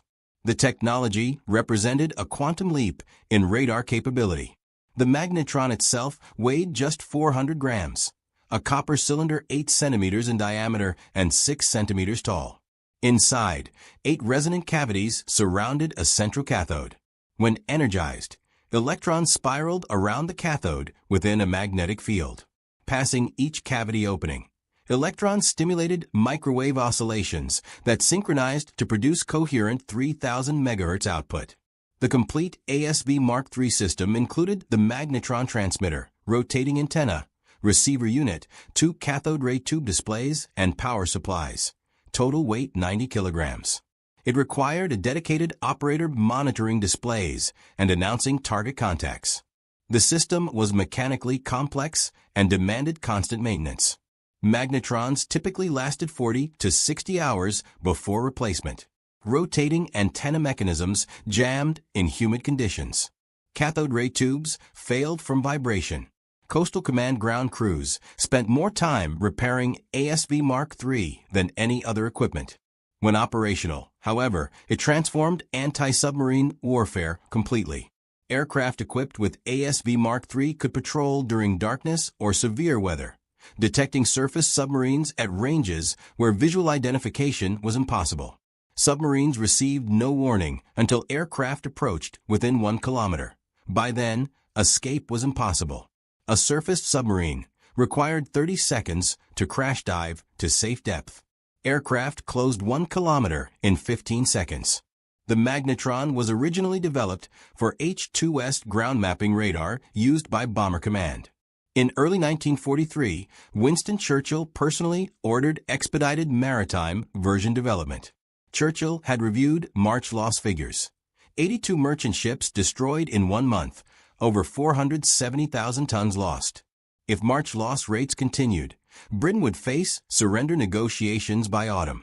Churchill summoned Air Chief Marshal Philip Joubert on March 25. Joubert explained that Coastal Command had requested H-2S radar for over a year, but Bomber Command held priority. Churchill overruled Bomber Command, directly ordering that 20% of H-2S production be immediately diverted to Coastal Command. Arthur Harris protested. Churchill informed him the Battle of the Atlantic took absolute priority. Without Atlantic supply lines, Britain would lose before bombers could destroy Germany's industrial capacity. ASV Mark III entered service in March 1943. The first successful attack occurred March 22 when a 172 Squadron Wellington detected U-665 in the Bay of Biscay. The submarine's METOX gave no warning. The aircraft appeared at 300 meters and dropped 6 depth charges before the crew could react. U-665 survived but sustained such severe damage it had to abort and return to base. Over the following 6 weeks, ASV Mark III-equipped aircraft sank 11 U-boats and damaged 23 others. Almost none detected the radar before attack. METOX receivers remained silent. U-boat commanders reported that aircraft seemed to employ visual detection. There was no other explanation for finding surface boats at night. German intelligence investigated every attack methodically. They analyzed reports, questioned survivors, examined recovered equipment. They found nothing unusual. METOX receivers functioned normally. British radar should be operating on frequencies used for 2 years. No indication of technological change appeared. Then, in early May, a rumor began circulating among returning commanders. Several reported that captured British aircrew had told interrogators that Coastal Command was homing in on radiation emitted by METOX, receivers themselves. Superheterodyne receivers emit weak signals on their intermediate frequency. British aircraft had supposedly developed direction-finding equipment sensitive enough to detect those emissions at 90 kilometers. The story sounded plausible. German engineers confirmed that METOX receivers did emit detectable signals on their 455 kHz intermediate frequency. These emissions could be detected at 2 kilometers with specialized equipment. Could the British have developed airborne direction finders sensitive enough to detect them from 90 kilometers? Engineers ran calculations. It would require receiver sensitivity 50 decibels, better than anything currently available. It would require large directional antennas several meters in size. Such equipment would be too heavy and bulky for patrol aircraft. The physics didn't support the claim. But the alternative was even less believable. If the British weren't detecting METOX emissions, they must have developed completely new radar on frequencies METOX couldn't receive. That would mean wavelengths shorter than 60 centimeters.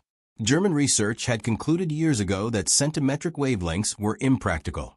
Power output too low, range too short, components too unreliable. British engineers must have reached identical conclusions. The intelligence staff faced an impossible choice: accept that the British had achieved a breakthrough German science deemed impossible, or accept that British aircraft were detecting METOX through methods German engineers considered impractical. Both seemed equally unlikely. But U-boats were dying, and headquarters needed to provide commanders with survival guidance. The decision was made to assume the METOX emission story was true. It fit known physics. It could be tested. It could be countered by shutting off receivers. The alternative, centimetric radar, was too disturbing. If the British really had operational centimetric radar, it meant German radar research was years behind, meaning technology assessments guiding military planning were fundamentally wrong. That was too large a shift to make based on speculation. On August 13, 1943, Admiral Dönitz issued an emergency order. All U-boats at sea were to shut off METOX receivers immediately. Better to operate without radar warning than to broadcast position to every British plane within 100 kilometers. What Dönitz didn't know: the METOX emission story was deliberate disinformation. A captured British pilot had been briefed before every patrol on what to say if captured. British intelligence knew aircrew would be interrogated about radar systems. They prepared a cover story specifically designed to protect the ASV Mark III secret. The deception worked perfectly. German intelligence verified that METOX emissions were technically detectable. They never suspected the real answer was radar operating on frequencies their receivers couldn't detect. The cruel irony: shutting off METOX made submarines more vulnerable. The old 1.5-meter ASV Mark I was still used on many British aircraft. METOX could detect that system. With receivers shut off, U-boats were blind to both old and new radar. The August order to disable METOX increased losses instead of reducing them. By late May 1943, the pattern was unmistakable. Convoy ONS-5 had been attacked by over 40 U-boats. 13 merchant ships were sunk, but 6 submarines were destroyed and 7 more damaged so badly they had to abort. That was 15% of the attacking force. In previous battles, Germans typically lost 1 or 2 boats while sinking 15 to 20 merchants. The ratio had reversed. Convoy SC-128 in mid-May was worse. 17 U-boats attacked. They sank no merchant ships. 5 submarines were destroyed. 4 more were damaged. The escorts achieved perfect defense while inflicting devastating losses. It had never happened before in the entire Battle of the Atlantic. Convoy SC-130 at the end of May was the breaking point. Admiral Dönitz's son Peter was serving as watch officer on U-954, part of the Wolfpack assigned to attack the convoy. On May 19th, U-954 was detected by a British escort frigate and sunk with depth charges. There were no survivors. Peter Donitz was 21 years old. When news reached Donitz, he ordered immediate review of all operations. The staff presented statistics. In May alone, 41 U-boats had been lost, 25% of the operational submarine force. Another 37 boats were damaged, some out of service for months. In exchange for those staggering losses, submarines had sunk only 58 Allied merchant ships, just 34 in the Atlantic. The mathematics were devastating. German shipyards could eventually replace lost submarines, but they couldn't replace experienced crews. Most commanders killed in May were combat veterans with multiple successful patrols. Their knowledge, instincts, ability to read situations, and make split-second decisions couldn't be replaced by fresh academy graduates. The U-boat force was losing its institutional memory, its tactical expertise, its ability to fight effectively. On May 24, 1943, Donitz made the hardest decision of his career. He sent a signal to all U-boats in the Atlantic. Withdraw from convoy routes immediately, return to base, suspend all offensive operations until further notice. The Battle of the Atlantic was over. Germany had lost. In his war diary, Donitz wrote, "We are at present facing the greatest crisis in submarine warfare.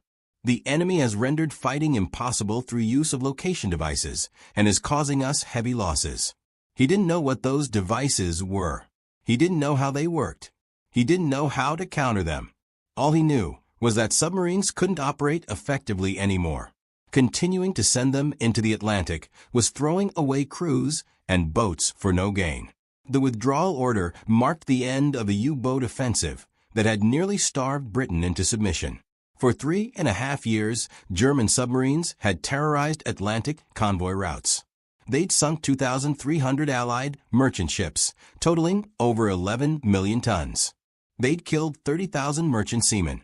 They'd come within weeks of cutting Britain's supply lines completely. Churchill himself admitted the U-boat was the only thing that truly frightened him during the entire war. And it had been stopped by a 10-centimeter radar system the Germans didn't know existed. The truth began emerging slowly. On September 4, 1943, 4 months after the May withdrawal, Telefunken delivered the first Naxos radar warning receivers to U-boat bases.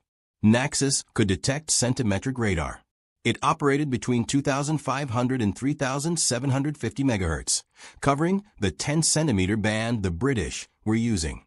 Finally, German submarines had a way to detect ASV Mark III before it could guide aircraft to their position. But it was too late. By September, Allied anti-submarine forces had grown so powerful that even with radar warning, U-boats couldn't operate safely. Very long-range B-24 Liberator bombers had closed the mid-Atlantic air gap. Escort carriers provided continuous air cover over convoys. Hunter-killer groups with the latest sonar and radar actively sought submarines instead of just defending merchants. Allied shipyards were launching new vessels faster than U-boats could sink them. Naxos revealed what had been killing U-boats for 5 months. Operators reported detecting 10-centimeter radar at ranges up to 8 kilometers, enough warning to dive before aircraft could close to attack range. But Naxos was temperamental. It suffered from false alarms. Its sensitivity made it pick up signals from ships and aircraft too far away to be threats, causing unnecessary dives that wasted battery power. Many commanders found it almost as frustrating as having no warning system. Germans tried to adapt. They developed new tactics for operating under constant surveillance. They equipped submarines with more anti-aircraft guns and ordered them to fight on the surface instead of diving when attacked. That led to disasters. British aircraft were heavily armed and could destroy submarine guns from outside their effective range. They tried moving operations to different areas. Submarines were sent to the Indian Ocean, South Atlantic, Caribbean, anywhere convoys might be less protected. But Allies had centimetric radar everywhere. ASV Mark III and American equivalents were standard equipment on maritime patrol aircraft worldwide. By late 1943, there was nowhere to hide. American aircraft operating from Brazil and the Caribbean used APS-2 radar, functionally identical to ASV Mark III. It operated on the same 10-centimeter wavelength with similar detection ranges. The technological advantage was global. The fundamental problem was that submarines had lost their primary advantage. For 3 years, U-boats had operated on the surface at night, invisible to Allied radar, faster than escort ships, able to position for attacks. That advantage was gone. Centimetric radar could detect surface submarines at night as easily as in daylight. U-boats were forced to operate submerged for most of their patrol, which cut speed from 17 knots to 7, reduced operational range by half, and made it nearly impossible to intercept fast convoys. Battery endurance became a critical limitation. Type 7C submarines carried 2 banks of 62-cell batteries. At maximum submerged speed of 7.6 knots, batteries exhausted in 90 minutes. At economical speed of 4 knots, endurance extended to 80 hours. But 80 hours submerged meant 80 hours of limited mobility, no ventilation, no battery charging, no opportunity to attack. When batteries exhausted, submarines had to surface and run diesel engines to recharge, taking 4 to 6 hours. During that time, they were vulnerable to radar detection. The cycle became self-reinforcing. Submarines stayed submerged to avoid radar.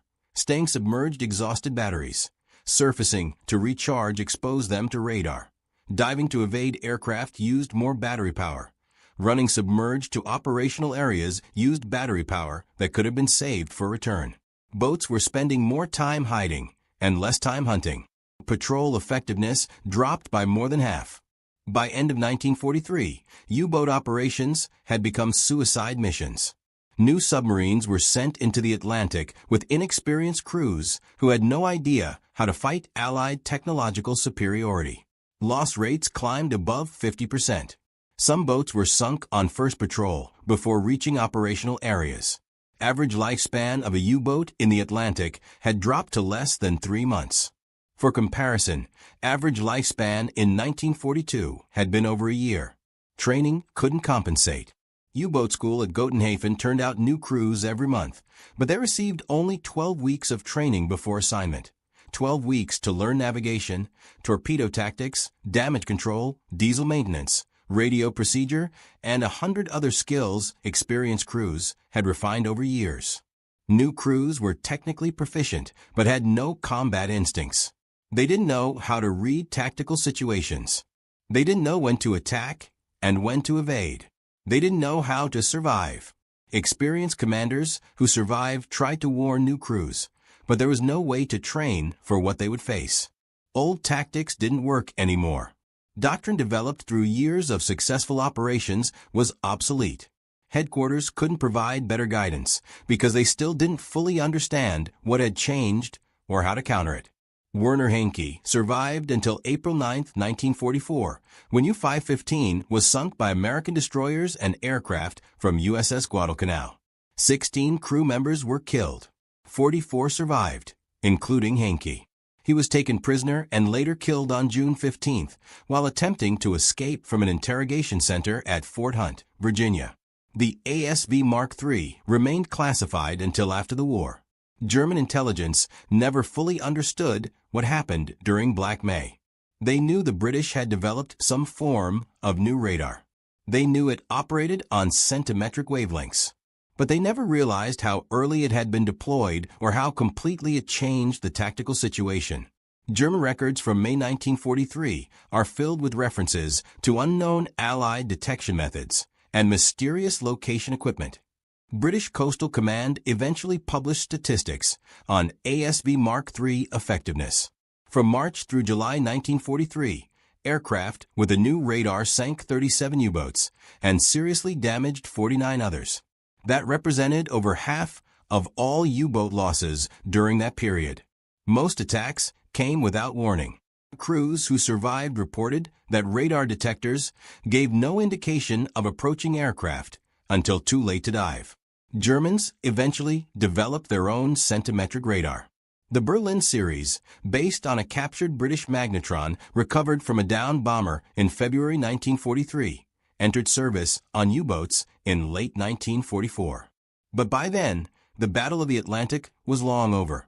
Submarines it was installed on were mostly used for weather reporting and transportation missions, not convoy attacks. The technology came too late to change anything. Admiral Donitz remained convinced throughout the war that a combination of factors defeated his U-boats in May 1943.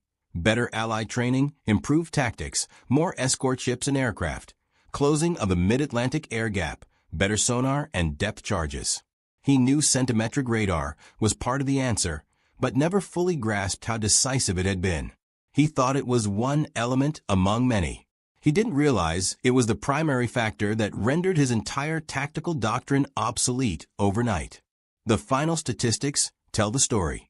In March 1943, U-boats sank 82 Allied merchant ships in the Atlantic and lost 12 submarines, a ratio of almost 7-1 in Germany's favor.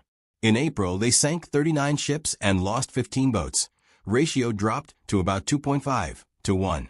In May, they sank 34 ships and lost 41 submarines. The ratio had reversed. For every merchant sunk, Germans lost more than one submarine. After May, the ratio never again favored U-boats. That's how wars are won, not through massive battles or brilliant strategies, but through small technological advantages that one side doesn't know the other possesses. An unexpected gift to German intelligence. North Africa, November 1942. As Operation Torch unfolded across the Mediterranean coastline, American forces brought with them a weapon that would soon become their adversaries' most effective infantry anti-tank tool. The M1 bazooka had arrived in theater without proper training protocols, a logistical oversight that General Dwight Eisenhower discovered the evening before the landings commenced. His soldiers possessed these revolutionary rocket launchers, but lacked any instruction in their operation. This training deficit would prove costly in ways the Americans couldn't anticipate.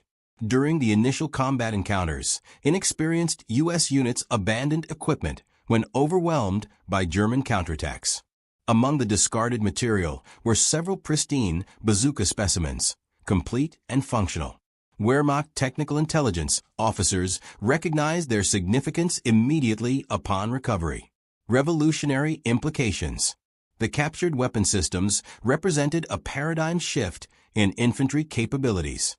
Traditional anti-tank doctrine required specialized crews with heavy equipment, wheeled guns, or vehicle-mounted weapons that limited mobility and tactical flexibility. The bazooka changed everything. Here stood a device weighing merely 7 kilograms that 2 infantrymen could carry and operate, engaging armored vehicles at distances impossible for hand-delivered explosives. Wehrmacht analysts understood the strategic ramifications instantly. If American industry could equip every rifle company with portable anti-tank capability, German armor supremacy faced a fundamental challenge. Each infantry squad might soon possess tank-killing potential independent of artillery support or specialized units. Journey to Kummersdorf. German command expedited the captured weapons to the Reich for comprehensive evaluation. The specimens arrived at Kummersdorf Proving Grounds, located south of Berlin, where Wehrmacht weapons specialists maintained extensive testing facilities. This installation would become ground zero for understanding American rocket launcher technology and developing Germany's response. The technical examination proceeded systematically. Specialists disassembled each component, analyzed metallurgy, studied the electrical ignition mechanism, and tested the shape charge warhead against armor plate. The American design revealed both innovative thinking and critical vulnerabilities that German engineering could exploit. Technical assessment. The M1 launched 60mm rockets using battery-powered electrical ignition, a sophisticated approach that worked reliably in temperate conditions. The shape charge warhead could defeat approximately 75 to 100 millimeters of armor plate under optimal circumstances. Operation required minimal training, and the weapon's lightweight made it highly portable across varied terrain. However, German engineers immediately identified several design weaknesses that battlefield conditions would expose. The battery ignition system presented the gravest concern. Eastern Front experience had demonstrated catastrophically that batteries failed in extreme cold. The American bazooka's wooden shoulder stock contained 4 D-cell batteries, 2 active, 2 spare, but moisture penetration and freezing temperatures rendered them unreliable. Any German adaptation would require alternative ignition technology. The 60mm warhead size posed another limitation. Soviet T-34 tanks featured sloped armor that could deflect smaller-shaped charges. German forces needed greater penetration capability to counter the armor they faced most frequently. Fortunately, Wehrmacht ordnance already produced 88mm shape-charged warheads for the Raketen Panzerbuchs 43 Pupschen, a wheeled anti-tank rocket launcher costing 5,730 Reichsmarks per unit. Adapting this proven ammunition to a shoulder-fire tube would provide superior penetration while utilizing established manufacturing infrastructure. Demonstration and decision. March 1943 marked the pivotal demonstration at Kummersdorf. German military officials observed captured American bazookas fired alongside experimental Wehrmacht anti-tank weapons, including the Faust-Patron. This practical evaluation convinced senior leadership that developing a German rocket launcher was essential for infantry anti-tank capability. The captured weapons validated the fundamental concept. German engineering would now refine that concept into a weapon system optimized for Wehrmacht tactical requirements and environmental conditions. The development timeline would prove remarkably compressed, driven by urgent battlefield necessity and German industrial efficiency. German engineering solutions. The development process moved forward with impressive speed. Engineers tackled the battery vulnerability by implementing a magneto-ignition system.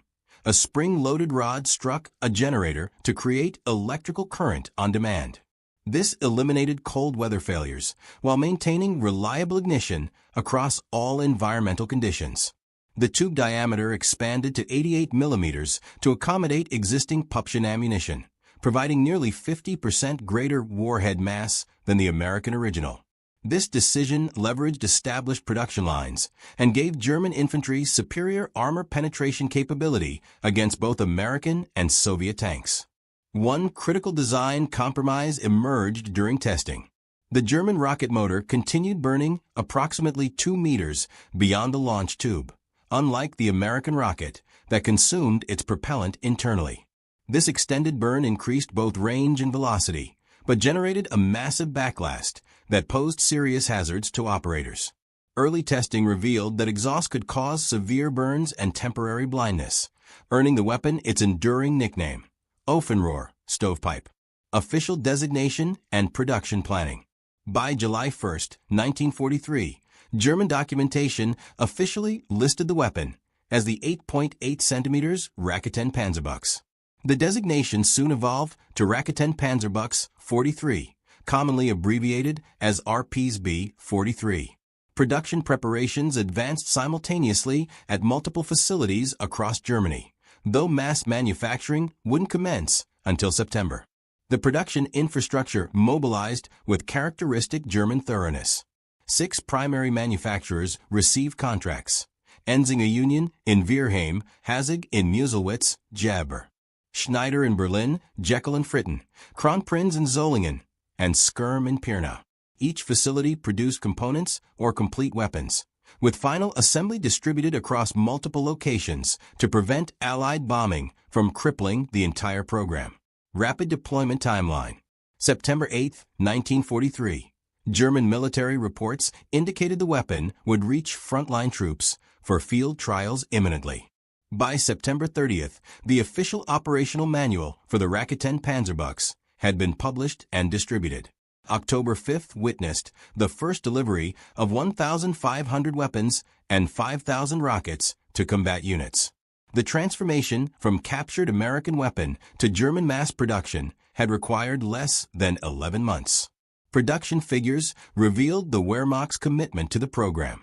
Initial orders specified 382,000 units, though material shortages and strategic bombing reduced actual production to 289,151 RPSB-54 models by July 1944, when that variant ceased production. An improved RPSB-54/1 model entered production in December 1944, with 25,700 units manufactured before Germany's surrender. Economic efficiency. Manufacturing a Panzerschreck required merely 10 work hours per weapon at a cost of 70 Reichsmarks, compared to 5,730 Reichsmarks for the smallest conventional anti-tank gun. This economic efficiency enabled mass production even as Germany's war economy contracted under Allied pressure. A single Panzerschreck cost less than a military rifle, yet could destroy a 40-ton tank. The dark reality of production. The human cost of production constitutes one of the weapon's darkest chapters. Hazig, the third largest exploiter of forced labor in Nazi-controlled Europe, operated multiple production facilities using slave laborers from concentration camps. By October 1943, over 60,000 workers labored for Hazig, more than half forced laborers and prisoners of war. The company operated 165 prisoner labor subcamps by 1945.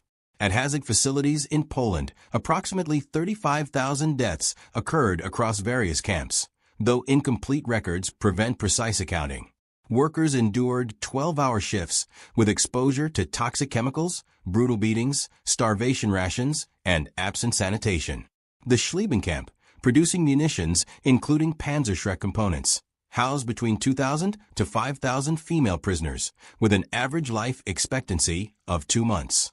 An explosion on October 12, 1944, killed 96 prisoner laborers instantly. Initial combat deployment. Weapons deployment began in autumn 1943, initially in limited numbers as production scaled up.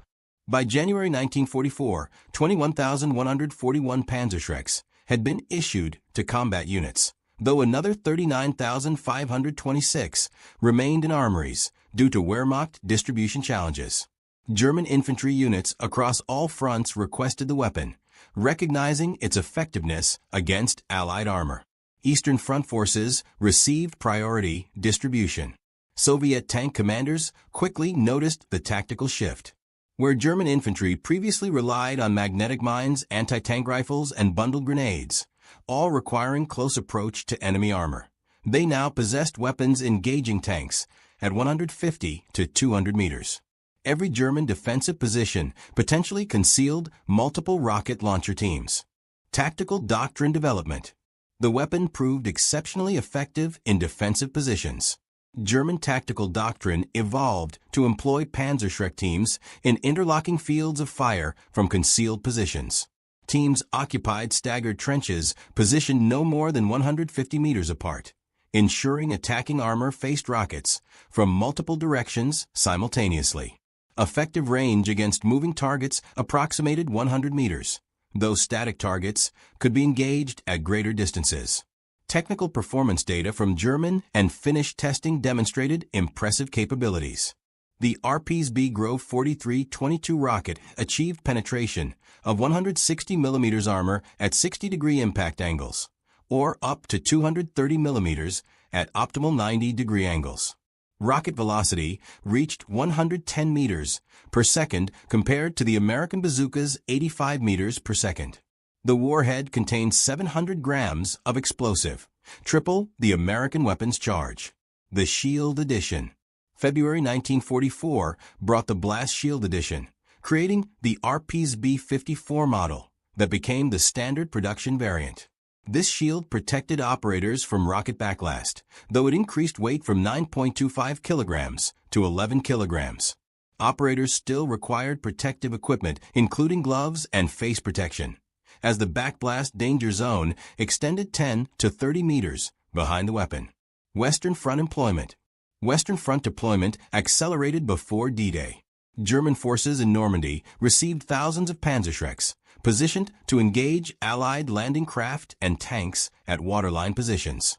The weapon proved highly effective in Bocage country, where short engagement ranges and abundant concealment suited Panzerschreck tactics perfectly. American tank crews, recognizing their own invention, turned against them. developed countermeasures including additional armor plating and infantry screening tactics. Despite these adaptations, the Panzerschreck remained a formidable threat. Psychological impact. The psychological effect often exceeded physical damage. Allied tank crews understood that every hedgerow, building, or rubble pile might conceal a Panzerschreck team.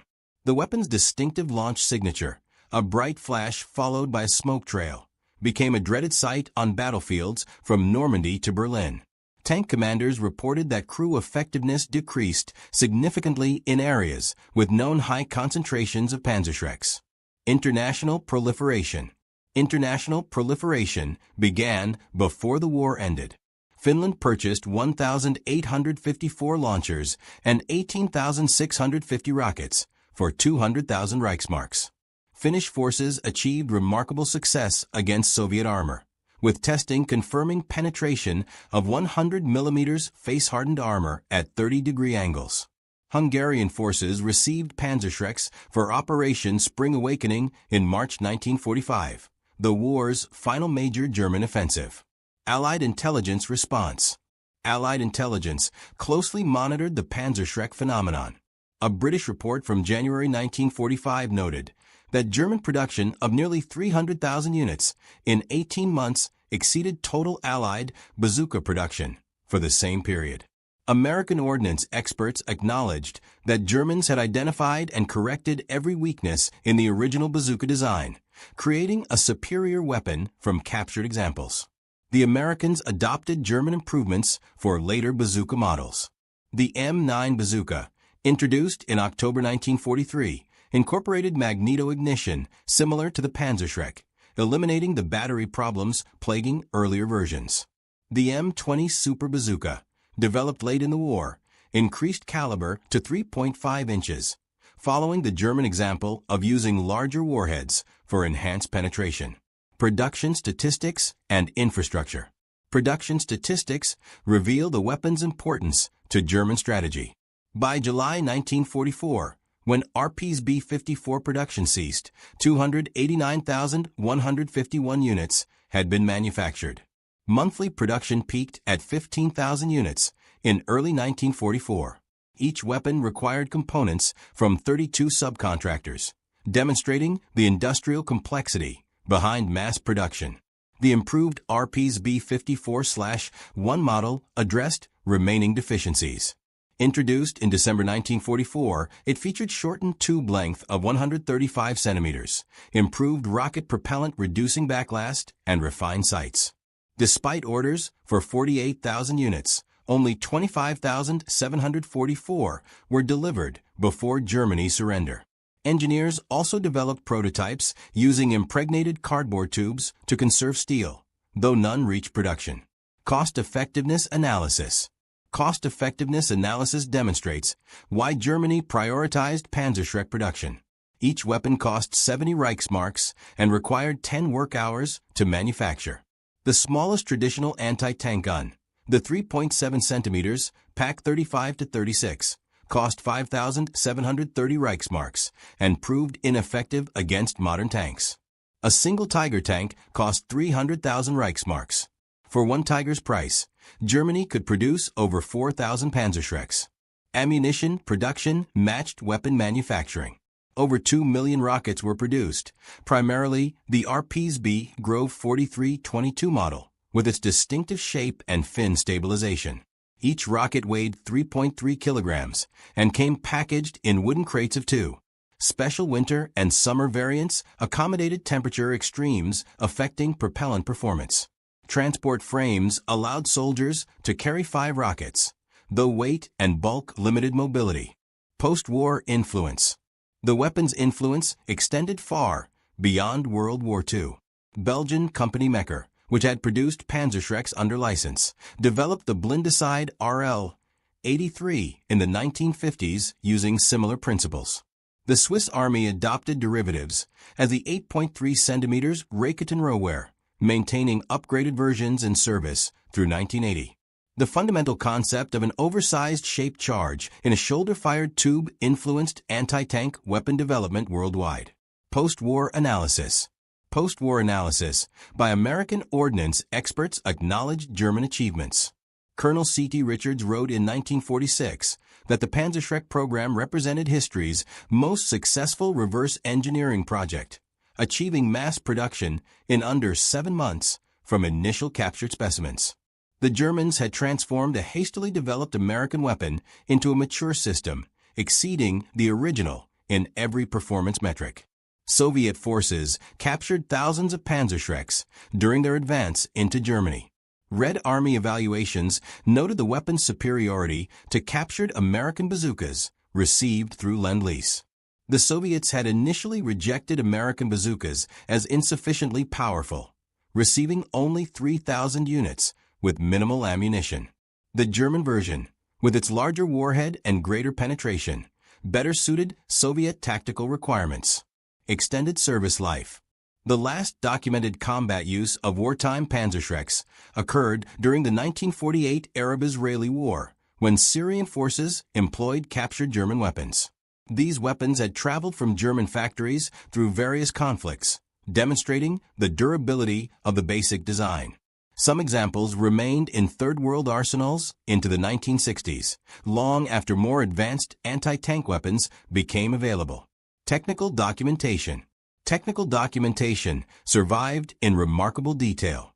The Wehrmacht September 30, 1943 manual provided comprehensive instructions for operation, maintenance, and tactics. American intelligence translated captured manuals, with an October 7, 1944 report detailing German firing procedures, aiming techniques, and safety requirements. These documents reveal the thoroughness of German training programs despite wartime pressures. Safety concerns. Safety statistics highlight the weapon's inherent dangers.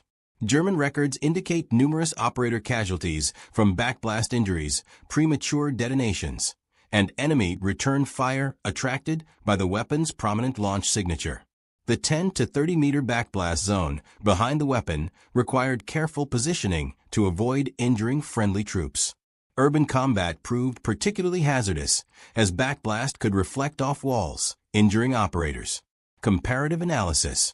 Comparative analysis with contemporary weapons reveals the Panzerschreck's position in anti-tank weapon evolution. The British PIT, using a spring-launched spigot mortar principle, had greater range but less penetration. The American bazooka offered better portability but inferior armor penetration. The German Panzerfaust provided simpler operation and lower cost, but was single-use only. The Panzerschreck balanced these factors, offering reusable capability with substantial hitting power. Manufacturing quality variations. Manufacturing quality varied significantly as the war progressed. Early production weapons from 1943 featured excellent workmanship with precision-machined components. By late 1944, simplified production techniques and inferior materials reduced quality, though functionality remained adequate. Captured examples show progressive degradation in finish and tolerances as Germany's industrial situation deteriorated. Complete infrastructure. The weapon system's complete infrastructure included training facilities, ammunition depots, repair workshops, and distribution networks. Germany established Panzerschreck training schools at multiple locations, graduating thousands of operators monthly. Specialized repair units maintained weapons at division level. The logistical commitment matched that of traditional artillery systems, demonstrating the weapon's perceived value. Environmental limitations. Environmental limitations affected combat employment. The weapon proved less effective in extreme cold, where propellant burned inconsistently. Desert conditions caused problems with sand contamination. Rain and moisture could cause electrical shorts in the ignition system. Despite these limitations, the basic design proved remarkably robust, functioning adequately across diverse combat environments, from Arctic Finland to Mediterranean Italy. Allied countermeasures. Allied countermeasures evolved throughout the war. Tank crews welded additional armor plates, hung sandbags, and installed wire mesh screens to defeat shaped charges. Infantry adopted aggressive screening tactics, advancing ahead of tanks to suppress Panzerschreck teams. Artillery and mortars targeted suspected firing positions. Despite these measures, the Panzerschreck remained a serious threat through the war's end. Tactical innovation. German tactical innovation maximized the weapon's effectiveness. Panzerschreck teams learned to target specific vehicle vulnerabilities, including vision blocks, engine compartments, and track assemblies. Multiple teams coordinated attacks to overwhelm tank defenses. Urban combat tactics evolved to exploit the weapon's capabilities while minimizing exposure to return fire. These tactics influenced post-war anti-tank doctrine worldwide. Quality control and production challenges. Production quality control data survives from several facilities. Random testing of production weapons showed approximately 95% met specifications in 1943, declining to roughly 80% by late 1944. Primary failures involved ignition systems and tube integrity. Despite quality issues, sheer production volume ensured adequate supplies reached combat units. Economic impact. The economic impact extended beyond direct production costs. Germany diverted significant industrial capacity to Panzerschreck manufacturing, including steel, electrical components, and chemical production for propellants and explosives. The program consumed resources that might have produced other weapons. However, cost-effectiveness compared to traditional anti-tank guns justified this allocation. Evolution of training. From the German perspective, training programs evolved based on combat experience. Initial training emphasized accuracy and safety. Combat veterans later provided practical instruction on tactics, camouflage, and survival. The Wehrmacht published numerous training pamphlets and tactical guides specifically for Panzerschreck operators. These materials, captured and translated by Allied intelligence, provide insights into German anti-tank doctrine evolution. Supply chain complexity. Supply chain complexity increased as production expanded. The weapon required specialized components from multiple suppliers, including electrical contacts, optical sights, steel tubing, and wooden components.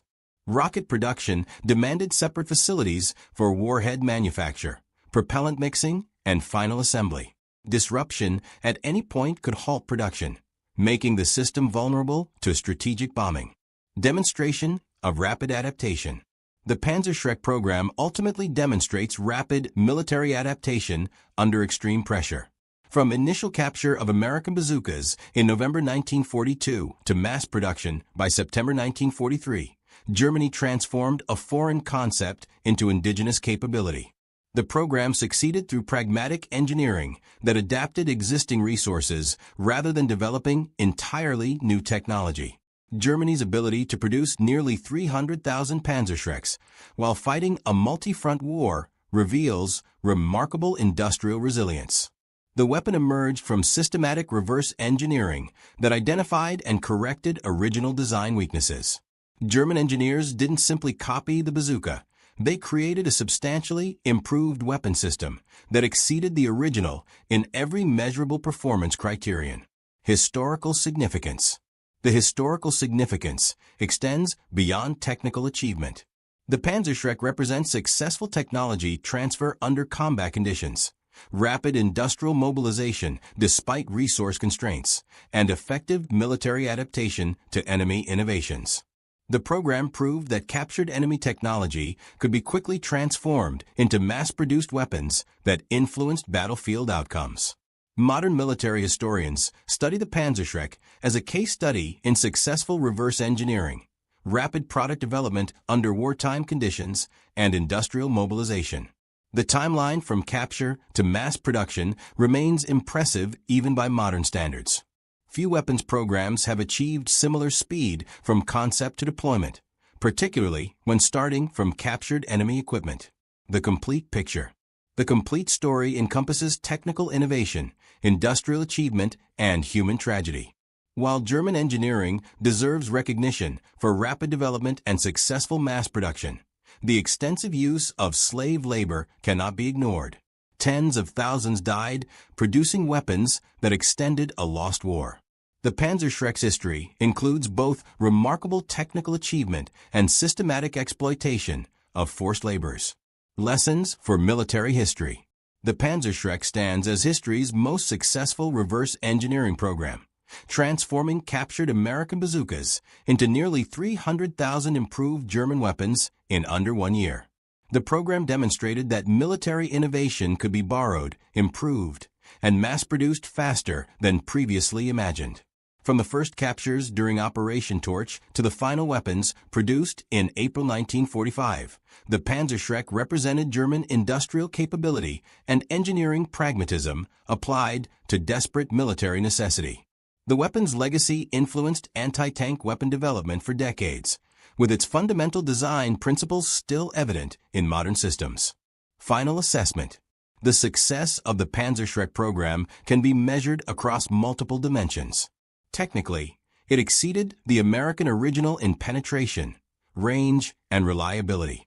Economically, it provided cost-effective anti-tank capability compared to traditional guns.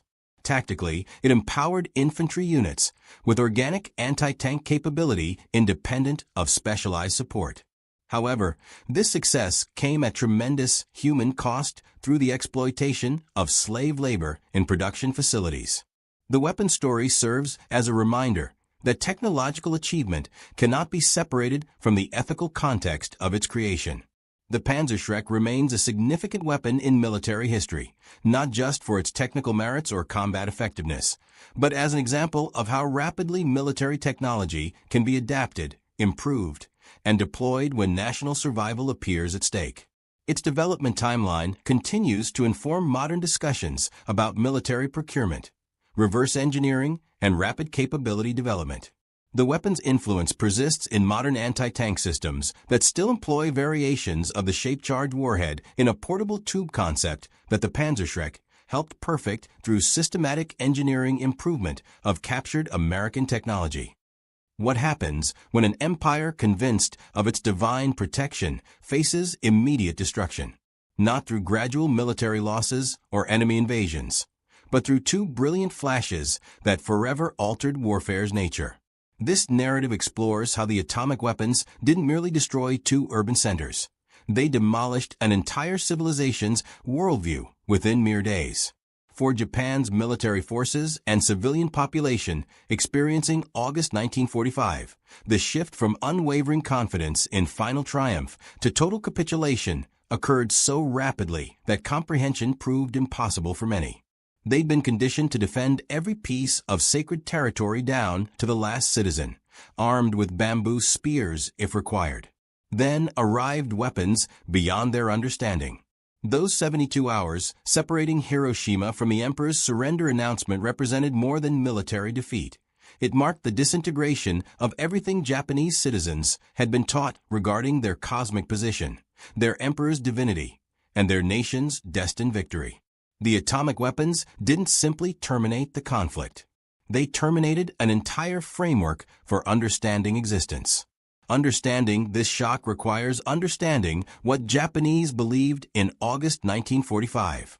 Despite consecutive Pacific defeats, despite firebombing that had consumed 64 urban centers, despite widespread starvation across the home islands, most Japanese maintained faith in possible victory.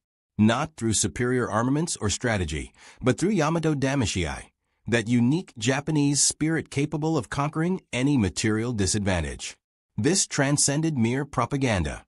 It represented a worldview constructed over centuries, reinforced by the kamikaze divine winds saving Japan from Mongol invasion, by the remarkable 1905 victory over Russia, by the swift conquest across much of Asia. Japanese soldiers and civilians believed their spiritual superiority, their readiness to perish for the emperor, their unique heritage as descendants of sun goddess Amaterasu, would ultimately triumph over American material wealth. School children drilled daily with bamboo spears, learning to thrust at vital points on American soldiers. Women trained with naginata pole weapons. Elderly men prepared to become human explosives, strapping bombs to their bodies. The entire 100 million population stood ready to perish as one, believing this ultimate sacrifice would somehow generate victory, or, at minimum, prevent desecration of sacred homeland. The military possessed concrete plans for this final confrontation. Operation Ketsugo called for every remaining aircraft to become kamikaze weaponry, every vessel a suicide craft, every soldier and civilian a human bullet aimed at invaders. They'd concealed thousands of aircraft in caves and camouflage positions. They'd stockpiled ceramic grenades and bamboo spears. They'd prepared to transform invasion beaches into massive killing zones where American blood would flow so abundantly that surely the enemy would lose resolve and negotiate. Consider Lieutenant Colonel Masao Inaba, a staff officer at Tokyo's War Ministry. On August 6, 1945's morning, he was examining Operation Ketsugo plans, the massive homeland defense that would hurl 28 million civilians and every remaining soldier against American invaders. The plans demanded transforming beaches into killing fields, cities into fortresses, and if necessary, the entire population into a 100 million-person suicide force. Inaba believed, as did most military leadership, that Japanese spiritual strength would overcome American material advantage. August 6th's morning began like any wartime day in Tokyo. At the War Ministry, officers continued refining defense plans. They calculated that Americans had lost appetite for heavy casualties after Okinawa, where kamikaze attacks and fanatical ground resistance had killed 12,000 Americans. If they could inflict 10 times those casualties during invasion, surely America would negotiate rather than continue the slaughter. These weren't desperate fantasies, but careful calculations. The Japanese had correctly identified American landing beaches on Kyushu. They'd positioned forces accordingly. They knew Americans planned November invasion. They had months to prepare. Every detail received consideration, from underwater obstacle placement to suicide attack timing. Plans even included using schoolgirls as human mines, their bodies packed with explosives to throw themselves under American tanks. What happens when an empire convinced of its divine protection faces immediate destruction? Not through gradual military losses or enemy invasions, but through two brilliant flashes that forever altered warfare's nature. This narrative explores how the atomic weapons didn't merely destroy two urban centers. They demolished an entire civilization's worldview within mere days. For Japan's military forces and civilian population experiencing August 1945, the shift from unwavering confidence in final triumph to total capitulation occurred so rapidly that comprehension proved impossible for many. They'd been conditioned to defend every piece of sacred territory down to the last citizen, armed with bamboo spears if required. Then arrived weapons beyond their understanding. Those 72 hours separating Hiroshima from the Emperor's surrender announcement represented more than military defeat. It marked the disintegration of everything Japanese citizens had been taught regarding their cosmic position, their emperor's divinity, and their nation's destined victory. The atomic weapons didn't simply terminate the conflict. They terminated an entire framework for understanding existence. Understanding this shock requires understanding what Japanese believed in August 1945.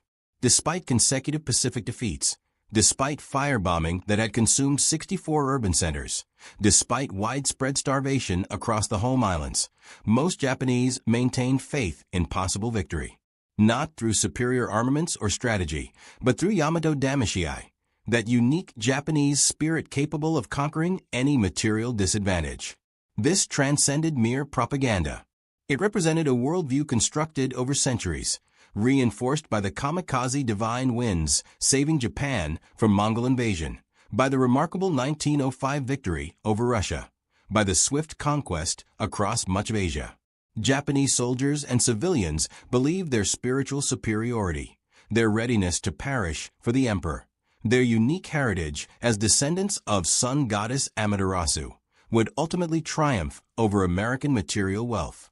School children drilled daily with bamboo spears, learning to thrust at vital points on American soldiers. Women trained with naginata pole weapons. Elderly men prepared to become human explosives, strapping bombs to their bodies. The entire 100 million population stood ready to perish as one, believing this ultimate sacrifice would somehow generate victory, or, at minimum, prevent desecration of sacred homeland. The military possessed concrete plans for this final confrontation. Operation Ketsugo called for every remaining aircraft to become kamikaze weaponry, every vessel a suicide craft, every soldier and civilian a human bullet aimed at invaders.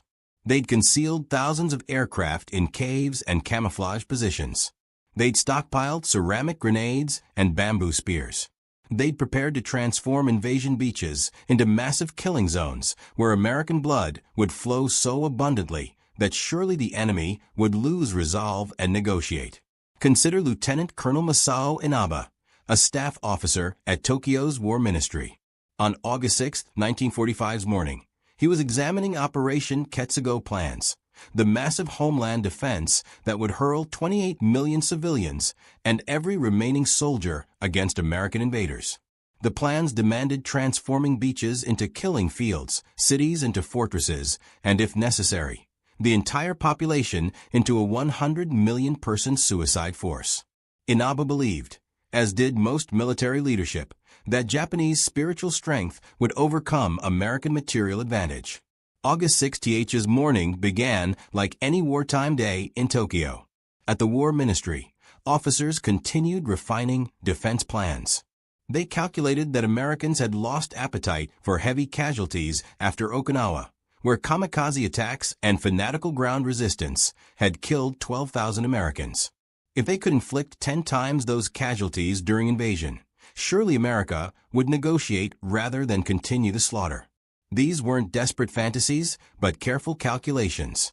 The Japanese had correctly identified American landing beaches on Kyushu. They'd positioned forces accordingly. They knew Americans planned November invasion. They had months to prepare. Every detail received consideration, from underwater obstacle placement to suicide attack timing. Plans even included using schoolgirls as human mines, their bodies packed with explosives to throw themselves under American tanks. In Hiroshima itself, reality defied all comprehension. 20-year-old bank clerk Akiko Takakura was just 260 meters from ground zero when the bomb detonated at 8:15 that morning. She saw a white magnesium flash, then nothing. When she regained consciousness, she was trapped under debris, her back lacerated by over 100 wounds.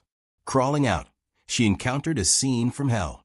People walked like ghosts, their skin hanging off in sheets. A soldier sat holding his intestines in his hands. Bodies floated in the river, so many that she could have walked across on them. What Takakura witnessed went beyond conventional warfare. She saw fingers spontaneously combusting, fire spreading up arms to consume entire bodies. Human beings turned into living torches.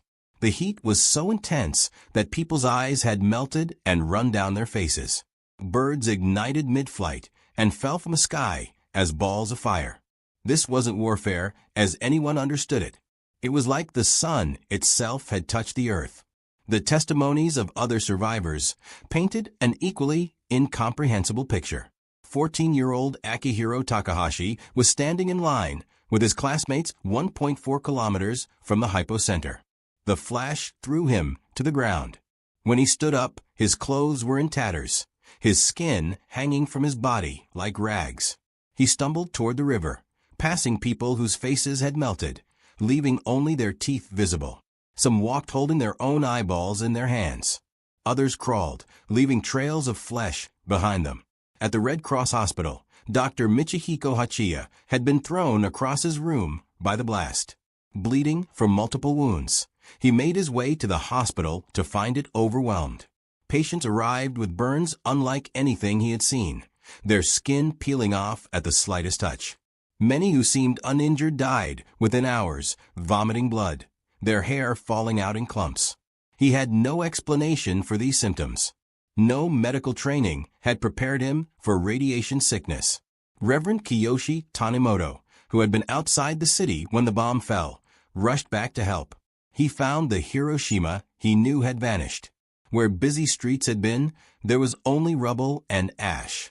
The rivers were clogged with bodies, so many that the water had turned red. People begged for water, but when he gave it to them, they died immediately. He spent days carrying the wounded on his back, many dying before he could get them to help. 6-year-old Shoso Kawamoto was eating breakfast when the world exploded. The blast threw him against a wall, embedding glass in his body. His mother pulled him from the wreckage of their home, her face so burned he didn't recognize her. Together they stumbled through a city that no longer existed. Passing shadows burned into walls where people had been vaporized, leaving only their silhouettes as monuments to their final moment. The scale of destruction overwhelmed any attempt at comprehension. The Shima Hospital, directly under the explosion, had simply ceased to exist.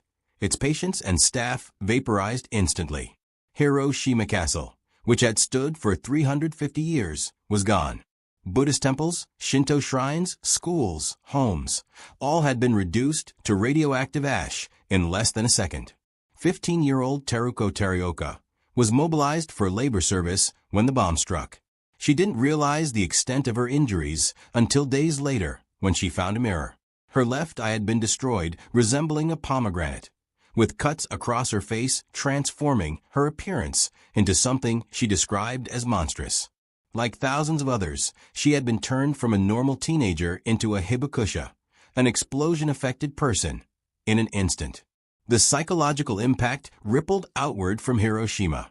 Civilians who had endured months of conventional bombing, who had steeled themselves for invasion, suddenly faced something beyond their mental framework. You could hide from regular bombs in shelters. You could fight soldiers with bamboo spears if it came to that. But how do you fight a weapon that turns an entire city into ash in seconds? Part 4. The Debate and the Second Strike, 5,000 characters. On August 7th, as Japan struggled to understand what had happened, President Truman's announcement reached Japanese leaders.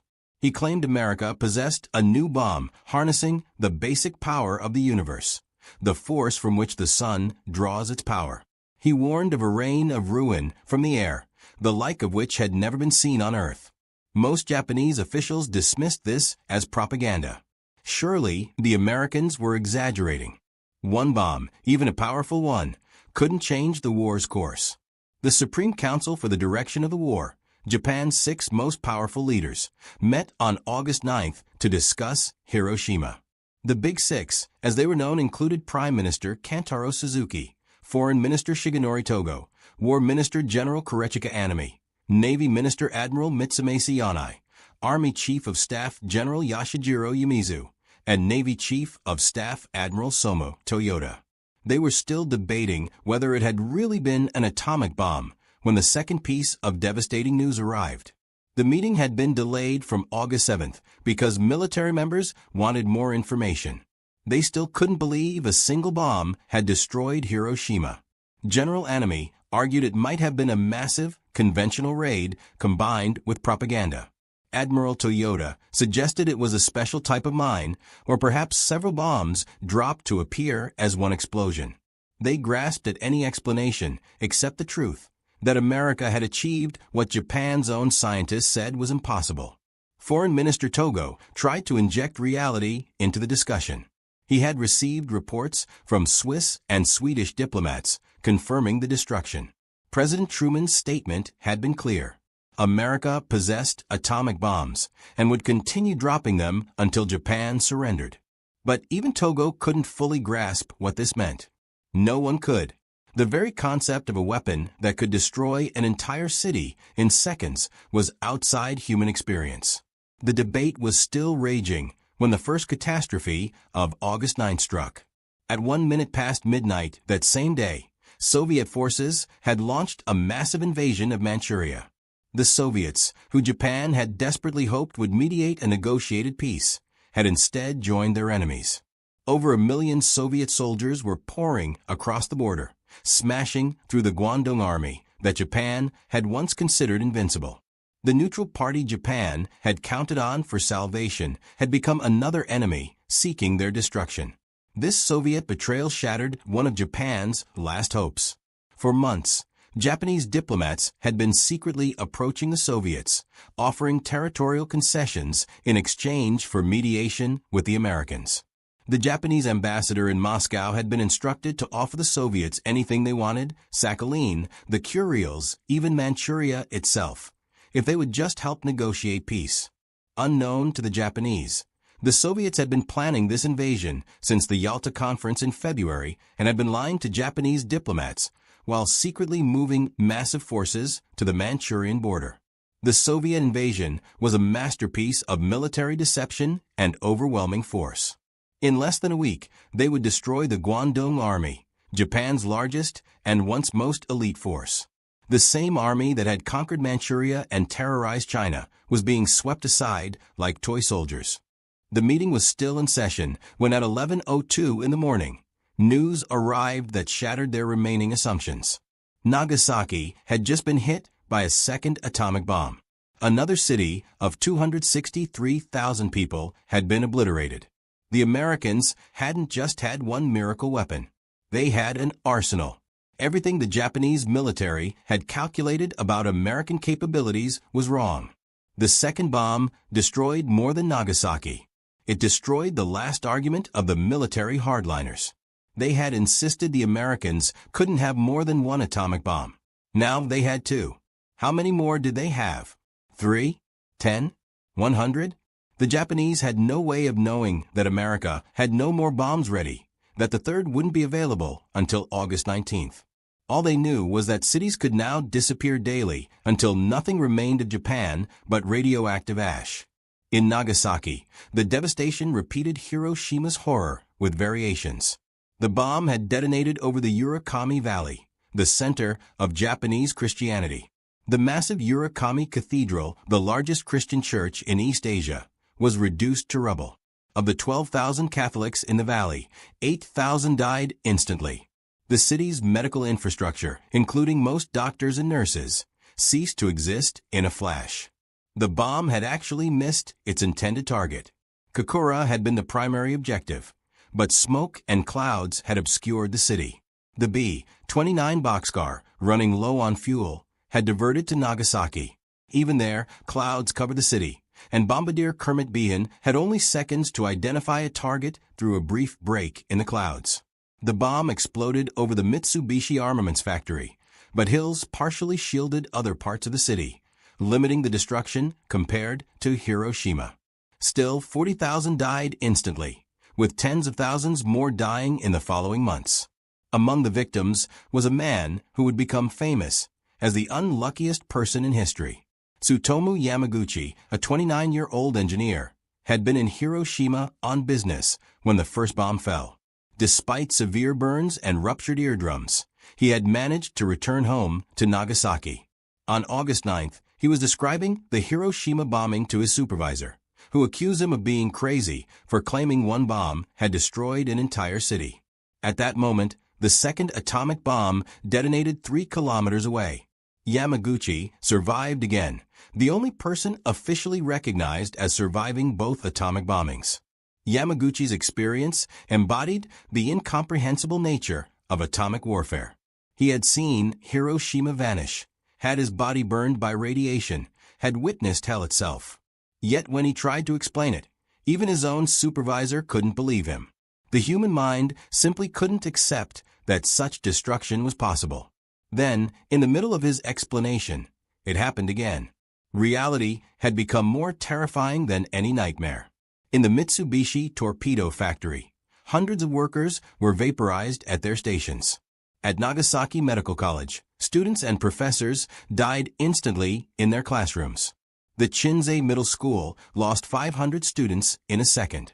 Unlike Hiroshima, where many were caught completely by surprise, Nagasaki had received an air raid warning, but it had been called off. People had left their shelters, returned to work, resumed their daily lives. Then the sky exploded. For ordinary Japanese, the psychological shock was complete. In the countryside, farmer's wife Tomiko Higa heard the emperor's surrender speech 6 days later. Until that moment, she had believed Japan was winning. The government had told them victory was certain, that American forces were being crushed, that divine winds would protect Japan as they had against the Mongols centuries before. The atomic bombs revealed all of it as lies. The military response split between denial and determination to fight on. Vice Admiral Takejiro Onishi, founder of the Kamikaze Corps, argued that Japan would never be defeated if they were prepared to sacrifice 20 million lives in special attacks. He believed the Americans couldn't have many more atomic bombs, and that Japanese spirit could still prevail. General Anami insisted the military could still inflict such casualties on an American invasion that they could negotiate better terms. But Emperor Hirohito had reached a different conclusion. Meeting with Foreign Minister Togo on the afternoon of August 8th before the Nagasaki bombing, he had already decided the war must end. The atomic bomb had given him the tool he needed, a face-saving reason to surrender. Japan couldn't be expected to fight weapons that harnessed the fundamental forces of the universe.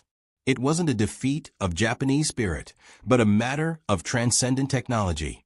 The emperor's decision triggered the most dramatic hours in Japanese history. Just before midnight on August 9th, he convened an imperial conference in the underground bomb shelter beneath the palace. Breaking all precedent, he personally intervened in the debate. He spoke of the discrepancy between military plans and performance, the devastating power of the atomic bombs, and ominously, the domestic situation, referring to the danger of internal revolution as starving civilians reached their breaking point. Major Kenji Hatanaka, a young staff officer, represented those who couldn't accept surrender. On the night of August 14th, he led a coup attempt to prevent the emperor's surrender broadcast with a group of officers. He murdered Lieutenant General Takeshi Mori, commander of the Imperial Guard, and used his seal to forge orders occupying the palace. They spent hours searching for the recording of the emperor's surrender speech, determined to prevent its broadcast. Hatanaka's coup represented the final convulsion of Japanese militarism. He and his fellow conspirators, including Lieutenant Colonels Masataka Ida and Jiro Shiozaki, believed that surrender meant not just defeat, but the destruction of Japan's essence. They couldn't accept that the emperor, whom they worshipped as a living god, would choose surrender over death. In their minds, they were saving the emperor from traitors who had deceived him. The coup had been brewing since August 10th, when word leaked that the emperor was considering surrender. War Minister Anami, torn between loyalty to the emperor and his belief in continued resistance, had given ambiguous signals to the plotters. He neither endorsed nor firmly rejected their plans, telling them to follow their conscience. This ambiguity emboldened them, while leaving him room to deny involvement if they failed. The rebels cut phone lines, detained palace staff, and threatened to disembowel the emperor's aide with a samurai sword if he didn't reveal where the recording was hidden. They ransacked the palace's labyrinthine corridors, while American B-29s flew overhead on what would be the last bombing raid of the war. The recording, meanwhile, was hidden in a pile of documents labeled innocuously and smuggled out in a lunch bag. The search became increasingly desperate as dawn approached. Hatanaka personally interrogated Marquis Koichi Kido, the Lord Keeper of the Privy Seal, threatening him with death. He searched the emperor's own quarters, an act of sacrilege that showed how far the rebels had fallen into confusion. They couldn't find the recording because Palace Chamberlain Yoshihiro Tokugawa had hidden it in a safe used for the imperial regalia, a place so sacred the rebels didn't think to search. As the hours passed, support for the coup evaporated. General Shizuchi Tanaka, commander of the Eastern District Army, arrived at the palace and berated the rebels for dishonoring the army. Other senior officers who had initially sympathized with the coup's goals refused to provide troops. The rebels realized they were alone, that the army would not rise up to prevent surrender. As dawn broke on August 15th, the coup collapsed. The Eastern District Army refused to support the rebels. Hatanaka went to the NHK radio station, waving a pistol, desperately trying to get airtime to explain his actions to the Japanese people. Refused and dishonored, he rode through Tokyo's streets on a motorcycle, throwing leaflets explaining his motives before shooting himself in front of the imperial palace. His death poem was found in his pocket, speaking of his desire to save Japan from dishonor. Lieutenant Colonel Shiozaki followed him in death, committing seppuku on the palace grounds. War Minister Anami, who had failed to prevent either the surrender or the coup, also committed ritual suicide, his death poem apologizing for his great crime. Across Japan, other officers who couldn't accept defeat followed their example. Vice Admiral Onishi, father of the kamikaze, slit his belly and refused medical aid, taking 15 hours to die in agony as penance for the young men he had sent to their deaths. At noon on August 15th, Japanese citizens gathered around radios, many wearing their finest clothes, for what they were told would be an announcement of the highest importance. Most expected to hear a call for final resistance, for every Japanese to die gloriously defending the homeland. Instead, they heard the emperor's voice for the first time in history, speaking in formal court Japanese. Many could barely understand. The emperor never used the word surrender. He spoke of accepting the joint declaration of the powers. He mentioned the war situation developing not necessarily to Japan's advantage, a masterpiece of understatement. But crucially, he cited the cruel bombs, whose damage was beyond measure. Continuing to fight would lead not only to the collapse of the Japanese nation, but the extinction of human civilization itself. The imperial voice, thin and high-pitched, shocked listeners as much as his words. This was the voice of God. He sounded human, fragile, mortal. Many Japanese had never heard a radio before, gathered around the few receivers in their villages. The static, the formal language, the poor audio quality meant many didn't fully understand what they were hearing. Some thought the emperor was calling for greater resistance. Others simply couldn't process that Japan had surrendered. In Tokyo, people fell to their knees and wept. In Nagano Prefecture, school teacher Saburo Ayanaga watched his students collapse in confusion. They had been training with bamboo spears that very morning, preparing to kill Americans on the beaches. Now they were being told to bear the unbearable and endure the unendurable. Some felt relief that they would live. Others felt shame that they wouldn't die gloriously. Many felt nothing, their minds unable to process such a complete reversal of everything they believed. 16-year-old Yuko Kawasaki had been working in a munitions factory, making bullets for the final battle. When the emperor's broadcast ended, the factory manager addressed the workers. He told them Japan had developed its own atomic bomb and would now destroy America. It took days for the truth to sink in, that Japan had not only lost but surrendered unconditionally. The manager had lied because he couldn't accept the truth himself. Across Japan, reactions varied wildly. In some military units, officers smashed radios and insisted the broadcast was American propaganda. At Atsugi Airfield, kamikaze pilots threatened to continue attacking the American fleet until forcibly restrained. In contrast, many civilians felt secret relief. The mother who had been preparing to kill her children rather than let them be captured by Americans put down the knife. The father who had been teaching his son to thrust a bamboo spear at American soldiers told him they would live. The confusion was amplified because most Japanese had no idea how badly the war had been going. Censorship had hidden the truth about the devastating losses across the Pacific. They didn't know the Navy had been destroyed, that most of Japan's conquered territory had been retaken, that millions of Japanese soldiers were cut off and starving on bypassed islands. They still believed Japan was winning. Now suddenly, incomprehensibly, Japan had surrendered because of a new type of bomb. For millions of Japanese, this moment shattered their entire worldview. The emperor, whom they had been taught was a living god descended from the sun goddess, was admitting defeat. The divine protection they had counted on had failed. The special attack spirit that was supposed to overcome any material disadvantage had proven powerless against atomic weapons. School teacher Saburo Nishimoto in Nagano Prefecture watched his students break down in tears. They had been training to fight the Americans with bamboo spears, absolutely certain they would die gloriously for the emperor. Now they were being told to live, to endure the unendurable. Some felt relief, others shame, many simply confusion. How could everything they believed be wrong? The atomic bomb's psychological impact extended beyond Japan's surrender. Dr. Michihiko Hachiya, director of the Hiroshima Communications Hospital, kept a diary of the aftermath. He recorded not just the medical horrors, the radiation sickness that killed people who seemed uninjured, the infections that wouldn't heal, but also the spiritual devastation. Survivors walked through the ruins, asking why they had lived when so many died. They felt guilt for surviving, shame for Japan's defeat, and terror of the invisible poison they carried in their bodies. The Hibakusha faced discrimination even from other Japanese. People feared radiation was contagious. Marriage proposals were withdrawn when families learned someone had been in Hiroshima or Nagasaki. Employers refused to hire survivors. Children of Hibakusha were assumed to be genetically damaged.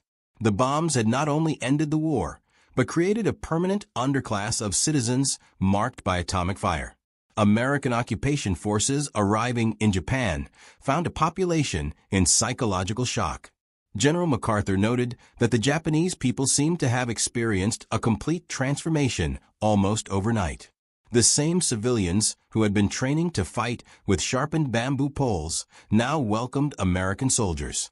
The military that had fought fanatically for every island now laid down their arms without resistance. But this transformation came at immense psychological cost. Writer Kenzaburo Oe later described it as the death of the old Japan and the traumatic birth of a new one. The atomic bombs had done more than defeat Japan militarily.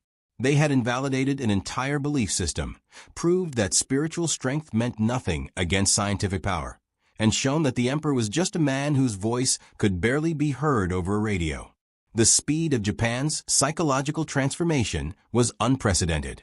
In less than 2 weeks, the nation went from preparing every citizen to die in a final battle to complete acceptance of occupation. The atomic bombs had achieved something military invasion might never have accomplished: the instant shattering of Japanese military ideology. Lieutenant Colonel Masao Inaba, who had been planning the homeland's defense on August 6th, found himself on August 15th listening to the emperor call for surrender. In his diary, he wrote that it felt like the world had turned upside down. Everything he had believed, everything he had told his soldiers, had been proven false by 2 bombs. The Americans hadn't needed to invade. They could destroy Japan from the air, city by city, without losing a single soldier. This was the unique horror of atomic weapons that struck the Japanese so forcefully. Conventional bombing, however terrible, was still comprehensible as warfare. Soldiers dropped bombs. Other soldiers shot back. Civilians took shelter. But atomic bombs removed even the pretense of combat. They were not weapons of war, but instruments of annihilation. There was no defense, no counterattack, no honorable death in battle, just instant obliteration or slow death from radiation. The Japanese military's reaction split between those who accepted the new reality and those who couldn't. Admiral Toyota and General Umezu had argued even after Nagasaki that Japan should continue fighting. They believed the Americans had exhausted their atomic arsenal, and that conventional defense could still exact a terrible price. They were wrong about the arsenal, though right that the Americans had no more bombs immediately ready. A third would have been available by August 19th. For the scientists who had worked on Japan's own atomic program, the bombs brought a different kind of shock. Dr. Nishina flew to Hiroshima to investigate and confirmed it had indeed been an atomic bomb. His calculations about American capabilities had been catastrophically wrong. The Americans had not only built atomic bombs, but had enough confidence in their supply to use 2 within 3 days. Japan's entire strategic assessment had been based on false assumptions. The psychological impact reached even Japanese forces overseas who hadn't experienced the bombs directly. In Manchuria, soldiers who had been preparing to fight to the death against the Soviets suddenly received orders to surrender. Many couldn't believe it. Some units initially refused, certain the orders were American propaganda. It took personal representatives from the emperor to convince overseas commanders that surrender was real. The atomic bombs also shattered Japanese assumptions about American psychology. They had believed Americans were too soft, too attached to material comfort to match Japanese warrior spirit.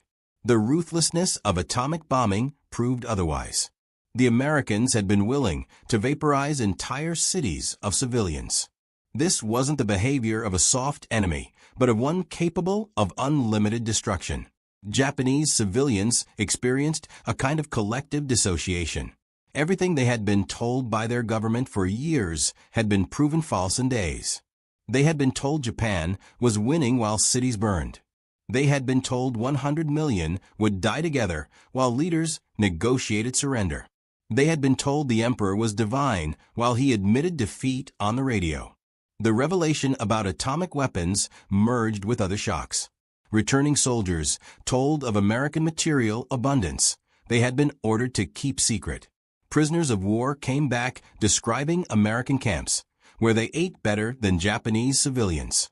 The atomic bombs became part of a broader narrative of deception and defeat. For the Hibakusha, the psychological trauma was unique and lasting. Unlike other war survivors, who could at least understand what had happened to them, atomic bomb survivors faced something unprecedented. They suffered from what psychiatrists would later term atomic bomb neurosis, a combination of survivor guilt, health anxiety, and social stigma that persisted for decades. Children who survived carried particular psychological scars. 8-year-old Sadako Sasaki seemed healthy after the Hiroshima bombing, but developed leukemia 9 years later.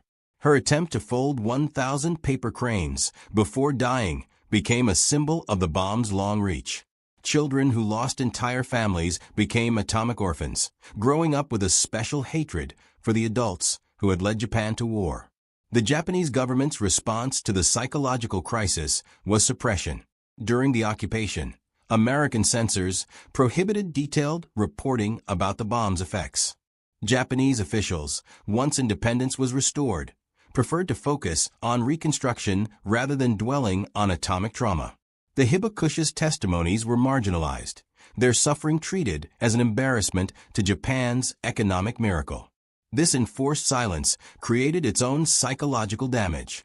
Survivors couldn't properly process their trauma. The Japanese public couldn't fully understand what had happened. It wasn't until decades later that the full psychological impact of the atomic bombs began to be acknowledged and studied. Yet from this psychological devastation came an unexpected transformation. Japan's complete defeat and the shock of atomic weapons created space for radical change. The same population that had been preparing for suicidal resistance embraced pacifism. The military that had dominated Japanese society for decades was disbanded.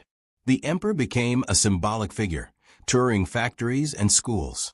Psychologist Robert Lifton, studying Hibakusha decades later, found that many had transformed their trauma into a mission for peace. They became living witnesses to atomic horror, traveling the world to testify about what nuclear weapons really meant. Their psychological wounds became a warning to humanity.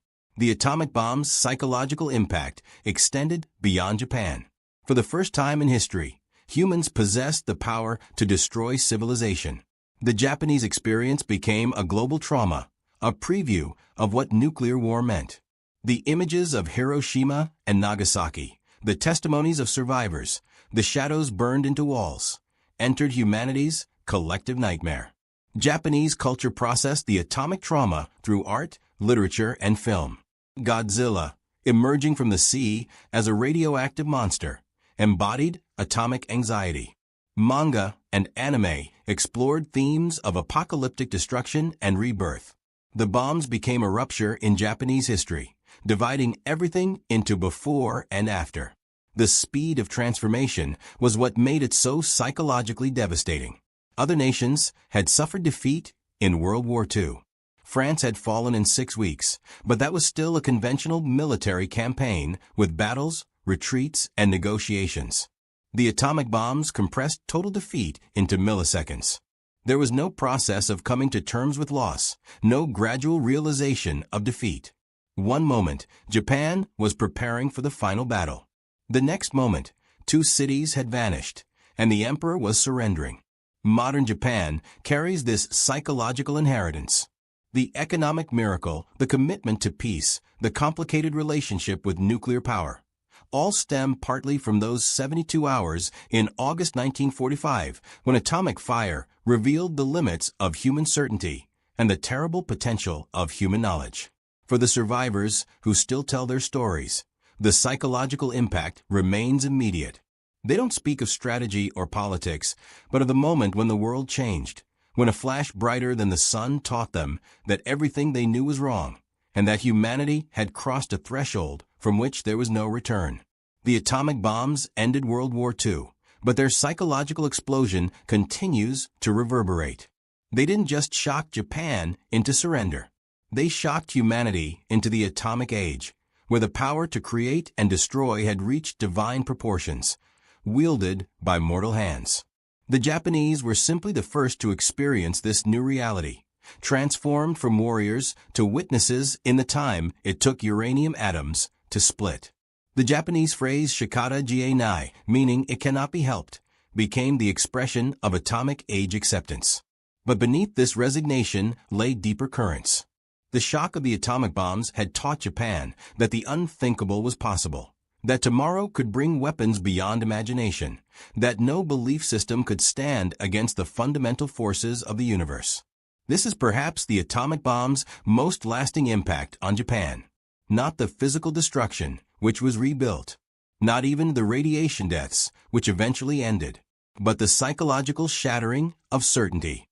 In 72 hours, the Japanese learned that their leaders could be wrong, their god-emperor was mortal, their spirit couldn't overcome science, and their nation could be erased. It was knowledge that, once gained, could never be unlearned. November 1942. Operation Torch, North Africa. The first American M1 bazookas arrived in combat with no trained operators. General Dwight Eisenhower discovered the night before the landings that none of his troops had received instruction on the new rocket launcher. Within days of deployment, German forces captured several intact specimens from inexperienced American units who had abandoned equipment during early encounters. These captured weapons would trigger the most remarkable reverse engineering project of World War II. The captured bazookas represented something unprecedented in German military doctrine. Here was a lightweight, shoulder-fired weapon that could destroy tanks at ranges beyond hand-thrown charges, yet required only 1 or 2 soldiers to operate. Wehrmacht technical intelligence immediately recognized the implications. Every American infantry unit could now engage armor independently without waiting for specialized anti-tank guns or vehicles. The journey from battlefield capture to mass production would unfold with extraordinary speed. German forces shipped the captured bazookas to Germany for immediate analysis. The weapons arrived at Kummersdorf Proving Ground south of Berlin, where Wehrmacht weapons experts would conduct the first systematic examination of American rocket launcher technology. What they discovered would fundamentally alter German infantry tactics for the remainder of the war. The technical examination revealed both promise and problems. The American M1 bazooka fired a 60mm rocket using battery-powered electrical ignition. The shaped charge warhead could penetrate approximately 75 to 100 millimeters of armor under ideal conditions. The weapon weighed approximately 7 kilograms and could be operated by a single soldier. But German engineers immediately identified critical weaknesses that would need addressing. The battery-powered ignition system posed the most serious concern. German experience on the Eastern Front had proven that batteries failed catastrophically in extreme cold. The wooden shoulder stock of the American bazooka contained compartments for 4 D-cell batteries, 2 active and 2 spare, but moisture and freezing temperatures rendered them unreliable. Any German version would require a more robust ignition system. German engineers also recognized that the 60mm warhead was insufficient against Soviet T-34 tanks, which featured sloped armor that could defeat smaller shaped charges. The Wehrmacht already possessed 88mm shaped charge warheads for the Raketen Panzerbuchs 43 Pupschen, a wheeled anti-tank rocket launcher that cost 5,730 Reichsmarks to produce. Adapting this existing ammunition to a shoulder-fire tube would provide superior penetration while utilizing established production lines. March 1943 marked a critical demonstration at Kummersdorf. German weapons officials observed captured American bazookas being test-fired alongside experimental German anti-tank weapons, including the Fosspatron. This demonstration convinced the Heereswaffenamt that developing a German version was essential. The captured weapons proved the concept was sound. German engineering would make it lethal. The development proceeded with remarkable efficiency. Engineers replaced the battery ignition with a magneto system activated by a spring-loaded rod that struck a generator to create electrical current. This eliminated the cold weather vulnerability while maintaining reliable ignition. The tube diameter increased to 88 millimeters to accommodate existing Pupschen ammunition, providing nearly 50% greater warhead weight than the American original. One significant design compromise emerged. The German rocket motor continued burning for approximately 2 meters after leaving the launch tube, unlike the American rocket, which burned out inside the tube. This increased range and velocity, but created a massive backblast that endangered the operator.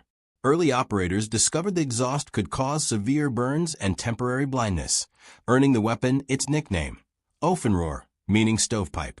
By July 1, 1943, German documents officially listed the new weapon as the 8.8 cm Raketen Panzerbuchs.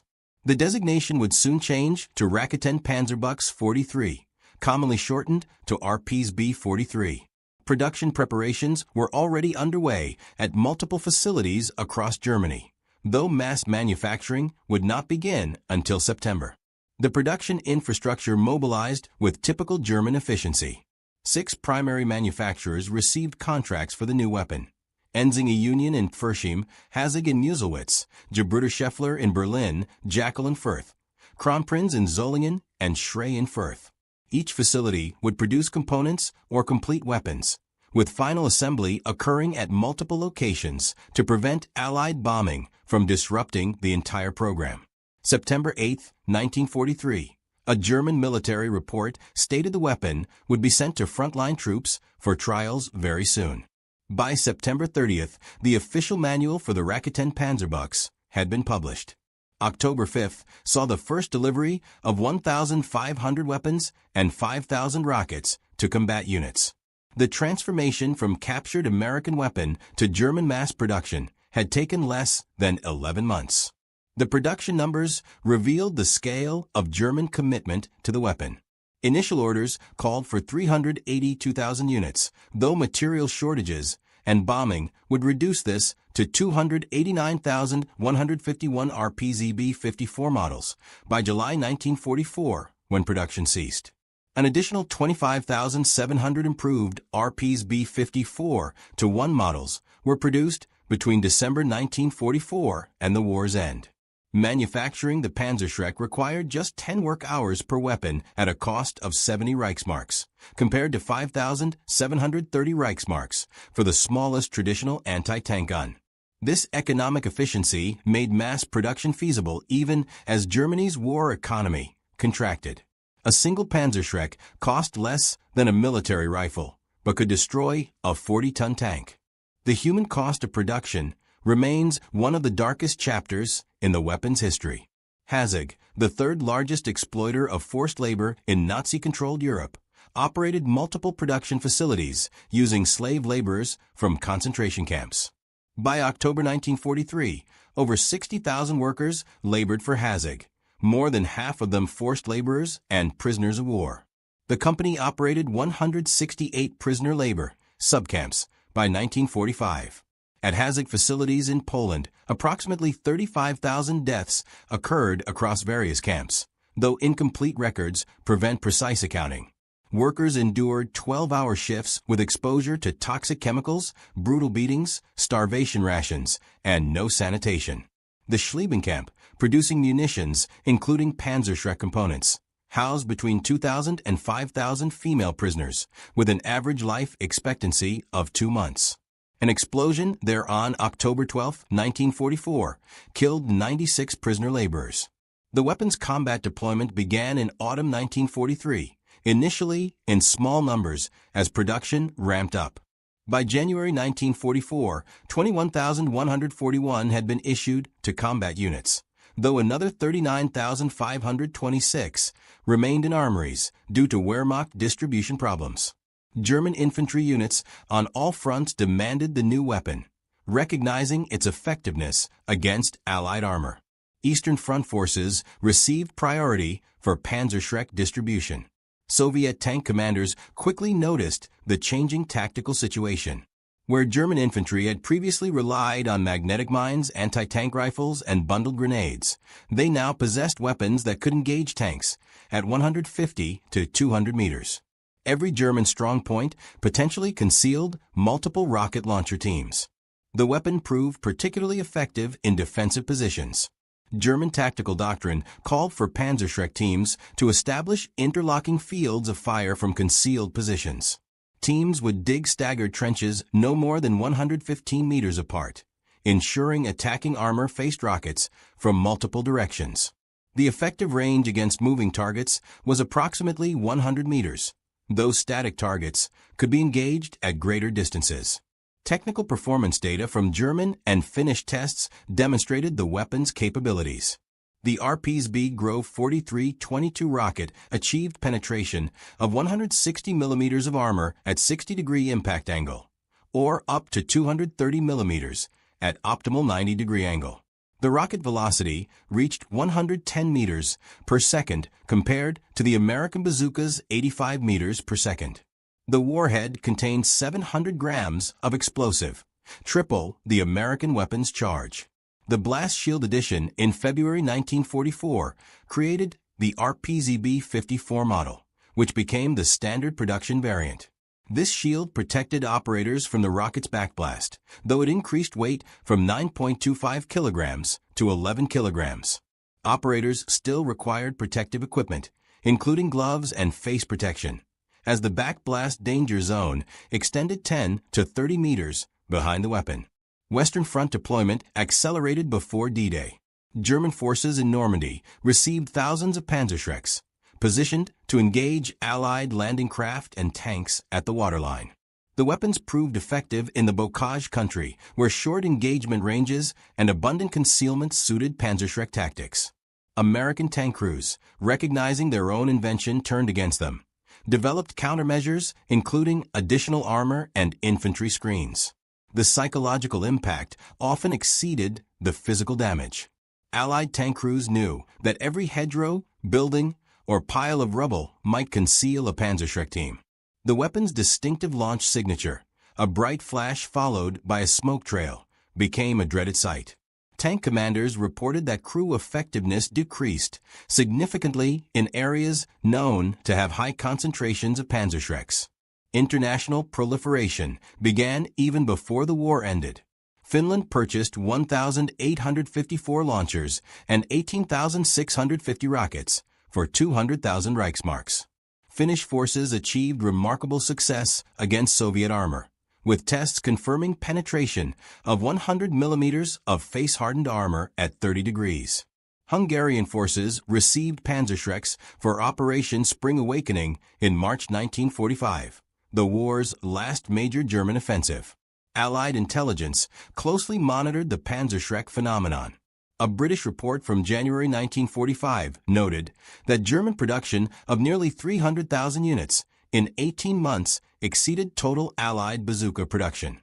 American ordnance experts recognized that the Germans had identified and corrected every weakness in the original bazooka design, creating a superior weapon from captured examples. The Americans themselves adopted German improvements for later bazooka models. The M9 bazooka, introduced in October 1943, incorporated magneto ignition similar to the Panzerschreck, eliminating the battery problems that plagued earlier versions. The M20 Super Bazooka, developed late in the war, increased caliber to 3.5 inches, following the German example of using larger warheads for better penetration. Production statistics reveal the weapon's importance to German strategy. By July 1944, when production of the RPSB-54 ceased, 289,151 units had been manufactured. Monthly production peaked at 15,000 units in early 1944. Each weapon required components from 32 subcontractors, demonstrating the industrial complexity behind mass production. The improved RPSB-54-1 model addressed remaining deficiencies. Introduced in December 1944, it featured a shortened tube length of 135 centimeters, improved rocket propellant that reduced backblast, and refined sights. Despite orders for 48,000 units, only 25,744 were delivered before Germany's surrender. Engineers also developed prototypes using impregnated cardboard tubes to save steel, though none reached production. Cost-effectiveness analysis demonstrates why Germany prioritized Panzerschreck production. Each weapon cost 70 Reichsmarks and required 10 work hours to manufacture. The smallest traditional anti-tank gun, the 3.7 centimeters Pak 35-36, cost 5,730 Reichsmarks and was ineffective against modern tanks. A single Tiger tank cost 300,000 Reichsmarks. For the price of one Tiger, Germany could produce over 4,000 Panzerschrecks. Ammunition production matched weapon manufacturing. Over 2 million rockets were produced, primarily the RPSB Grove 43-22 model, with its distinctive shape and fin stabilization. Each rocket weighed 3.3 kilograms and came packaged in wooden crates of 2. Special winter and summer variants accommodated temperature extremes that affected propellant performance. Transport frames allowed soldiers to carry 5 rockets, though the weight and bulk limited mobility. The weapon's influence extended beyond World War II. Belgian company Mekker, which had produced Panzerschrecks under license, developed the Blindecide RL-83 in the 1950s using similar principles. The Swiss Army adopted derivatives as the 8.3 centimeters rocket-propelled grenade, maintaining upgraded versions in service through 1980. The basic concept of an oversized shaped charge in a shoulder-fired tube influenced anti-tank weapon development worldwide. Post-war analysis by American ordnance experts acknowledged German achievements. Colonel C.T. Richards wrote in 1946 that the Panzerschreck program represented history's most successful reverse engineering project, achieving mass production in under 7 months from initial weapon capture. The Germans had taken a hastily developed American weapon and transformed it into a mature system that exceeded the original in every performance metric. Soviet forces captured thousands of Panzerschrecks during their advance into Germany. Red Army evaluation noted the weapon's superiority to captured American bazookas received through Lend-Lease. The Soviets had initially rejected American bazookas as insufficiently powerful, receiving only 3,000 units with minimal ammunition. The German version, with its larger warhead and greater penetration, better suited Soviet tactical requirements. The last documented combat use of wartime Panzerschrecks occurred during the 1948 Arab-Israeli War, when Syrian forces employed captured German weapons. The weapons had traveled from German factories through various conflicts, demonstrating the durability of the basic design. Some examples remained in Third World arsenals into the 1960s, long after more advanced anti-tank weapons became available. Technical documentation survived in remarkable detail. The Wehrmacht's September 30, 1943 manual provided comprehensive instructions for operation, maintenance, and tactics. American intelligence translated captured manuals, with an October 7, 1944 report detailing German firing procedures, aiming techniques, and safety requirements. These documents reveal the thoroughness of German training programs despite wartime pressures. Safety statistics highlight the weapon's dangers. German records indicate numerous operator casualties from backblast injuries, premature detonations, and enemy return fire attracted by the weapon's prominent launch signature. The 10 to 30 meter backblast zone behind the weapon required careful positioning to avoid injuring friendly troops. Urban combat proved particularly hazardous, as backblast could reflect off walls, injuring operators. Comparative analysis with contemporary weapons reveals the Panzerschreck's position in anti-tank weapon evolution. The British PIT, using a spring-launched spigot mortar principle, had greater range but less penetration. The American bazooka offered better portability but inferior armor penetration. The German Panzerfaust provided simpler operation and lower cost, but was single-use only. The Panzerschreck balanced these factors, offering reusable capability with substantial hitting power. Manufacturing quality varied significantly as the war progressed. Early production weapons from 1943 featured excellent workmanship with precision-machined components. By late 1944, simplified production techniques and inferior materials reduced quality, though functionality remained adequate. Captured examples show progressive degradation in finish and tolerances as Germany's industrial situation deteriorated. The weapon system's complete infrastructure included training facilities, ammunition depots, repair workshops, and distribution networks. Germany established Panzerschreck training schools at multiple locations, graduating thousands of operators monthly. Specialized repair units maintained weapons at division level.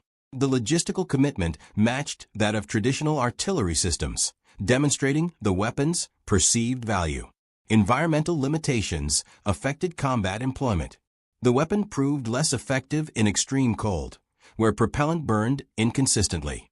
Desert conditions caused problems with sand contamination. Rain and moisture could cause electrical shorts in the ignition system. Despite these limitations, the basic design proved remarkably robust, functioning adequately across diverse combat environments, from Arctic Finland to Mediterranean Italy. Allied countermeasures evolved throughout the war. Tank crews welded additional armor plates, hung sandbags, and installed wire mesh screens to defeat shaped charges. Infantry adopted aggressive screening tactics, advancing ahead of tanks to suppress Panzerschreck teams. Artillery and mortars targeted suspected firing positions. Despite these measures, the Panzerschreck remained a serious threat through the war's end. German tactical innovation maximized the weapon's effectiveness. Panzerschreck teams learned to target specific vehicle vulnerabilities, including vision blocks, engine compartments, and track assemblies. Multiple teams coordinated attacks to overwhelm tank defenses. Urban combat tactics evolved to exploit the weapon's capabilities while minimizing exposure to return fire. These tactics influenced post-war anti-tank doctrine worldwide. Production quality control data survives from several facilities. Random testing of production weapons showed approximately 95% met specifications in 1943, declining to roughly 80% by late 1944. The primary failures involved ignition systems and tube integrity. Despite quality issues, the sheer production volume ensured adequate supplies reached combat units. The economic impact extended beyond direct production costs. Germany diverted significant industrial capacity to Panzerschreck manufacturing, including steel, electrical components, and chemical production for propellants and explosives. The program consumed resources that might have produced other weapons. However, the cost-effectiveness compared to traditional anti-tank guns justified this allocation. Training programs evolved based on combat experience. Initial training emphasized accuracy and safety. Combat veterans later provided practical instruction on tactics, camouflage, and survival. The Wehrmacht published numerous training pamphlets and tactical guides specifically for Panzerschreck operators. These materials, captured and translated by Allied intelligence, provide insights into German anti-tank doctrine evolution. Supply chain complexity increased as production expanded. The weapon required specialized components from multiple suppliers, including electrical contacts, optical sights, steel tubing, and wooden components. Rocket production demanded separate facilities for warhead manufacture, propellant mixing, and final assembly. Disruption at any point could halt production, making the system vulnerable to strategic bombing. The Panzerschreck program ultimately demonstrates rapid military adaptation under extreme pressure. From initial capture of American bazookas in November 1942 to mass production by September 1943, Germany transformed a foreign concept into indigenous capability. The program succeeded through pragmatic engineering that adapted existing resources rather than developing entirely new technology. Germany's ability to produce nearly 300,000 Panzerschrecks while fighting a multi-front war reveals remarkable industrial resilience. The weapon emerged from systematic reverse engineering that identified and corrected original design weaknesses. German engineers didn't simply copy the bazooka. They created a substantially improved weapon system that exceeded the original in every measurable performance criterion. The historical significance extends beyond technical achievement. The Panzerschreck represents successful technology transfer under combat conditions, rapid industrial mobilization despite resource constraints, and effective military adaptation to enemy innovations. The program proved that captured enemy technology could be quickly transformed into mass-produced weapons that influenced battlefield outcomes. Modern military historians study the Panzerschreck as a case study in successful reverse engineering, rapid product development under wartime conditions, and industrial mobilization.